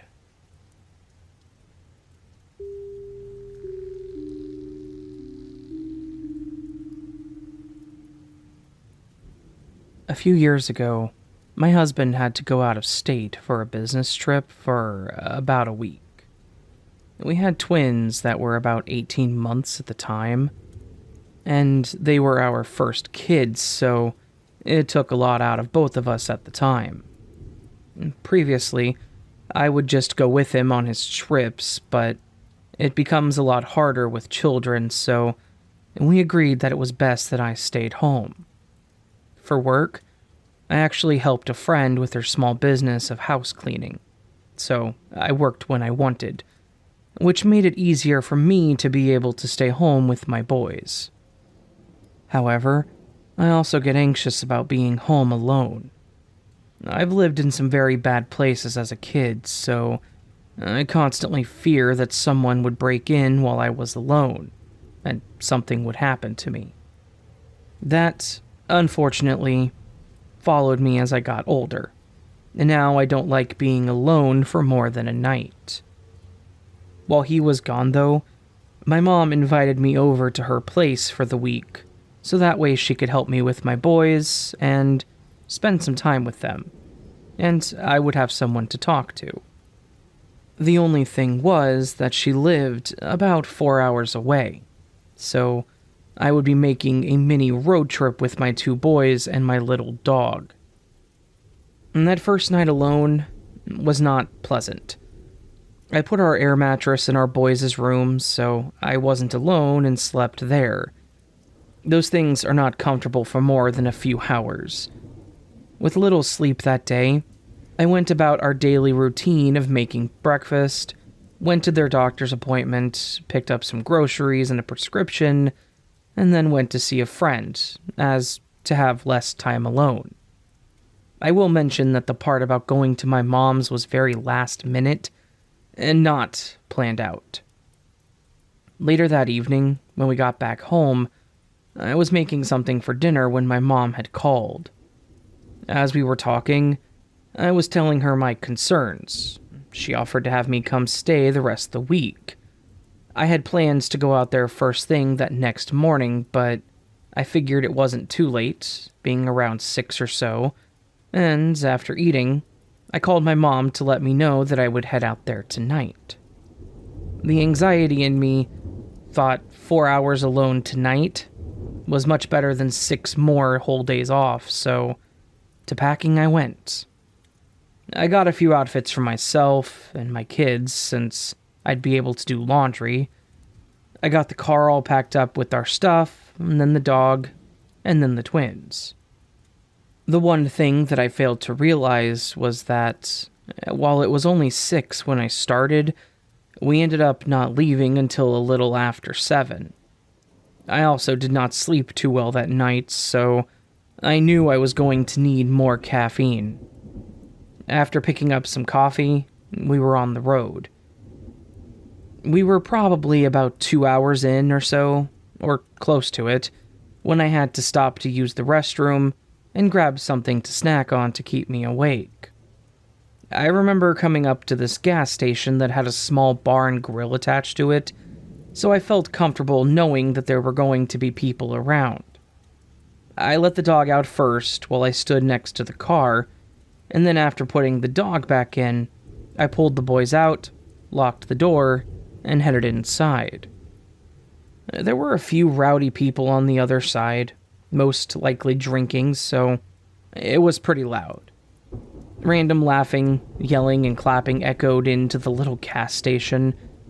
After I checked out, I started getting the boys buckled in. I find it easier to carry one in a sling while carrying the other in the car seat, and that way I have at least one free hand. So, I sit Evan down on the seat while I put Ian back in his. I have a little hatchback, so I find it easier to walk around to the other side rather than reaching over them. As I went over to buckle Ian in, I heard the music from the bar getting louder as someone opened the door. Out came 2 people, a man and a woman, arguing very loudly. I can't remember what about, but they were loud enough to make me look over. I continue buckling him in, and then go around to the other side to get Evan strapped back in. From there, I hear them yelling again, and I look over to see her punching him in the chest.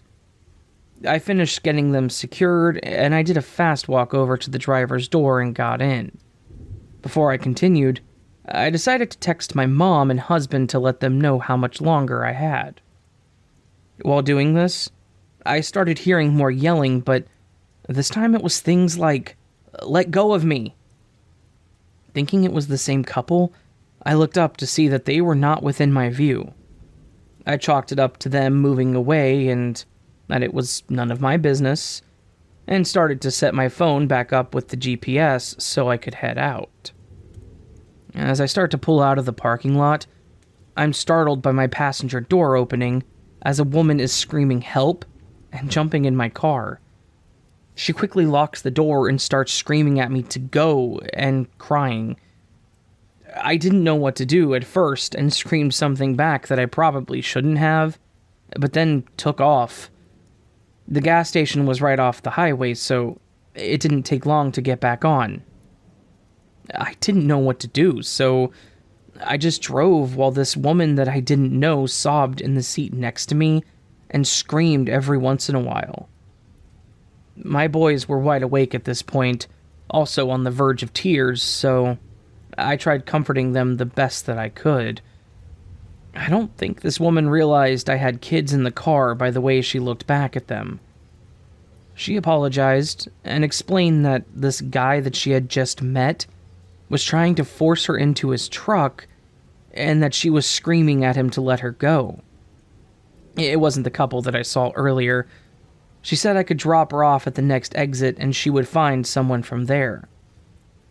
As I got over to the exit, there was a black and yellow truck sitting at the intersection with their lights off. Unfortunately, I didn't know who this person was or what they were doing until the girl started screaming, "It's him." Not knowing what else to do, I blew the yellow light and went straight back onto the highway. I know it was stupid, but I thought at the least, if a cop saw it and stopped us, he would keep going. This guy quickly did a burnout to follow us as well. Noticing he was behind us, the girl starts screaming and crying more, now making my kids cry. I was more terrified at that moment than I was being home alone, and now I had regretted leaving. Not knowing what to do and on the verge of tears myself, I tried telling the girl to calm down as she was upsetting the kids, when I saw this guy get right on my ass and flash his lights. I was now in tears, thinking this is how my life was going to end when we started coming up to an accident. There were lights everywhere. The far left lane was blocked and I knew that this was our chance. I quickly shot over the two lanes, honking and holding down my horn, and swerved over to the shoulder. I have never seen a cop run to a car faster. We were all inconsolable and trying to explain what happened when the cop had us get out of the car. Once a little calmer, we explained that the truck was following us and that he had tried to kidnap her. He got as much info as possible and put in a bolo for it, basically. After getting more information, the cop offered to take the girl home and to follow me for a bit to see if the truck showed up again. I called my mom and my husband first to calm me, the boys, and the dog down a bit, and I agreed to have the cop follow me for a few miles as a peace of mind. That woman hugged me so hard and thanked me for not shoving her out of the car, and also apologized for putting us in danger. I know it was terrifying, but I was also glad that I was there for her because who knows what could have happened. We drove a few miles with no issues, so he had me pull over again and let me know that I would be on my own once more. At this point, I was wide awake and just ready to get to my mom's to crash. The last hour to hour and a half seemed to fly by, and after arriving, I quickly passed out. I hope they ended up finding the guy because that could have ended a lot worse. And I'm thankful the police were where they were at the time to save us from something worse. Unfortunately, now I also have a slight fear of driving at night.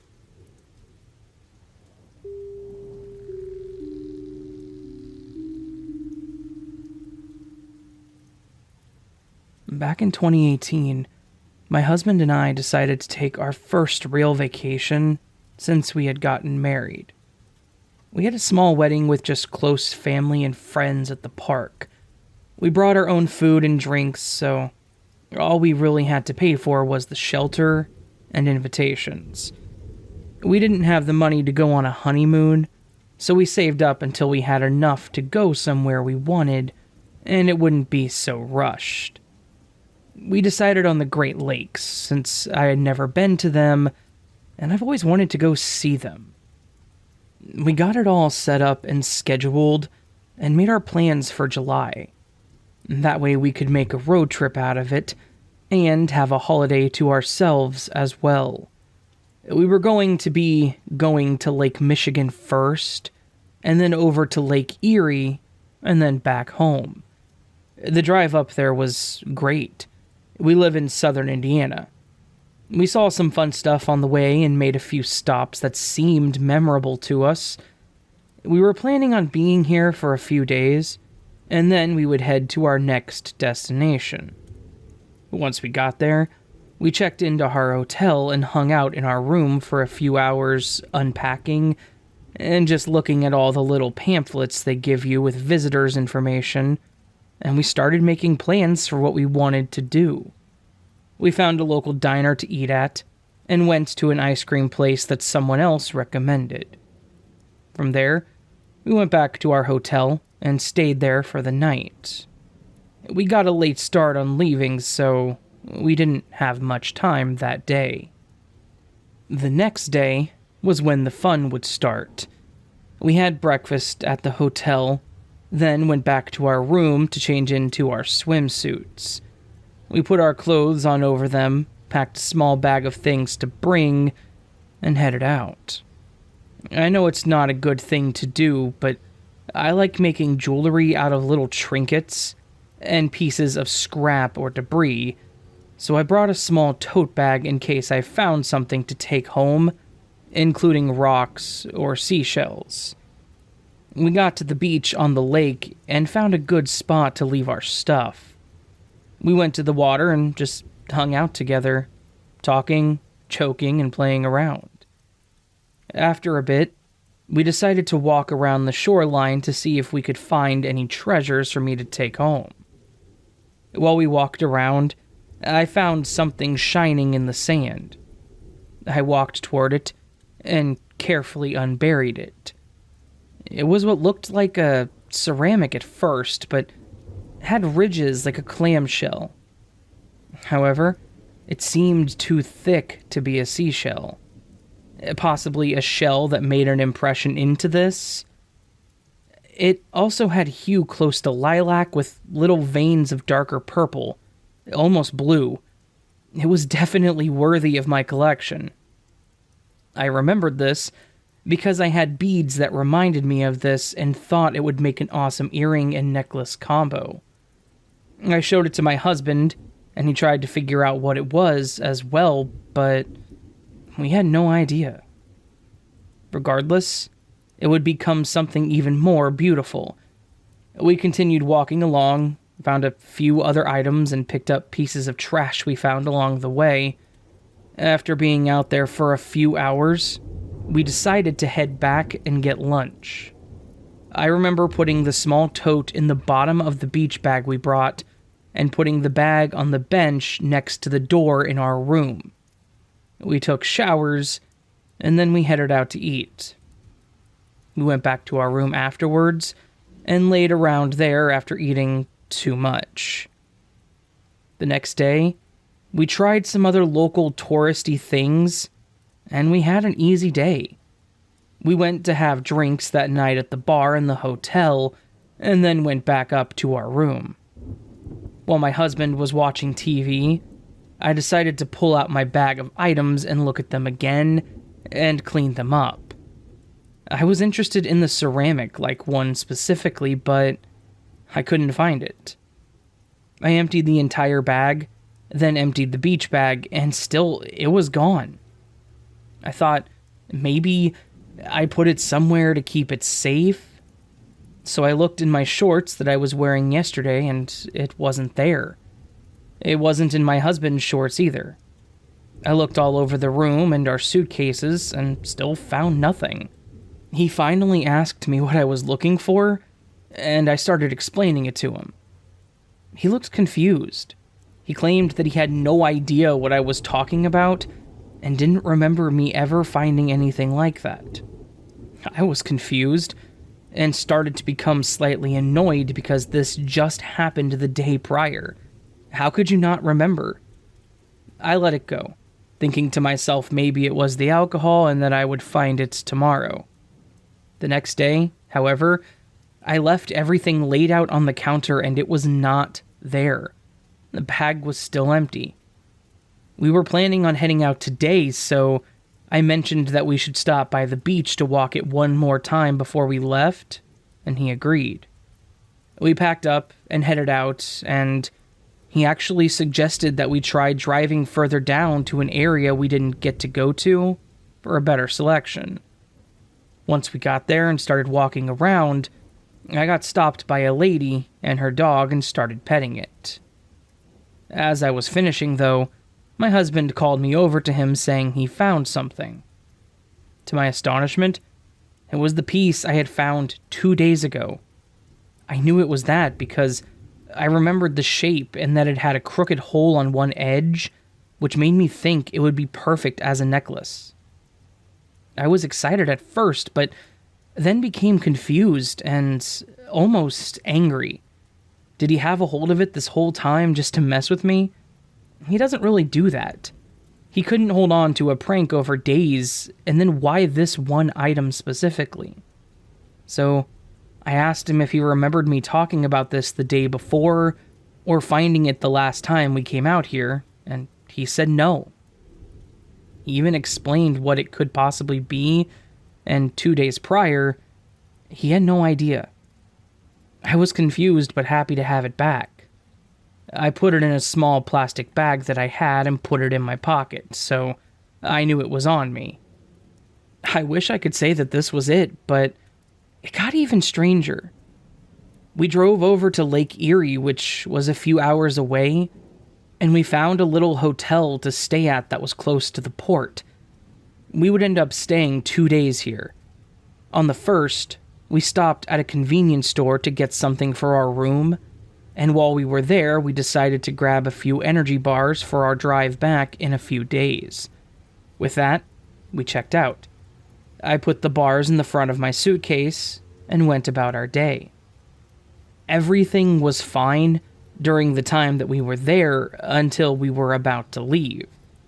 While packing up, my husband asked to grab a bar for him, and as I went to grab them, they were gone. We bought 4 of them, and they were all missing.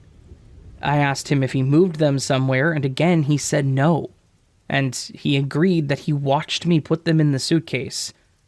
So, as I did before, I looked everywhere for these damn things, and they were gone. I even tried finding the receipt knowing I took it from the cashier, and it was nowhere. Now, I'm explaining to him that this was the exact same thing that happened with that thing I found on the beach that he found for a second time. We just dropped it, both of us confused, me a little more than him, and headed for our path home. Just to add one last thing, when we got home, we took the day to just be lazy, and the day after, I started emptying all the bags and suitcases. My little purple thing was still with me, but what else was with me when I opened the suitcase? Those energy bars, in the front zipper, with the receipt. I took a picture of it, and I sent it to my husband, and he again was just as intrigued since he saw me check there. He still does not recall me finding that item first, but he does think something happened since I felt so strongly about it, and since it also happened with the energy bars. I'm curious if this is a normal thing for those lakes, or did we just get lucky for a glitch in the Matrix to happen close to both of them?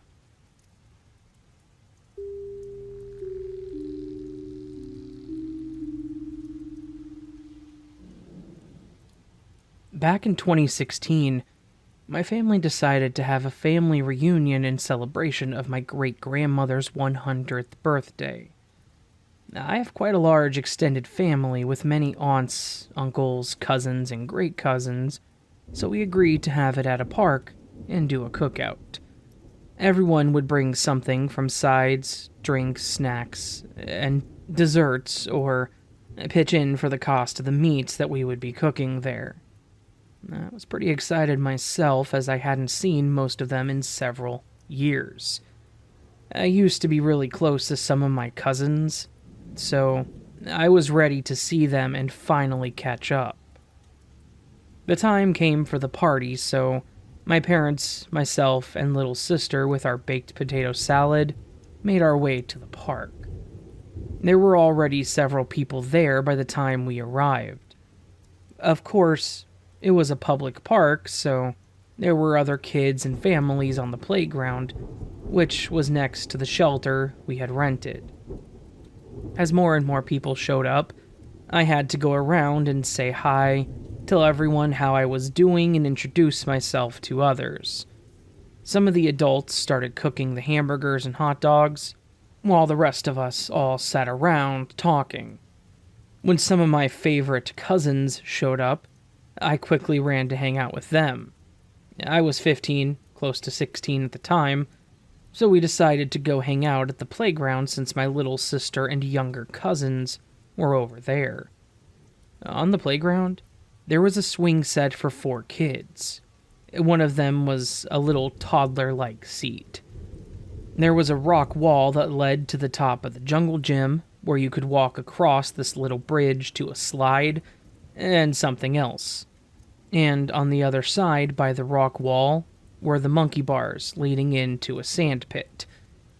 There were some other little nearby things for the younger kids to play with, but this was the main area that we stayed in. Upon walking over there, my mom and sister were in the sand pit playing with buckets that were in there to make a castle. After my mom and cousin talked for a few moments, she asked me to watch my sister so she could go back over to where my dad was. I agreed, since me and my cousin Tasha wanted to walk away from the adults anyway. So, we stayed with my sister and helped build a sandcastle. We even partially covered her in sand, up to her waist per her request. She liked doing that and then trying to climb out. She's weird like that. After a few times, we decided to go sit on the bench which was opposite the sandbox. That way I could still see her, and we could just talk a little more privately.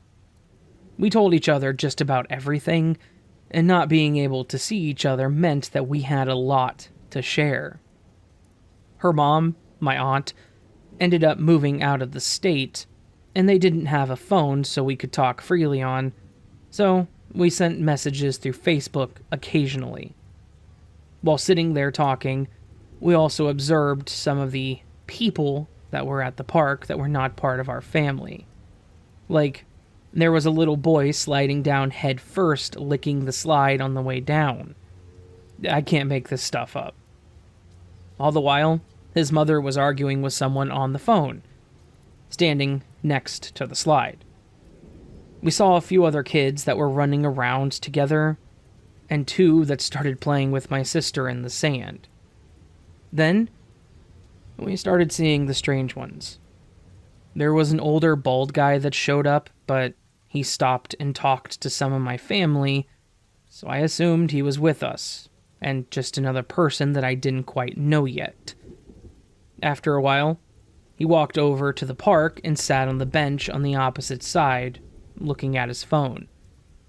It struck us as odd for a moment to have this guy sitting at the park when he didn't appear to have any kids over here.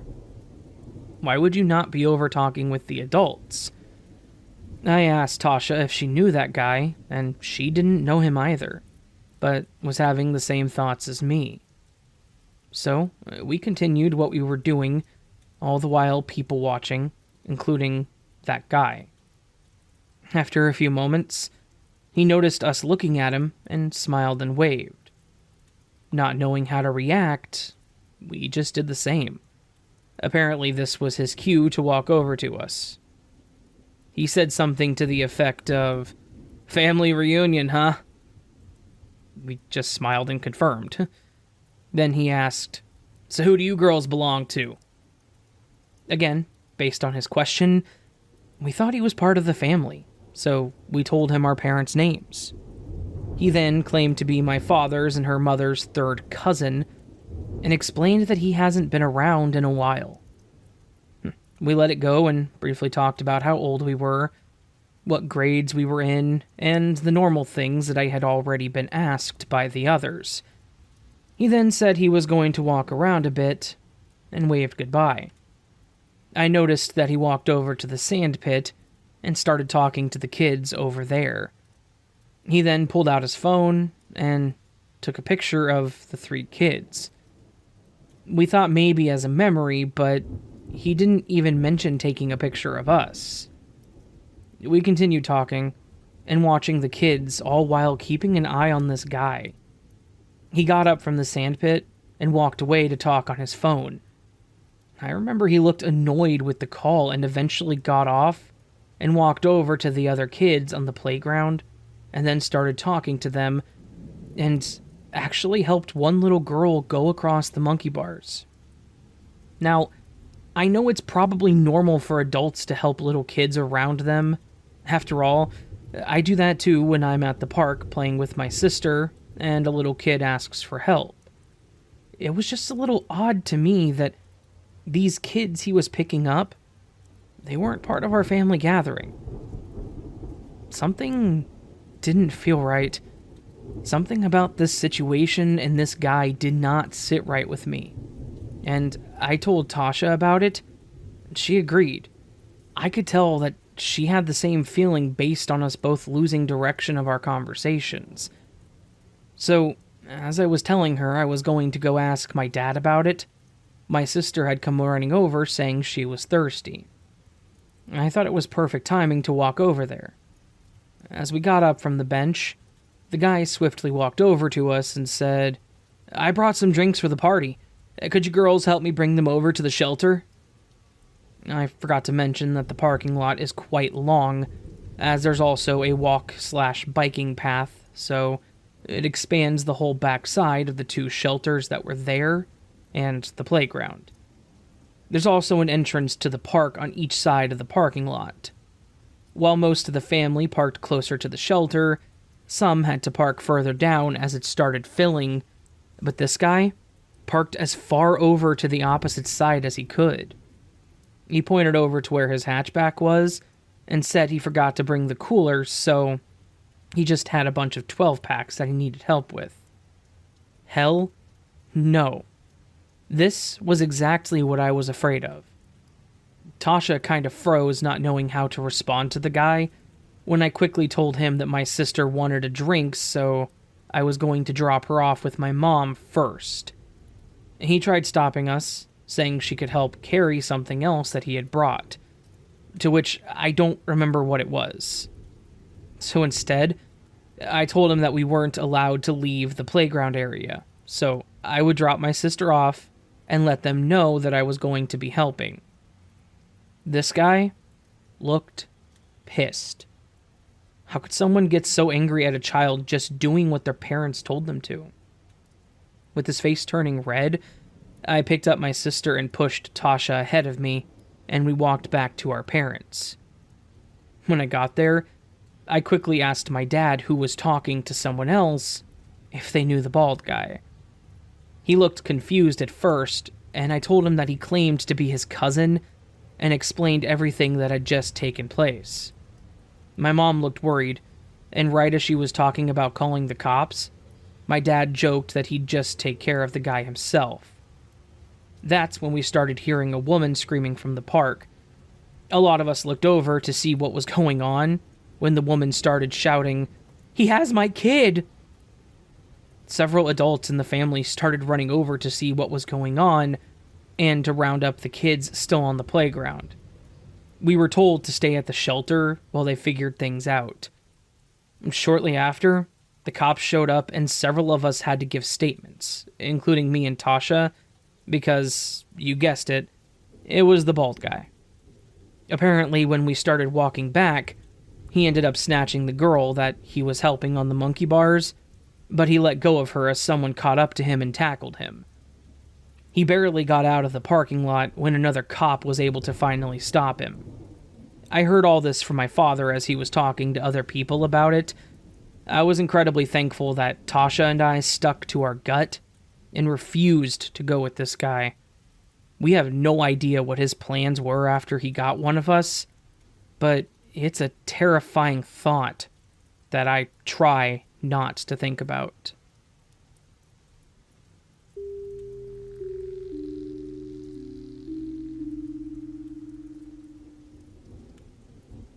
Back in the late 2000s, me and my then boyfriend Omar were taking an impromptu road trip. We just wanted to get away, so we just set off heading east in whatever direction we were pulled, and stopped at places that we were drawn to.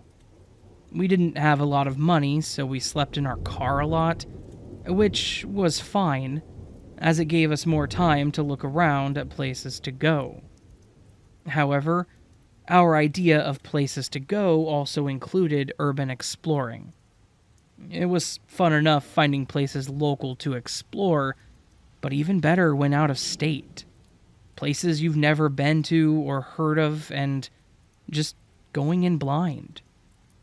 We were driving through Mississippi at the time when our car started having issues and overheating.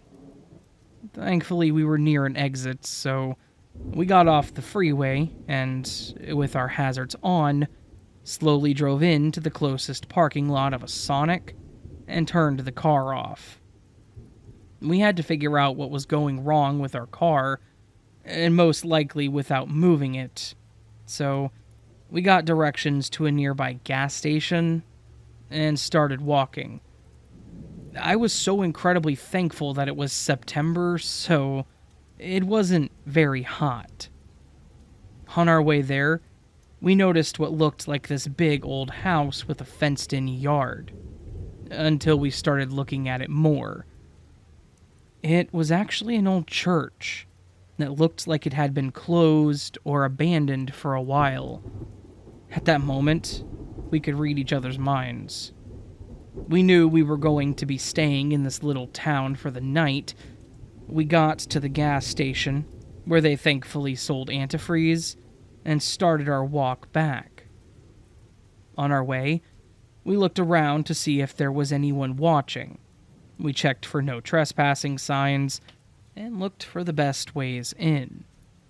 However, the best way in would turn out to be the front gate that did not have a lock or a sign on it. Once we got back to our car, we poured in the antifreeze, and thankfully, that seemed to help. We decided to eat while we were there, and then left to find a good place to leave the car while we went exploring. Turns out, there was a small motel not far off from the church, so we agreed to park it there. It was already evening when we first pulled into Sonic, so we didn't have to wait much longer until it got dark. Once we were good, and didn't see anyone loitering around the motel, I emptied my purse so that all I had on me was my pepper spray and flashlight, and we left. As we walked to the church, we opened the gate and quickly ran up to the door to get in as fast as possible. The door looked like someone did a poor attempt at boarding it up, but missed one whole side of the frame as we could slip through and inside easily. Once in, I immediately noticed how creepy the main hall was. There was spray paint on the walls that said, "Welcome." It looked like someone had taken the boards that covered the windows and made a sign that again said something like, "She welcomes all here." Weird. But probably people that snuck in trying to make a church creepier than they are. We walked over to the right that had a couple of rooms. It looked like it was for children based on the decorations and bright colored paint that was peeling from the walls. The first room seemed to have a really old TV in it, but the actual center of it was busted out. There were a few toys in a small chest in the back, as well as a little cubby shelf with different names on it. Don't get me wrong, I love doing this, but seeing places like this with a name attached to it, it gives me a weird feeling. It makes it more real, or brings it back to life, in a sense. I proceeded down to the next room, which was when things started getting weird. The room had been stripped. The cubbies and shelves on the wall had all been ripped out. The light fixtures and wiring seemed completely gone. The carpet had started being ripped up where it could be, leaving the bare wooden flooring underneath. But the creepy part was in the middle of the room. There was a pile of toys, or rather, things. More specifically, it looked like anything with a face. Dolls, cars with faces, VHS tapes with faces on them, the clock with literal hands in it and eyes, anything that you could think of. However, it was all red.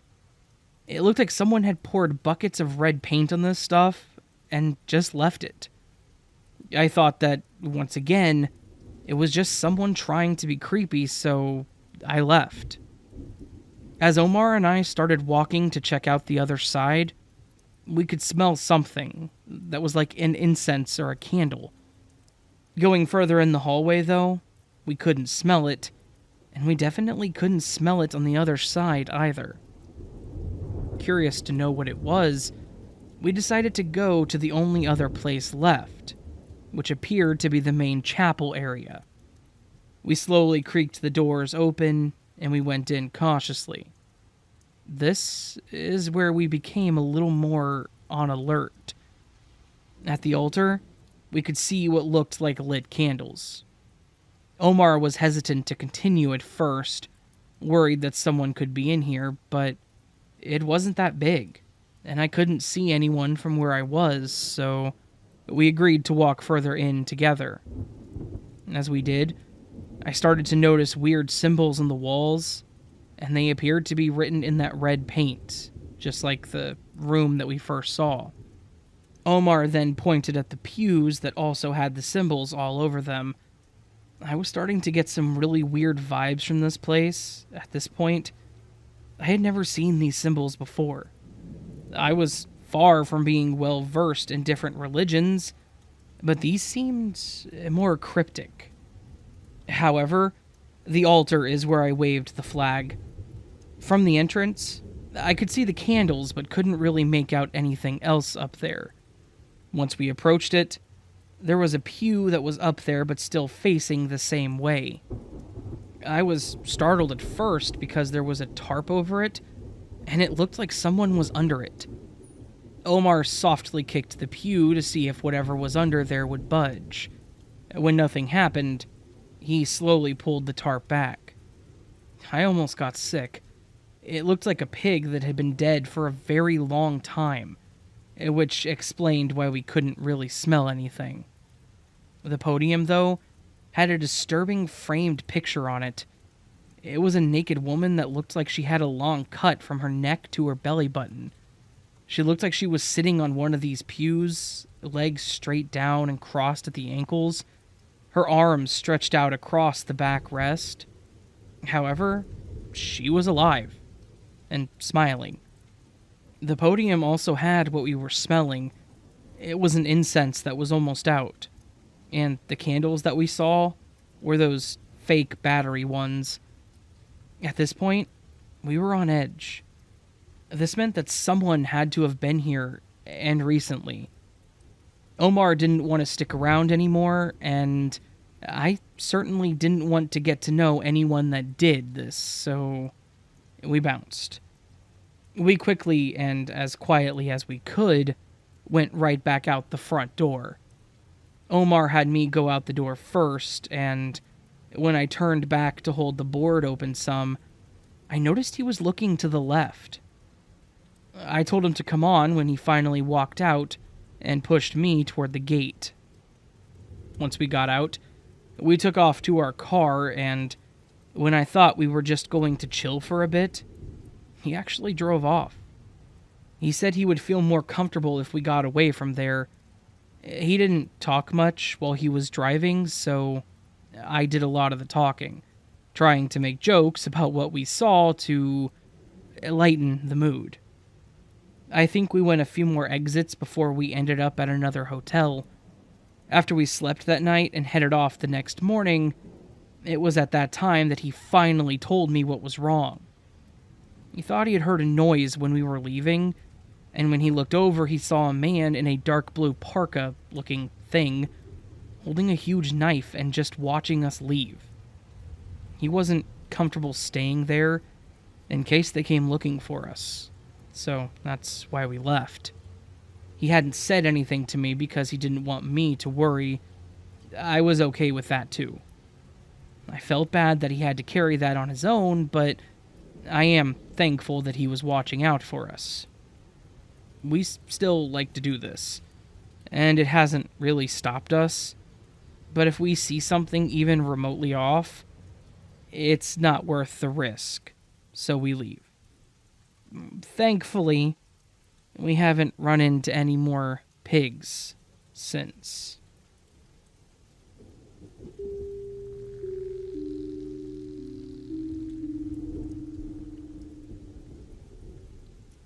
And this story takes place a few years back when myself, my sister, and her 2 kids were all driving to a surprise birthday party for my older brother, Matt. It was a bit of a drive, and we were actually going to be on the road for probably 10 hours heading east, but the drive was worth it, because it was his first birthday back after having been deployed overseas, and he'd only been home for around a month.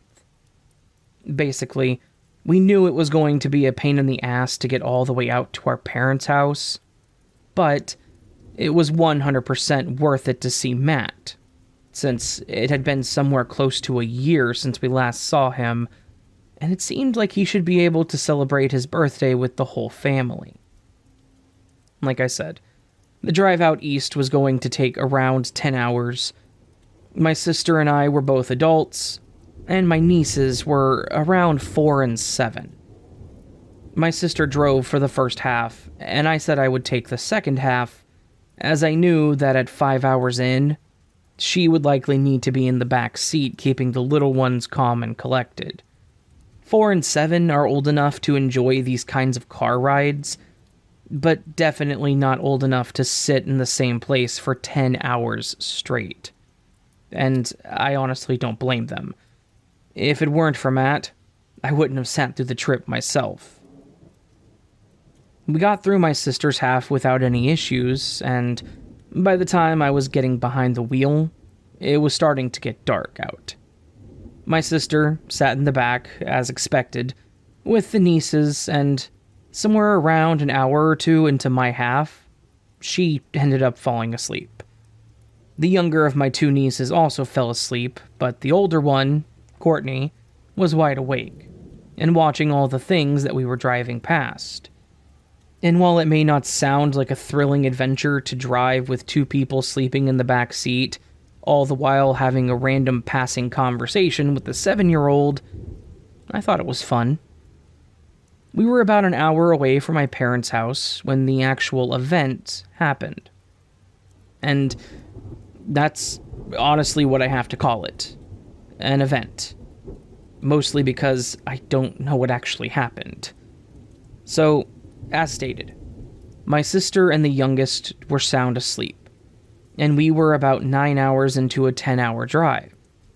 I was watching the highway and my speed and just basically having a nonsense conversation with my niece. I think it was about some cartoon that she was really into at the time. As I'm watching the highway for the most part, every once in a while I glance back up at the mirror to look at her. This is actually when the whole thing happened. I looked up in the mirror, I said something to her, and then I glanced back down, and I see what can only be explained as an absolutely blinding white light. As soon as my eyes hit forward, I saw this seriously bright and all-encompassing flash of white. My first thought was that it was an oncoming car or something like that, but I just remember that immense and horrible sense of panic flooding through my body.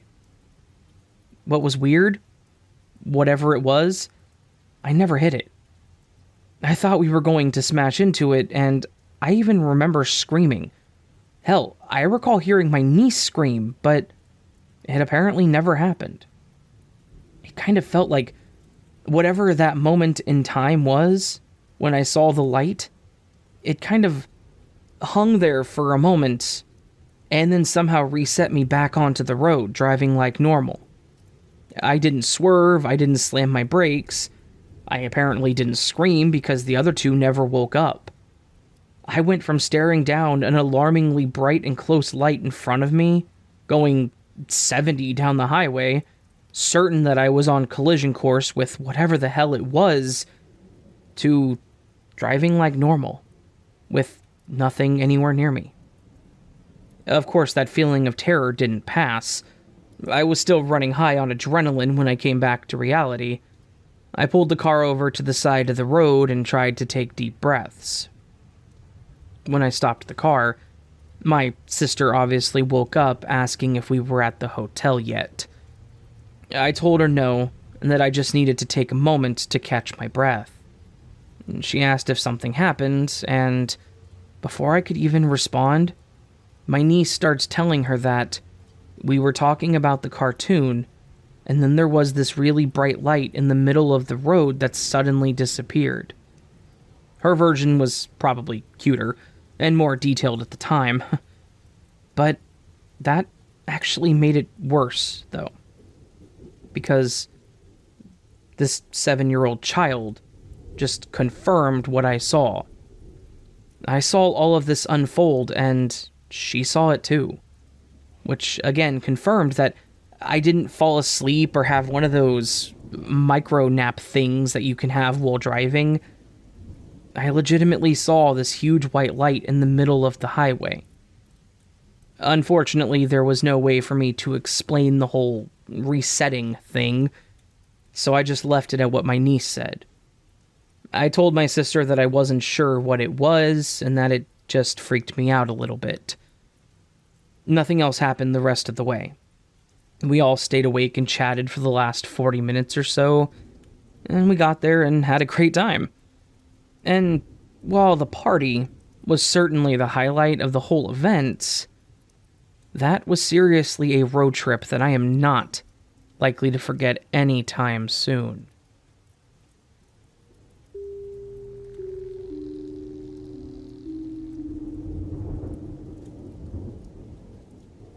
Now, I've been looking for a place to share this story and maybe get some outside perspective on it. I started by Googling Reddit strange experiences, which led me here. When I was about 6 years old, in kindergarten or first grade, I can't remember which, we lived across the street from my school. I mean right across the street. From our front room window, the school property was the majority of what could be seen. I went to this school until my second grade year, when the school was shut down by the district. Most kids were shipped off to whatever school happened to be closest to them, and the abandoned property became a community center of sorts for the town of less than 200 or so people. I won't drop the name of the town, but I will say that it is somewhere in rural Illinois, that the estimated 200-person figure was in 1989, and that there are considerably fewer people there now, as most of the population has either moved away or died, and several of the houses have burned down. Today, the town is even more dried up than it was during my kindergarten years, and the last time I visited, it looked as though nature was beginning the process of reclaiming it. I say all of this because it's important that you understand how small this town was/is. People didn't randomly show up there. Strangers would be immediately recognized, There was nowhere for them to hide because the town really only had 3 streets. All but the end of one of them led out of town, and the lone end of the lone street that didn't offer escape route led to a dead end with an ancient old cemetery. Another escape route, in a manner of speaking. This town had nothing but a post office, a couple of abandoned buildings that I'm fairly certain used to be general stores back in the distant past, and a payphone. Today, the post office is shut down, and the payphone is gone, so keep all of this in mind when I say that a stranger or creep would have been noticed immediately. It's surprising then that I was almost abducted by a stranger in that town. From directly in front of the school. Actually, I think I was abducted. That's the weird thing. When I left the school that day, the man was standing in front of his vehicle and he greeted me by name. That's what makes this even stranger. The man knew my name. He told me that my mom had sent him to pick me up for some reason or another, though the memory of what he actually said is a bit hazy. It amounts to, "Your mom isn't home. She sent me to pick you up and take you where she is. Get in. We'll go for a ride." You know, the usual creeper thing. And I did. There are certain details I don't remember from this point. Why didn't I just look across the street to see if my mom's car was sitting in our driveway? Maybe I did. Where did we go? I don't know. What happened? I don't know. I have the briefest of memories of me sitting in the passenger seat of his vehicle, saying something as we drove out of town. I can't remember what he said. I can't remember what he looked like. I can't remember why my next memory is of us back in my driveway in the house across from the school. There's just a large chunk of my memory gone. I don't know if there's something that I've blocked out for the last 33 years. Maybe he took me somewhere and did something to me that creeps do to young and trusting little boys, and I just locked it up inside. I hope not. I hope he was some aspiring kidnapper with a conscience who just couldn't accept the enormity of the heinous sin he was about to commit and took me back home. That nothing had happened to me, that my lack of memory is due more to the entire sequence of events being so uneventful that my developing little brain felt no need to keep it in storage. I've often wondered if there's some way, like through some form of therapeutic hypnosis they show in movies and on TV, to unlock these memories. Or if that's even a real thing. Or, if it is, if I even really want to venture down that rabbit hole and discover what really happened. Maybe some things should just remain buried. I'm sure you've heard that expression. Don't ask questions you don't want the answers to. Yeah, I feel that applies here. And maybe someone will tell me it was just a vivid dream that a young child had, and remembered incorrectly as an actual memory. This is not the case. A few years back, I actually asked my mom about it. "Do you remember when that strange man took me from the school and brought me back?" "Oh, yeah." Apparently, I told her what happened, because she told me about how she went over to the school and raised a bunch of hell over it. And that's all I have to prove, even to myself, that it ever even happened. Up until then, I had wondered if I had imagined the whole thing. This is, unfortunately, no longer something I can even attempt to convince myself is true. Who was this man? Why did he take me? Why did he bring me back? And what happened that day? I'm a big fan of horror. I love a novel or a movie about monsters. I'm an avid fan of Stephen King and creepypasta. But it isn't Pennywise the dancing clown or Slenderman that keeps me up at night sometimes. No, it's the real monster who almost gobbled me up when I was 6 years old, and then lost his appetite. Thanks for listening. A quick update. For those of you asking if this was possibly my dad, I just called him and I asked him. His response? He said, "If it had been me, I wouldn't have taken you back. I would have kept driving and you would have gone to Name of State with me. That may sound like a joke, but it wasn't. So much for that theory.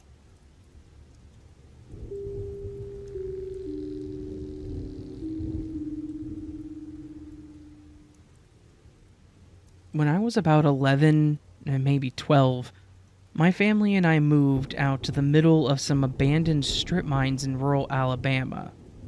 It was awesome. Going swimming in quarries, lots of abandoned equipment and cliff faces to climb, caves, and miles of trails, which were abandoned dirt roads used by the mines to explore. The trade-off was there was a lot of venomous snakes, and at night, it was dark. No streetlights, just the occasional porch light maybe every mile or so on the main road. One day in particular, my friend P and I were out on one of the dirt roads that went off to the side of the main mine road. We hadn't been down that road before, but it was like 10 a.m. on a bright summer day, and we figured, why not? We had gone maybe a mile down that road, and we came to a left-hand turn. Beside that left turn, and alongside the road we were walking on, there was a small lake. We walked up to the lake, and we were watching small frogs and a turtle swimming around, when I'd caught movement across the lake. I saw a man walking away from us, heading up the hill.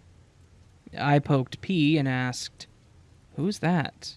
Why is he out here?" We were miles into the mines.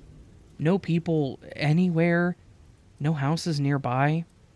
We both stood up, and as soon as we got right on our feet, he stopped walking. In a split second, he spun around and came running in our direction. We bolted. I mean, ran. Like Gump. I looked back and he was running faster than any human I had ever seen. He covered the distance. He had to run downhill and around the lake to get close to us. That route was easily 300 yards within seconds. And P grabbed me, and we jumped off the road and into a ditch behind some bushes. I peeked out, and he was maybe 30 to 40 feet from us, spinning around in the road. He was making this god-awful grunting sound. And weirdly enough, I swear he had an entire cooked chicken in his hand. He was wearing destroyed overalls, dirty boots, and he had what I can only describe as a Cro-Magnon brow. It was huge. My memory might not be super accurate given how long it's been, but it seemed like his forehead stuck out a good 4 inches over his eyes. He was the scariest thing that I had ever seen. He spun around in the road and started running back the way he came. We stayed there, in that ditch, for almost an hour, afraid to move. Listening, watching in case he was hiding and waiting. We crawled along the roadside all the way back to the main road. From there, we walked, but we stayed in the tree line until we saw the main paved road, and then we ran. We ran all the way back home. We got home, told our fathers, and both of our fathers and P's older brother loaded up and went looking for him, but never found a thing. All these years later, and it still haunts me. And oh yeah, my girlfriend recently took me out to her grandmother's house to meet and spend time with her family, and where does the dear old granny live? Right on the edge of those old same strip mines. I told her the story, and she looked really serious and said, "Y'all are lucky.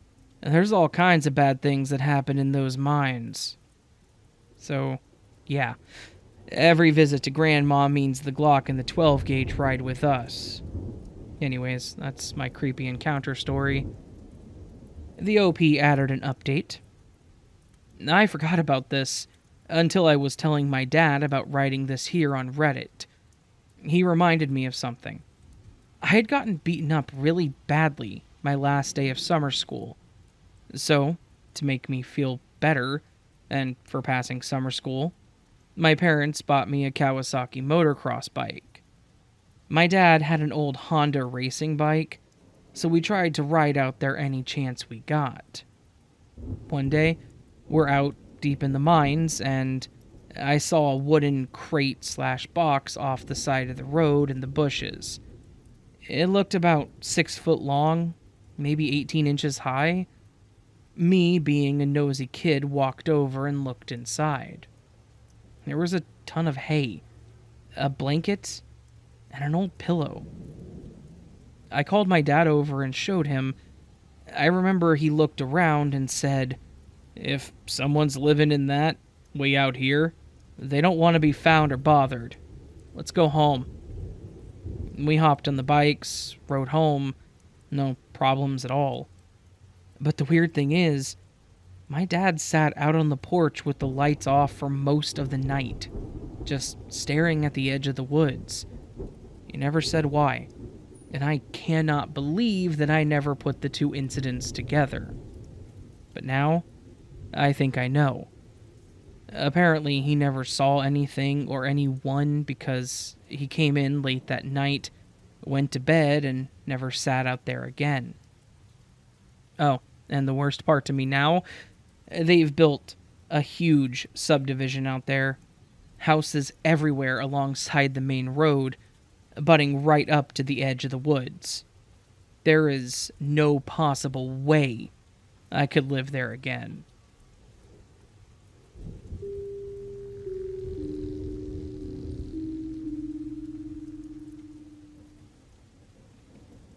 As a child, I did a lot of things that I shouldn't have. I skipped school, smoked, drank, argued with my parents, and snuck out. I know what I did was wrong, and I don't really have a reason for it either. I know now that my parents did their best, though, and I understand that now, but at the time, I thought I knew what was best for me. Whenever I had fights with my parents, I would just leave. Sometimes I would end up at my friend's house, in a parking lot, on a bench for a while, or even just sitting at the corner to calm down. But my favorite places to go were abandoned places. We had a lot of places that were abandoned, condemned, and left behind. Usually my friends and I would find a place to call our own and smoke there, and just hang out for several hours. This would turn up to be my plans one night after a fight with my dad. I got pissed off and stormed off to my room. I grabbed my skateboard with my little backpack, threw in some clothes, my flashlight, my wallet, and a few other things to ditch for a few days. It was summer at the time, so I figured I would be out for a few days and come back home. I slipped out the back door and was on my way. I tried calling a few of my friends, and they said they were busy and couldn't get out due to other family plans. One of my friends welcomed me over, but said it would be a few hours before they got home, so I was on my own for a few. I started riding around, thinking I could at least head in the direction of my friends and just enjoy the cooler evening breeze. En route, I decided to take a back road that basically went behind some apartments and out to the other side. While back there, I remembered one of the complexes nearby had caught fire, and I decided to look for it. As it turns out, I was actually off on the name and found the property a few blocks over. It was obviously evacuated and had boards on the window, but it was still standing. So I decided why not check it out and kill some time while I was at it. I was around 16 or 17 at the time and was a petite girl. So I could easily fit into small places. But that also means I wasn't very strong and couldn't break down boards, windows, or doors. So I had to find a more discreet way to get in. Turns out, there was an emergency exit with stairs going down the side of the building, which still seemed to be intact. So I left my skateboard at the bottom, climbed up the stairs to the door, and with there being a no trespassing sign on the door, I just opened it and went in. When I entered, I could immediately smell the remnants of the fire. The smoky smell, burnt wood, and old building falling apart. There were several doors going down the hall. Some of the doors were opened, some of them appeared to be locked or jammed. Walking around the open rooms, you could tell where the fire was the worst. And seeing some of the items that people left behind or couldn't take was kind of sad. Old clothes, pictures, children's toys.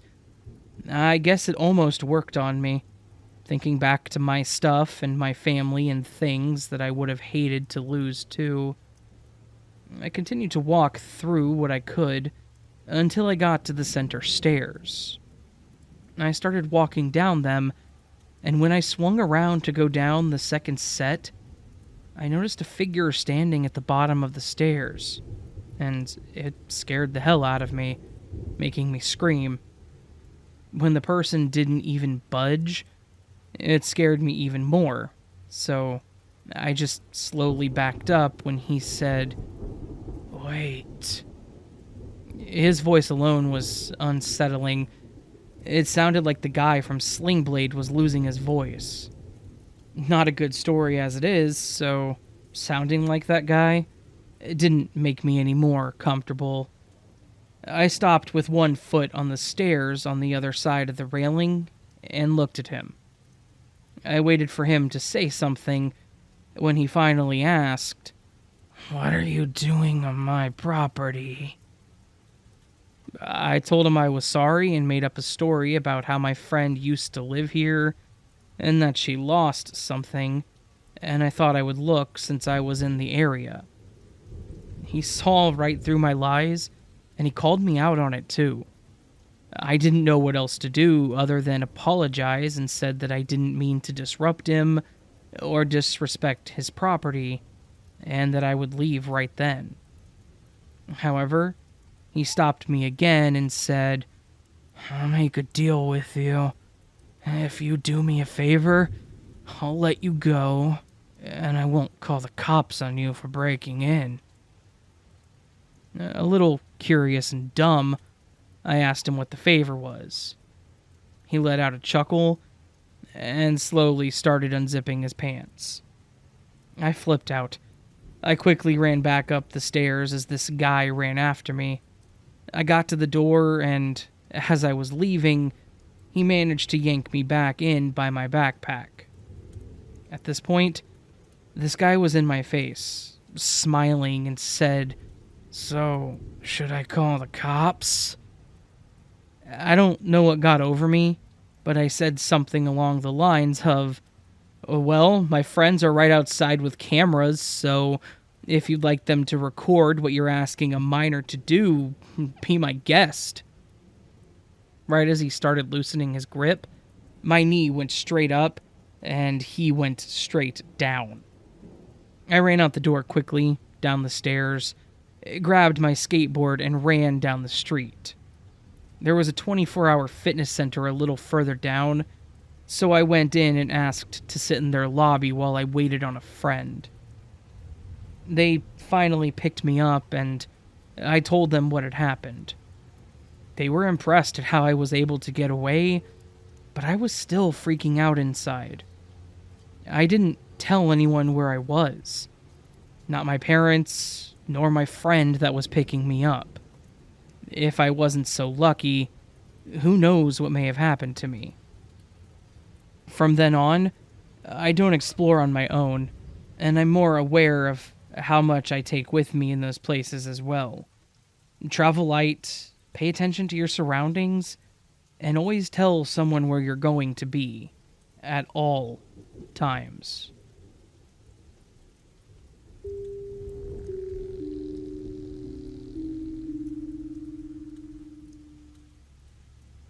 Way back when I was a kid, my father, my brother, and I would spend most of our summers off school out in a certain lake near Ontario, Canada. I'm not going to name the lake because I don't want to be more detailed than Ontario, but I'm sure you internet sleuths out there could figure it out with enough time and detail.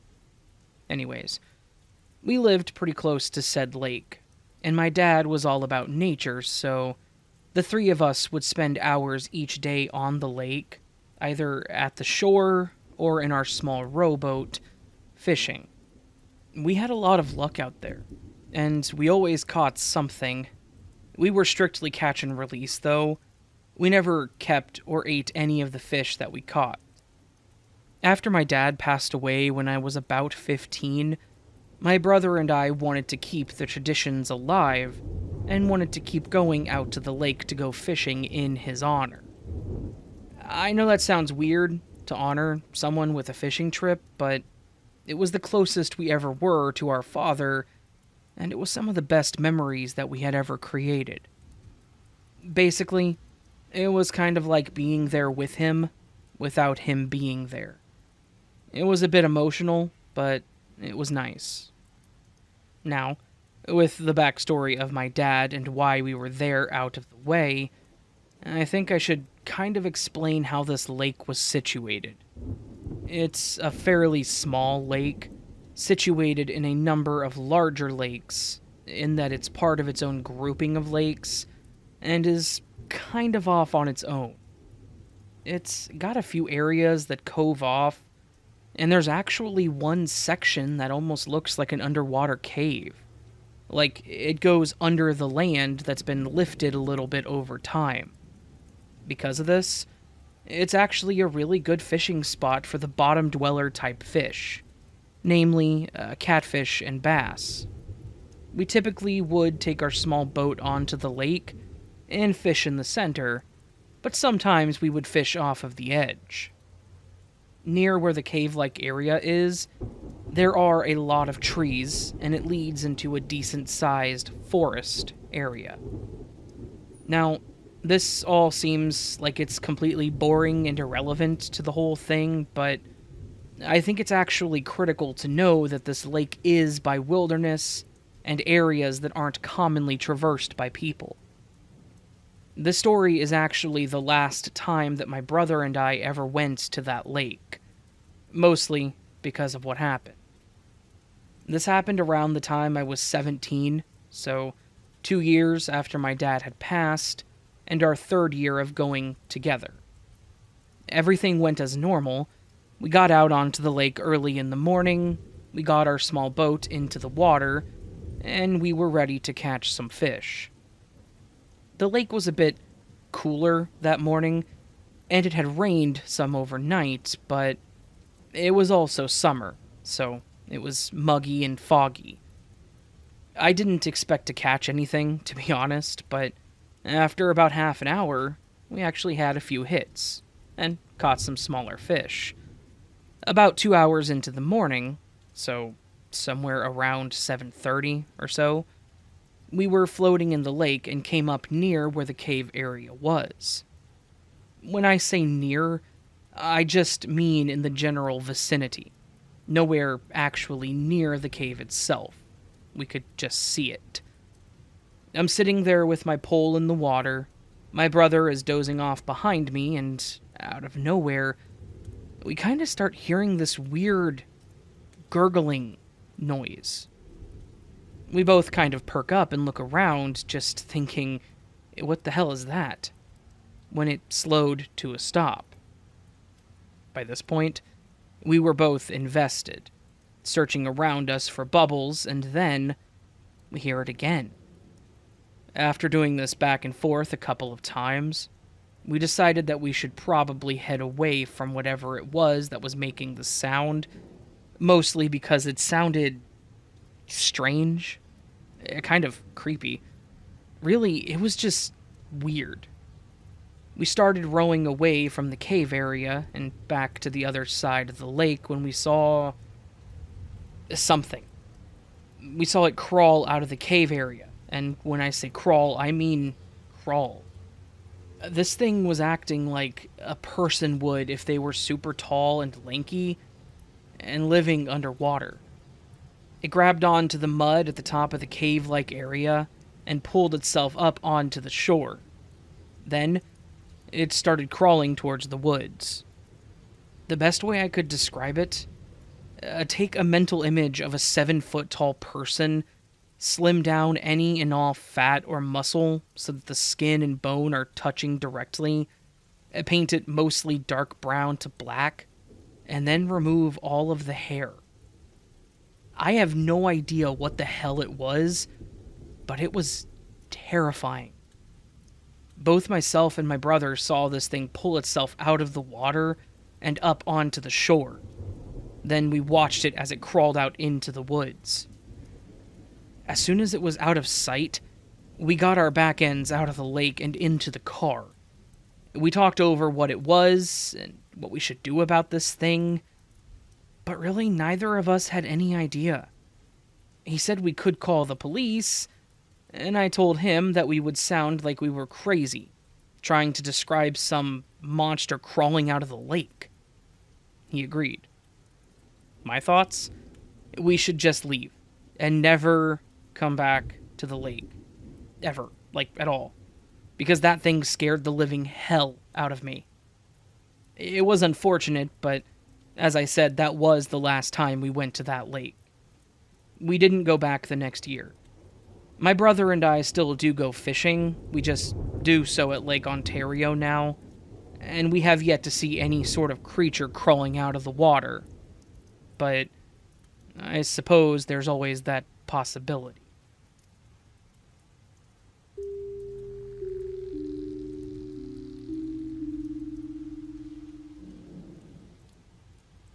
I'm not even sure quite where to begin, but I'll start with giving some background information. I'm now a 25-year-old female, but when I first moved into my apartment, I was only 21 or 22 at the time. The apartment complex I lived in was very quiet for the most part. Lots of younger families and old people lived there.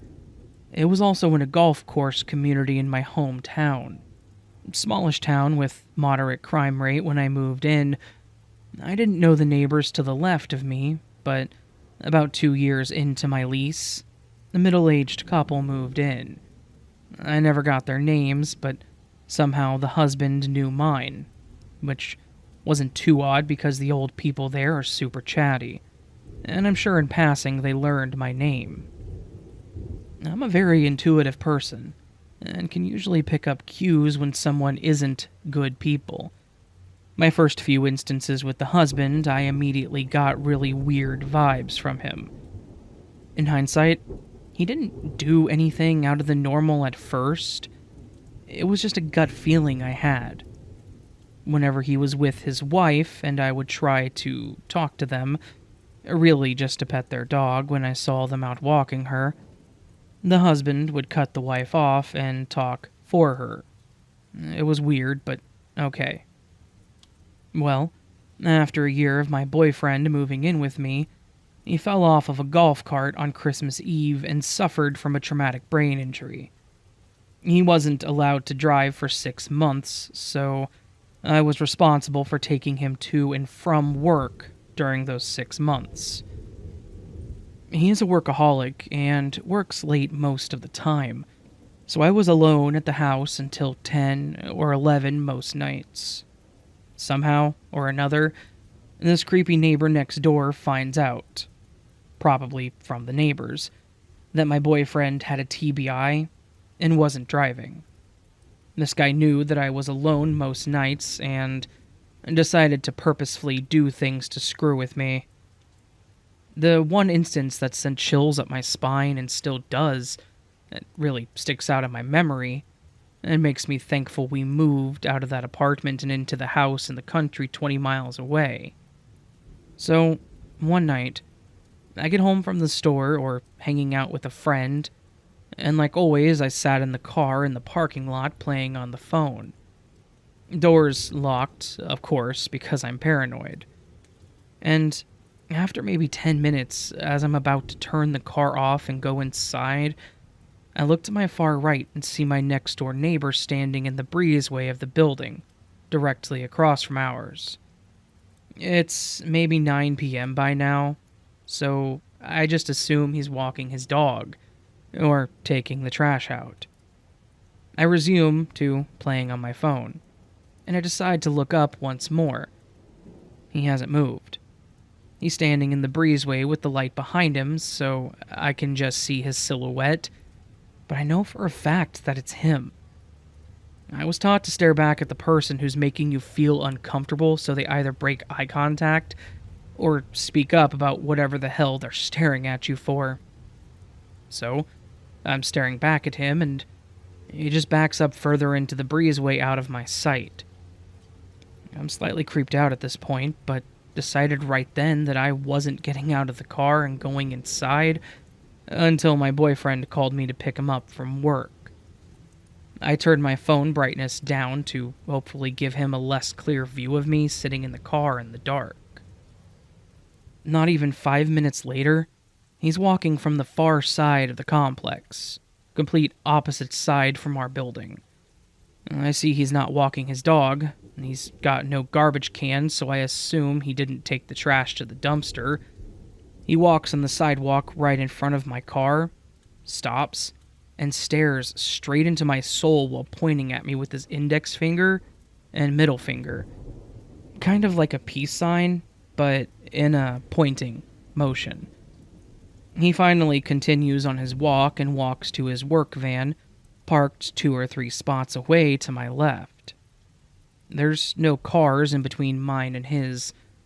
He grabs some empty grocery bags out of his van, takes a suspiciously long time grabbing them, and proceeds to walk back into the direction that he came.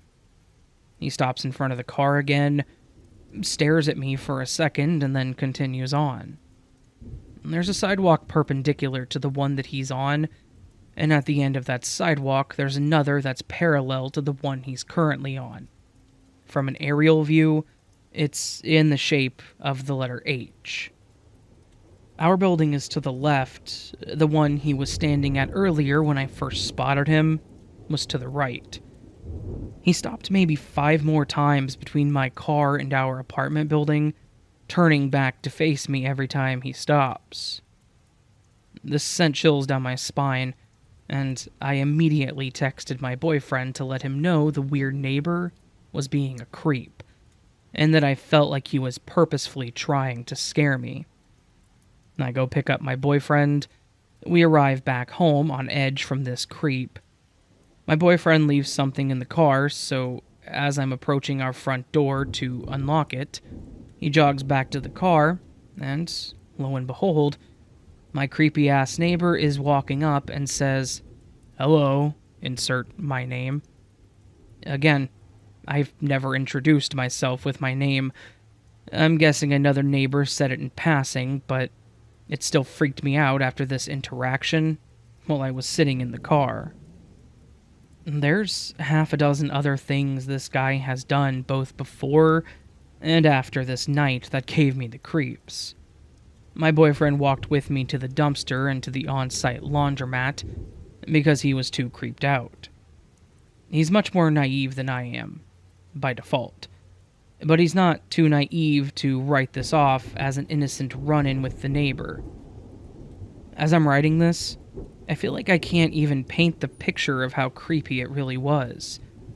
Maybe I was overreacting, but my gut at the time was telling me that something was off.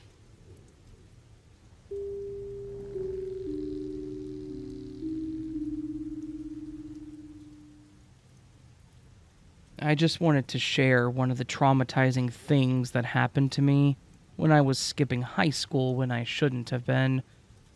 I was taking a grade 12 physics class over the summer to get ahead of my year, since I was in grade 11 at the time. However, The teacher ended up sucking, and I decided to drop it and just take it with my actual year. It was a Friday. My dad dropped me off at the school and left for work. I walked into the main office and asked to be removed from the class, which they did. It was 9 a.m., and I realized my dad wouldn't be picking me up until 1 p.m. But I remembered there was a strip mall right across the road from the school, so I decided to kill some time there. This mall opened at 9 a.m. as well, so when I was walking into the area, the parking was essentially empty, except for the workers' cars. It was a very quiet and gloomy morning, not a person in sight outside. I saw a drug mart and decided to check out some makeup or something there. While I was walking, I was busy looking for music on my iPod and I slowed down. I noticed it seemed to be too quiet. I didn't care to look around then, but when I started walking again, the quiet was gone. And that's when I saw it. A red car driving just steps behind me, as slow as ever. When I walked, it drove slowly and silently behind me. When I stopped, it stopped. When I saw the car doing this, the man inside must have freaked out a little bit as he revealed himself. Come here. Where are you going? Let me give you a ride." I ignored it. He wouldn't stop. 5 to 6 times the same question, and now he was driving right alongside me. I ran for the drug mart's door. Finally, I thought, safe inside the store. I went to the makeup section and started looking at lipstick. Literally, out of nowhere, a voice. "I can buy that for you." He'd followed me inside the store. This time I got a good look at him. An African-American man wearing blue jeans, a bright yellow, almost neon shirt, probably 30 to 40 years old. "No, thank you. I can get it myself." The timid, socially anxious high schooler in me was freaking out. Sweaty palms, heart beating fast. I couldn't believe he had the nerve to follow me in there. Come on, baby. I can get it." "No, thank you. I have money." "Pick anything you want. I'll buy it for you." "I'm sorry, I don't know you." "So what? Let me treat you, baby." Scared out of my mind, I changed aisles. I didn't know where else to go. All I knew is that I couldn't walk out of the store. He would just follow me again. And then there would be no one there to see me. He came after me. "Where are you going?" "School," I lied. Surely he'd back off knowing I was underage. He didn't. "What school? Let me drive you. Pretty girls don't walk." "I don't know you." "Well, you can get to know me. This is how people make friends." "I already have friends." "Not any like me." He grinned. My stomach fell to the floor. "Sorry," I said, walking away as he followed again. "How old are you?" 16. I was 17, but I wanted to emphasize that I was young. "Oh, you're so pretty like a doll." This triggered me. He really didn't care. "Please, leave me alone. I don't talk to strangers." I was teary-eyed at this point. "Oh, come with me. We can be friends." At this point, a miracle. An employee walked up to us. "Excuse me, do you know this man?" "No," I said, choking back tears. As I said no, the pervert said yes. "I didn't ask you," she answered to him. "Is he bothering you?" she asked me. "Yes," I replied, half relieved, half traumatized. "Leave the store right now or I'm calling security," she said to him.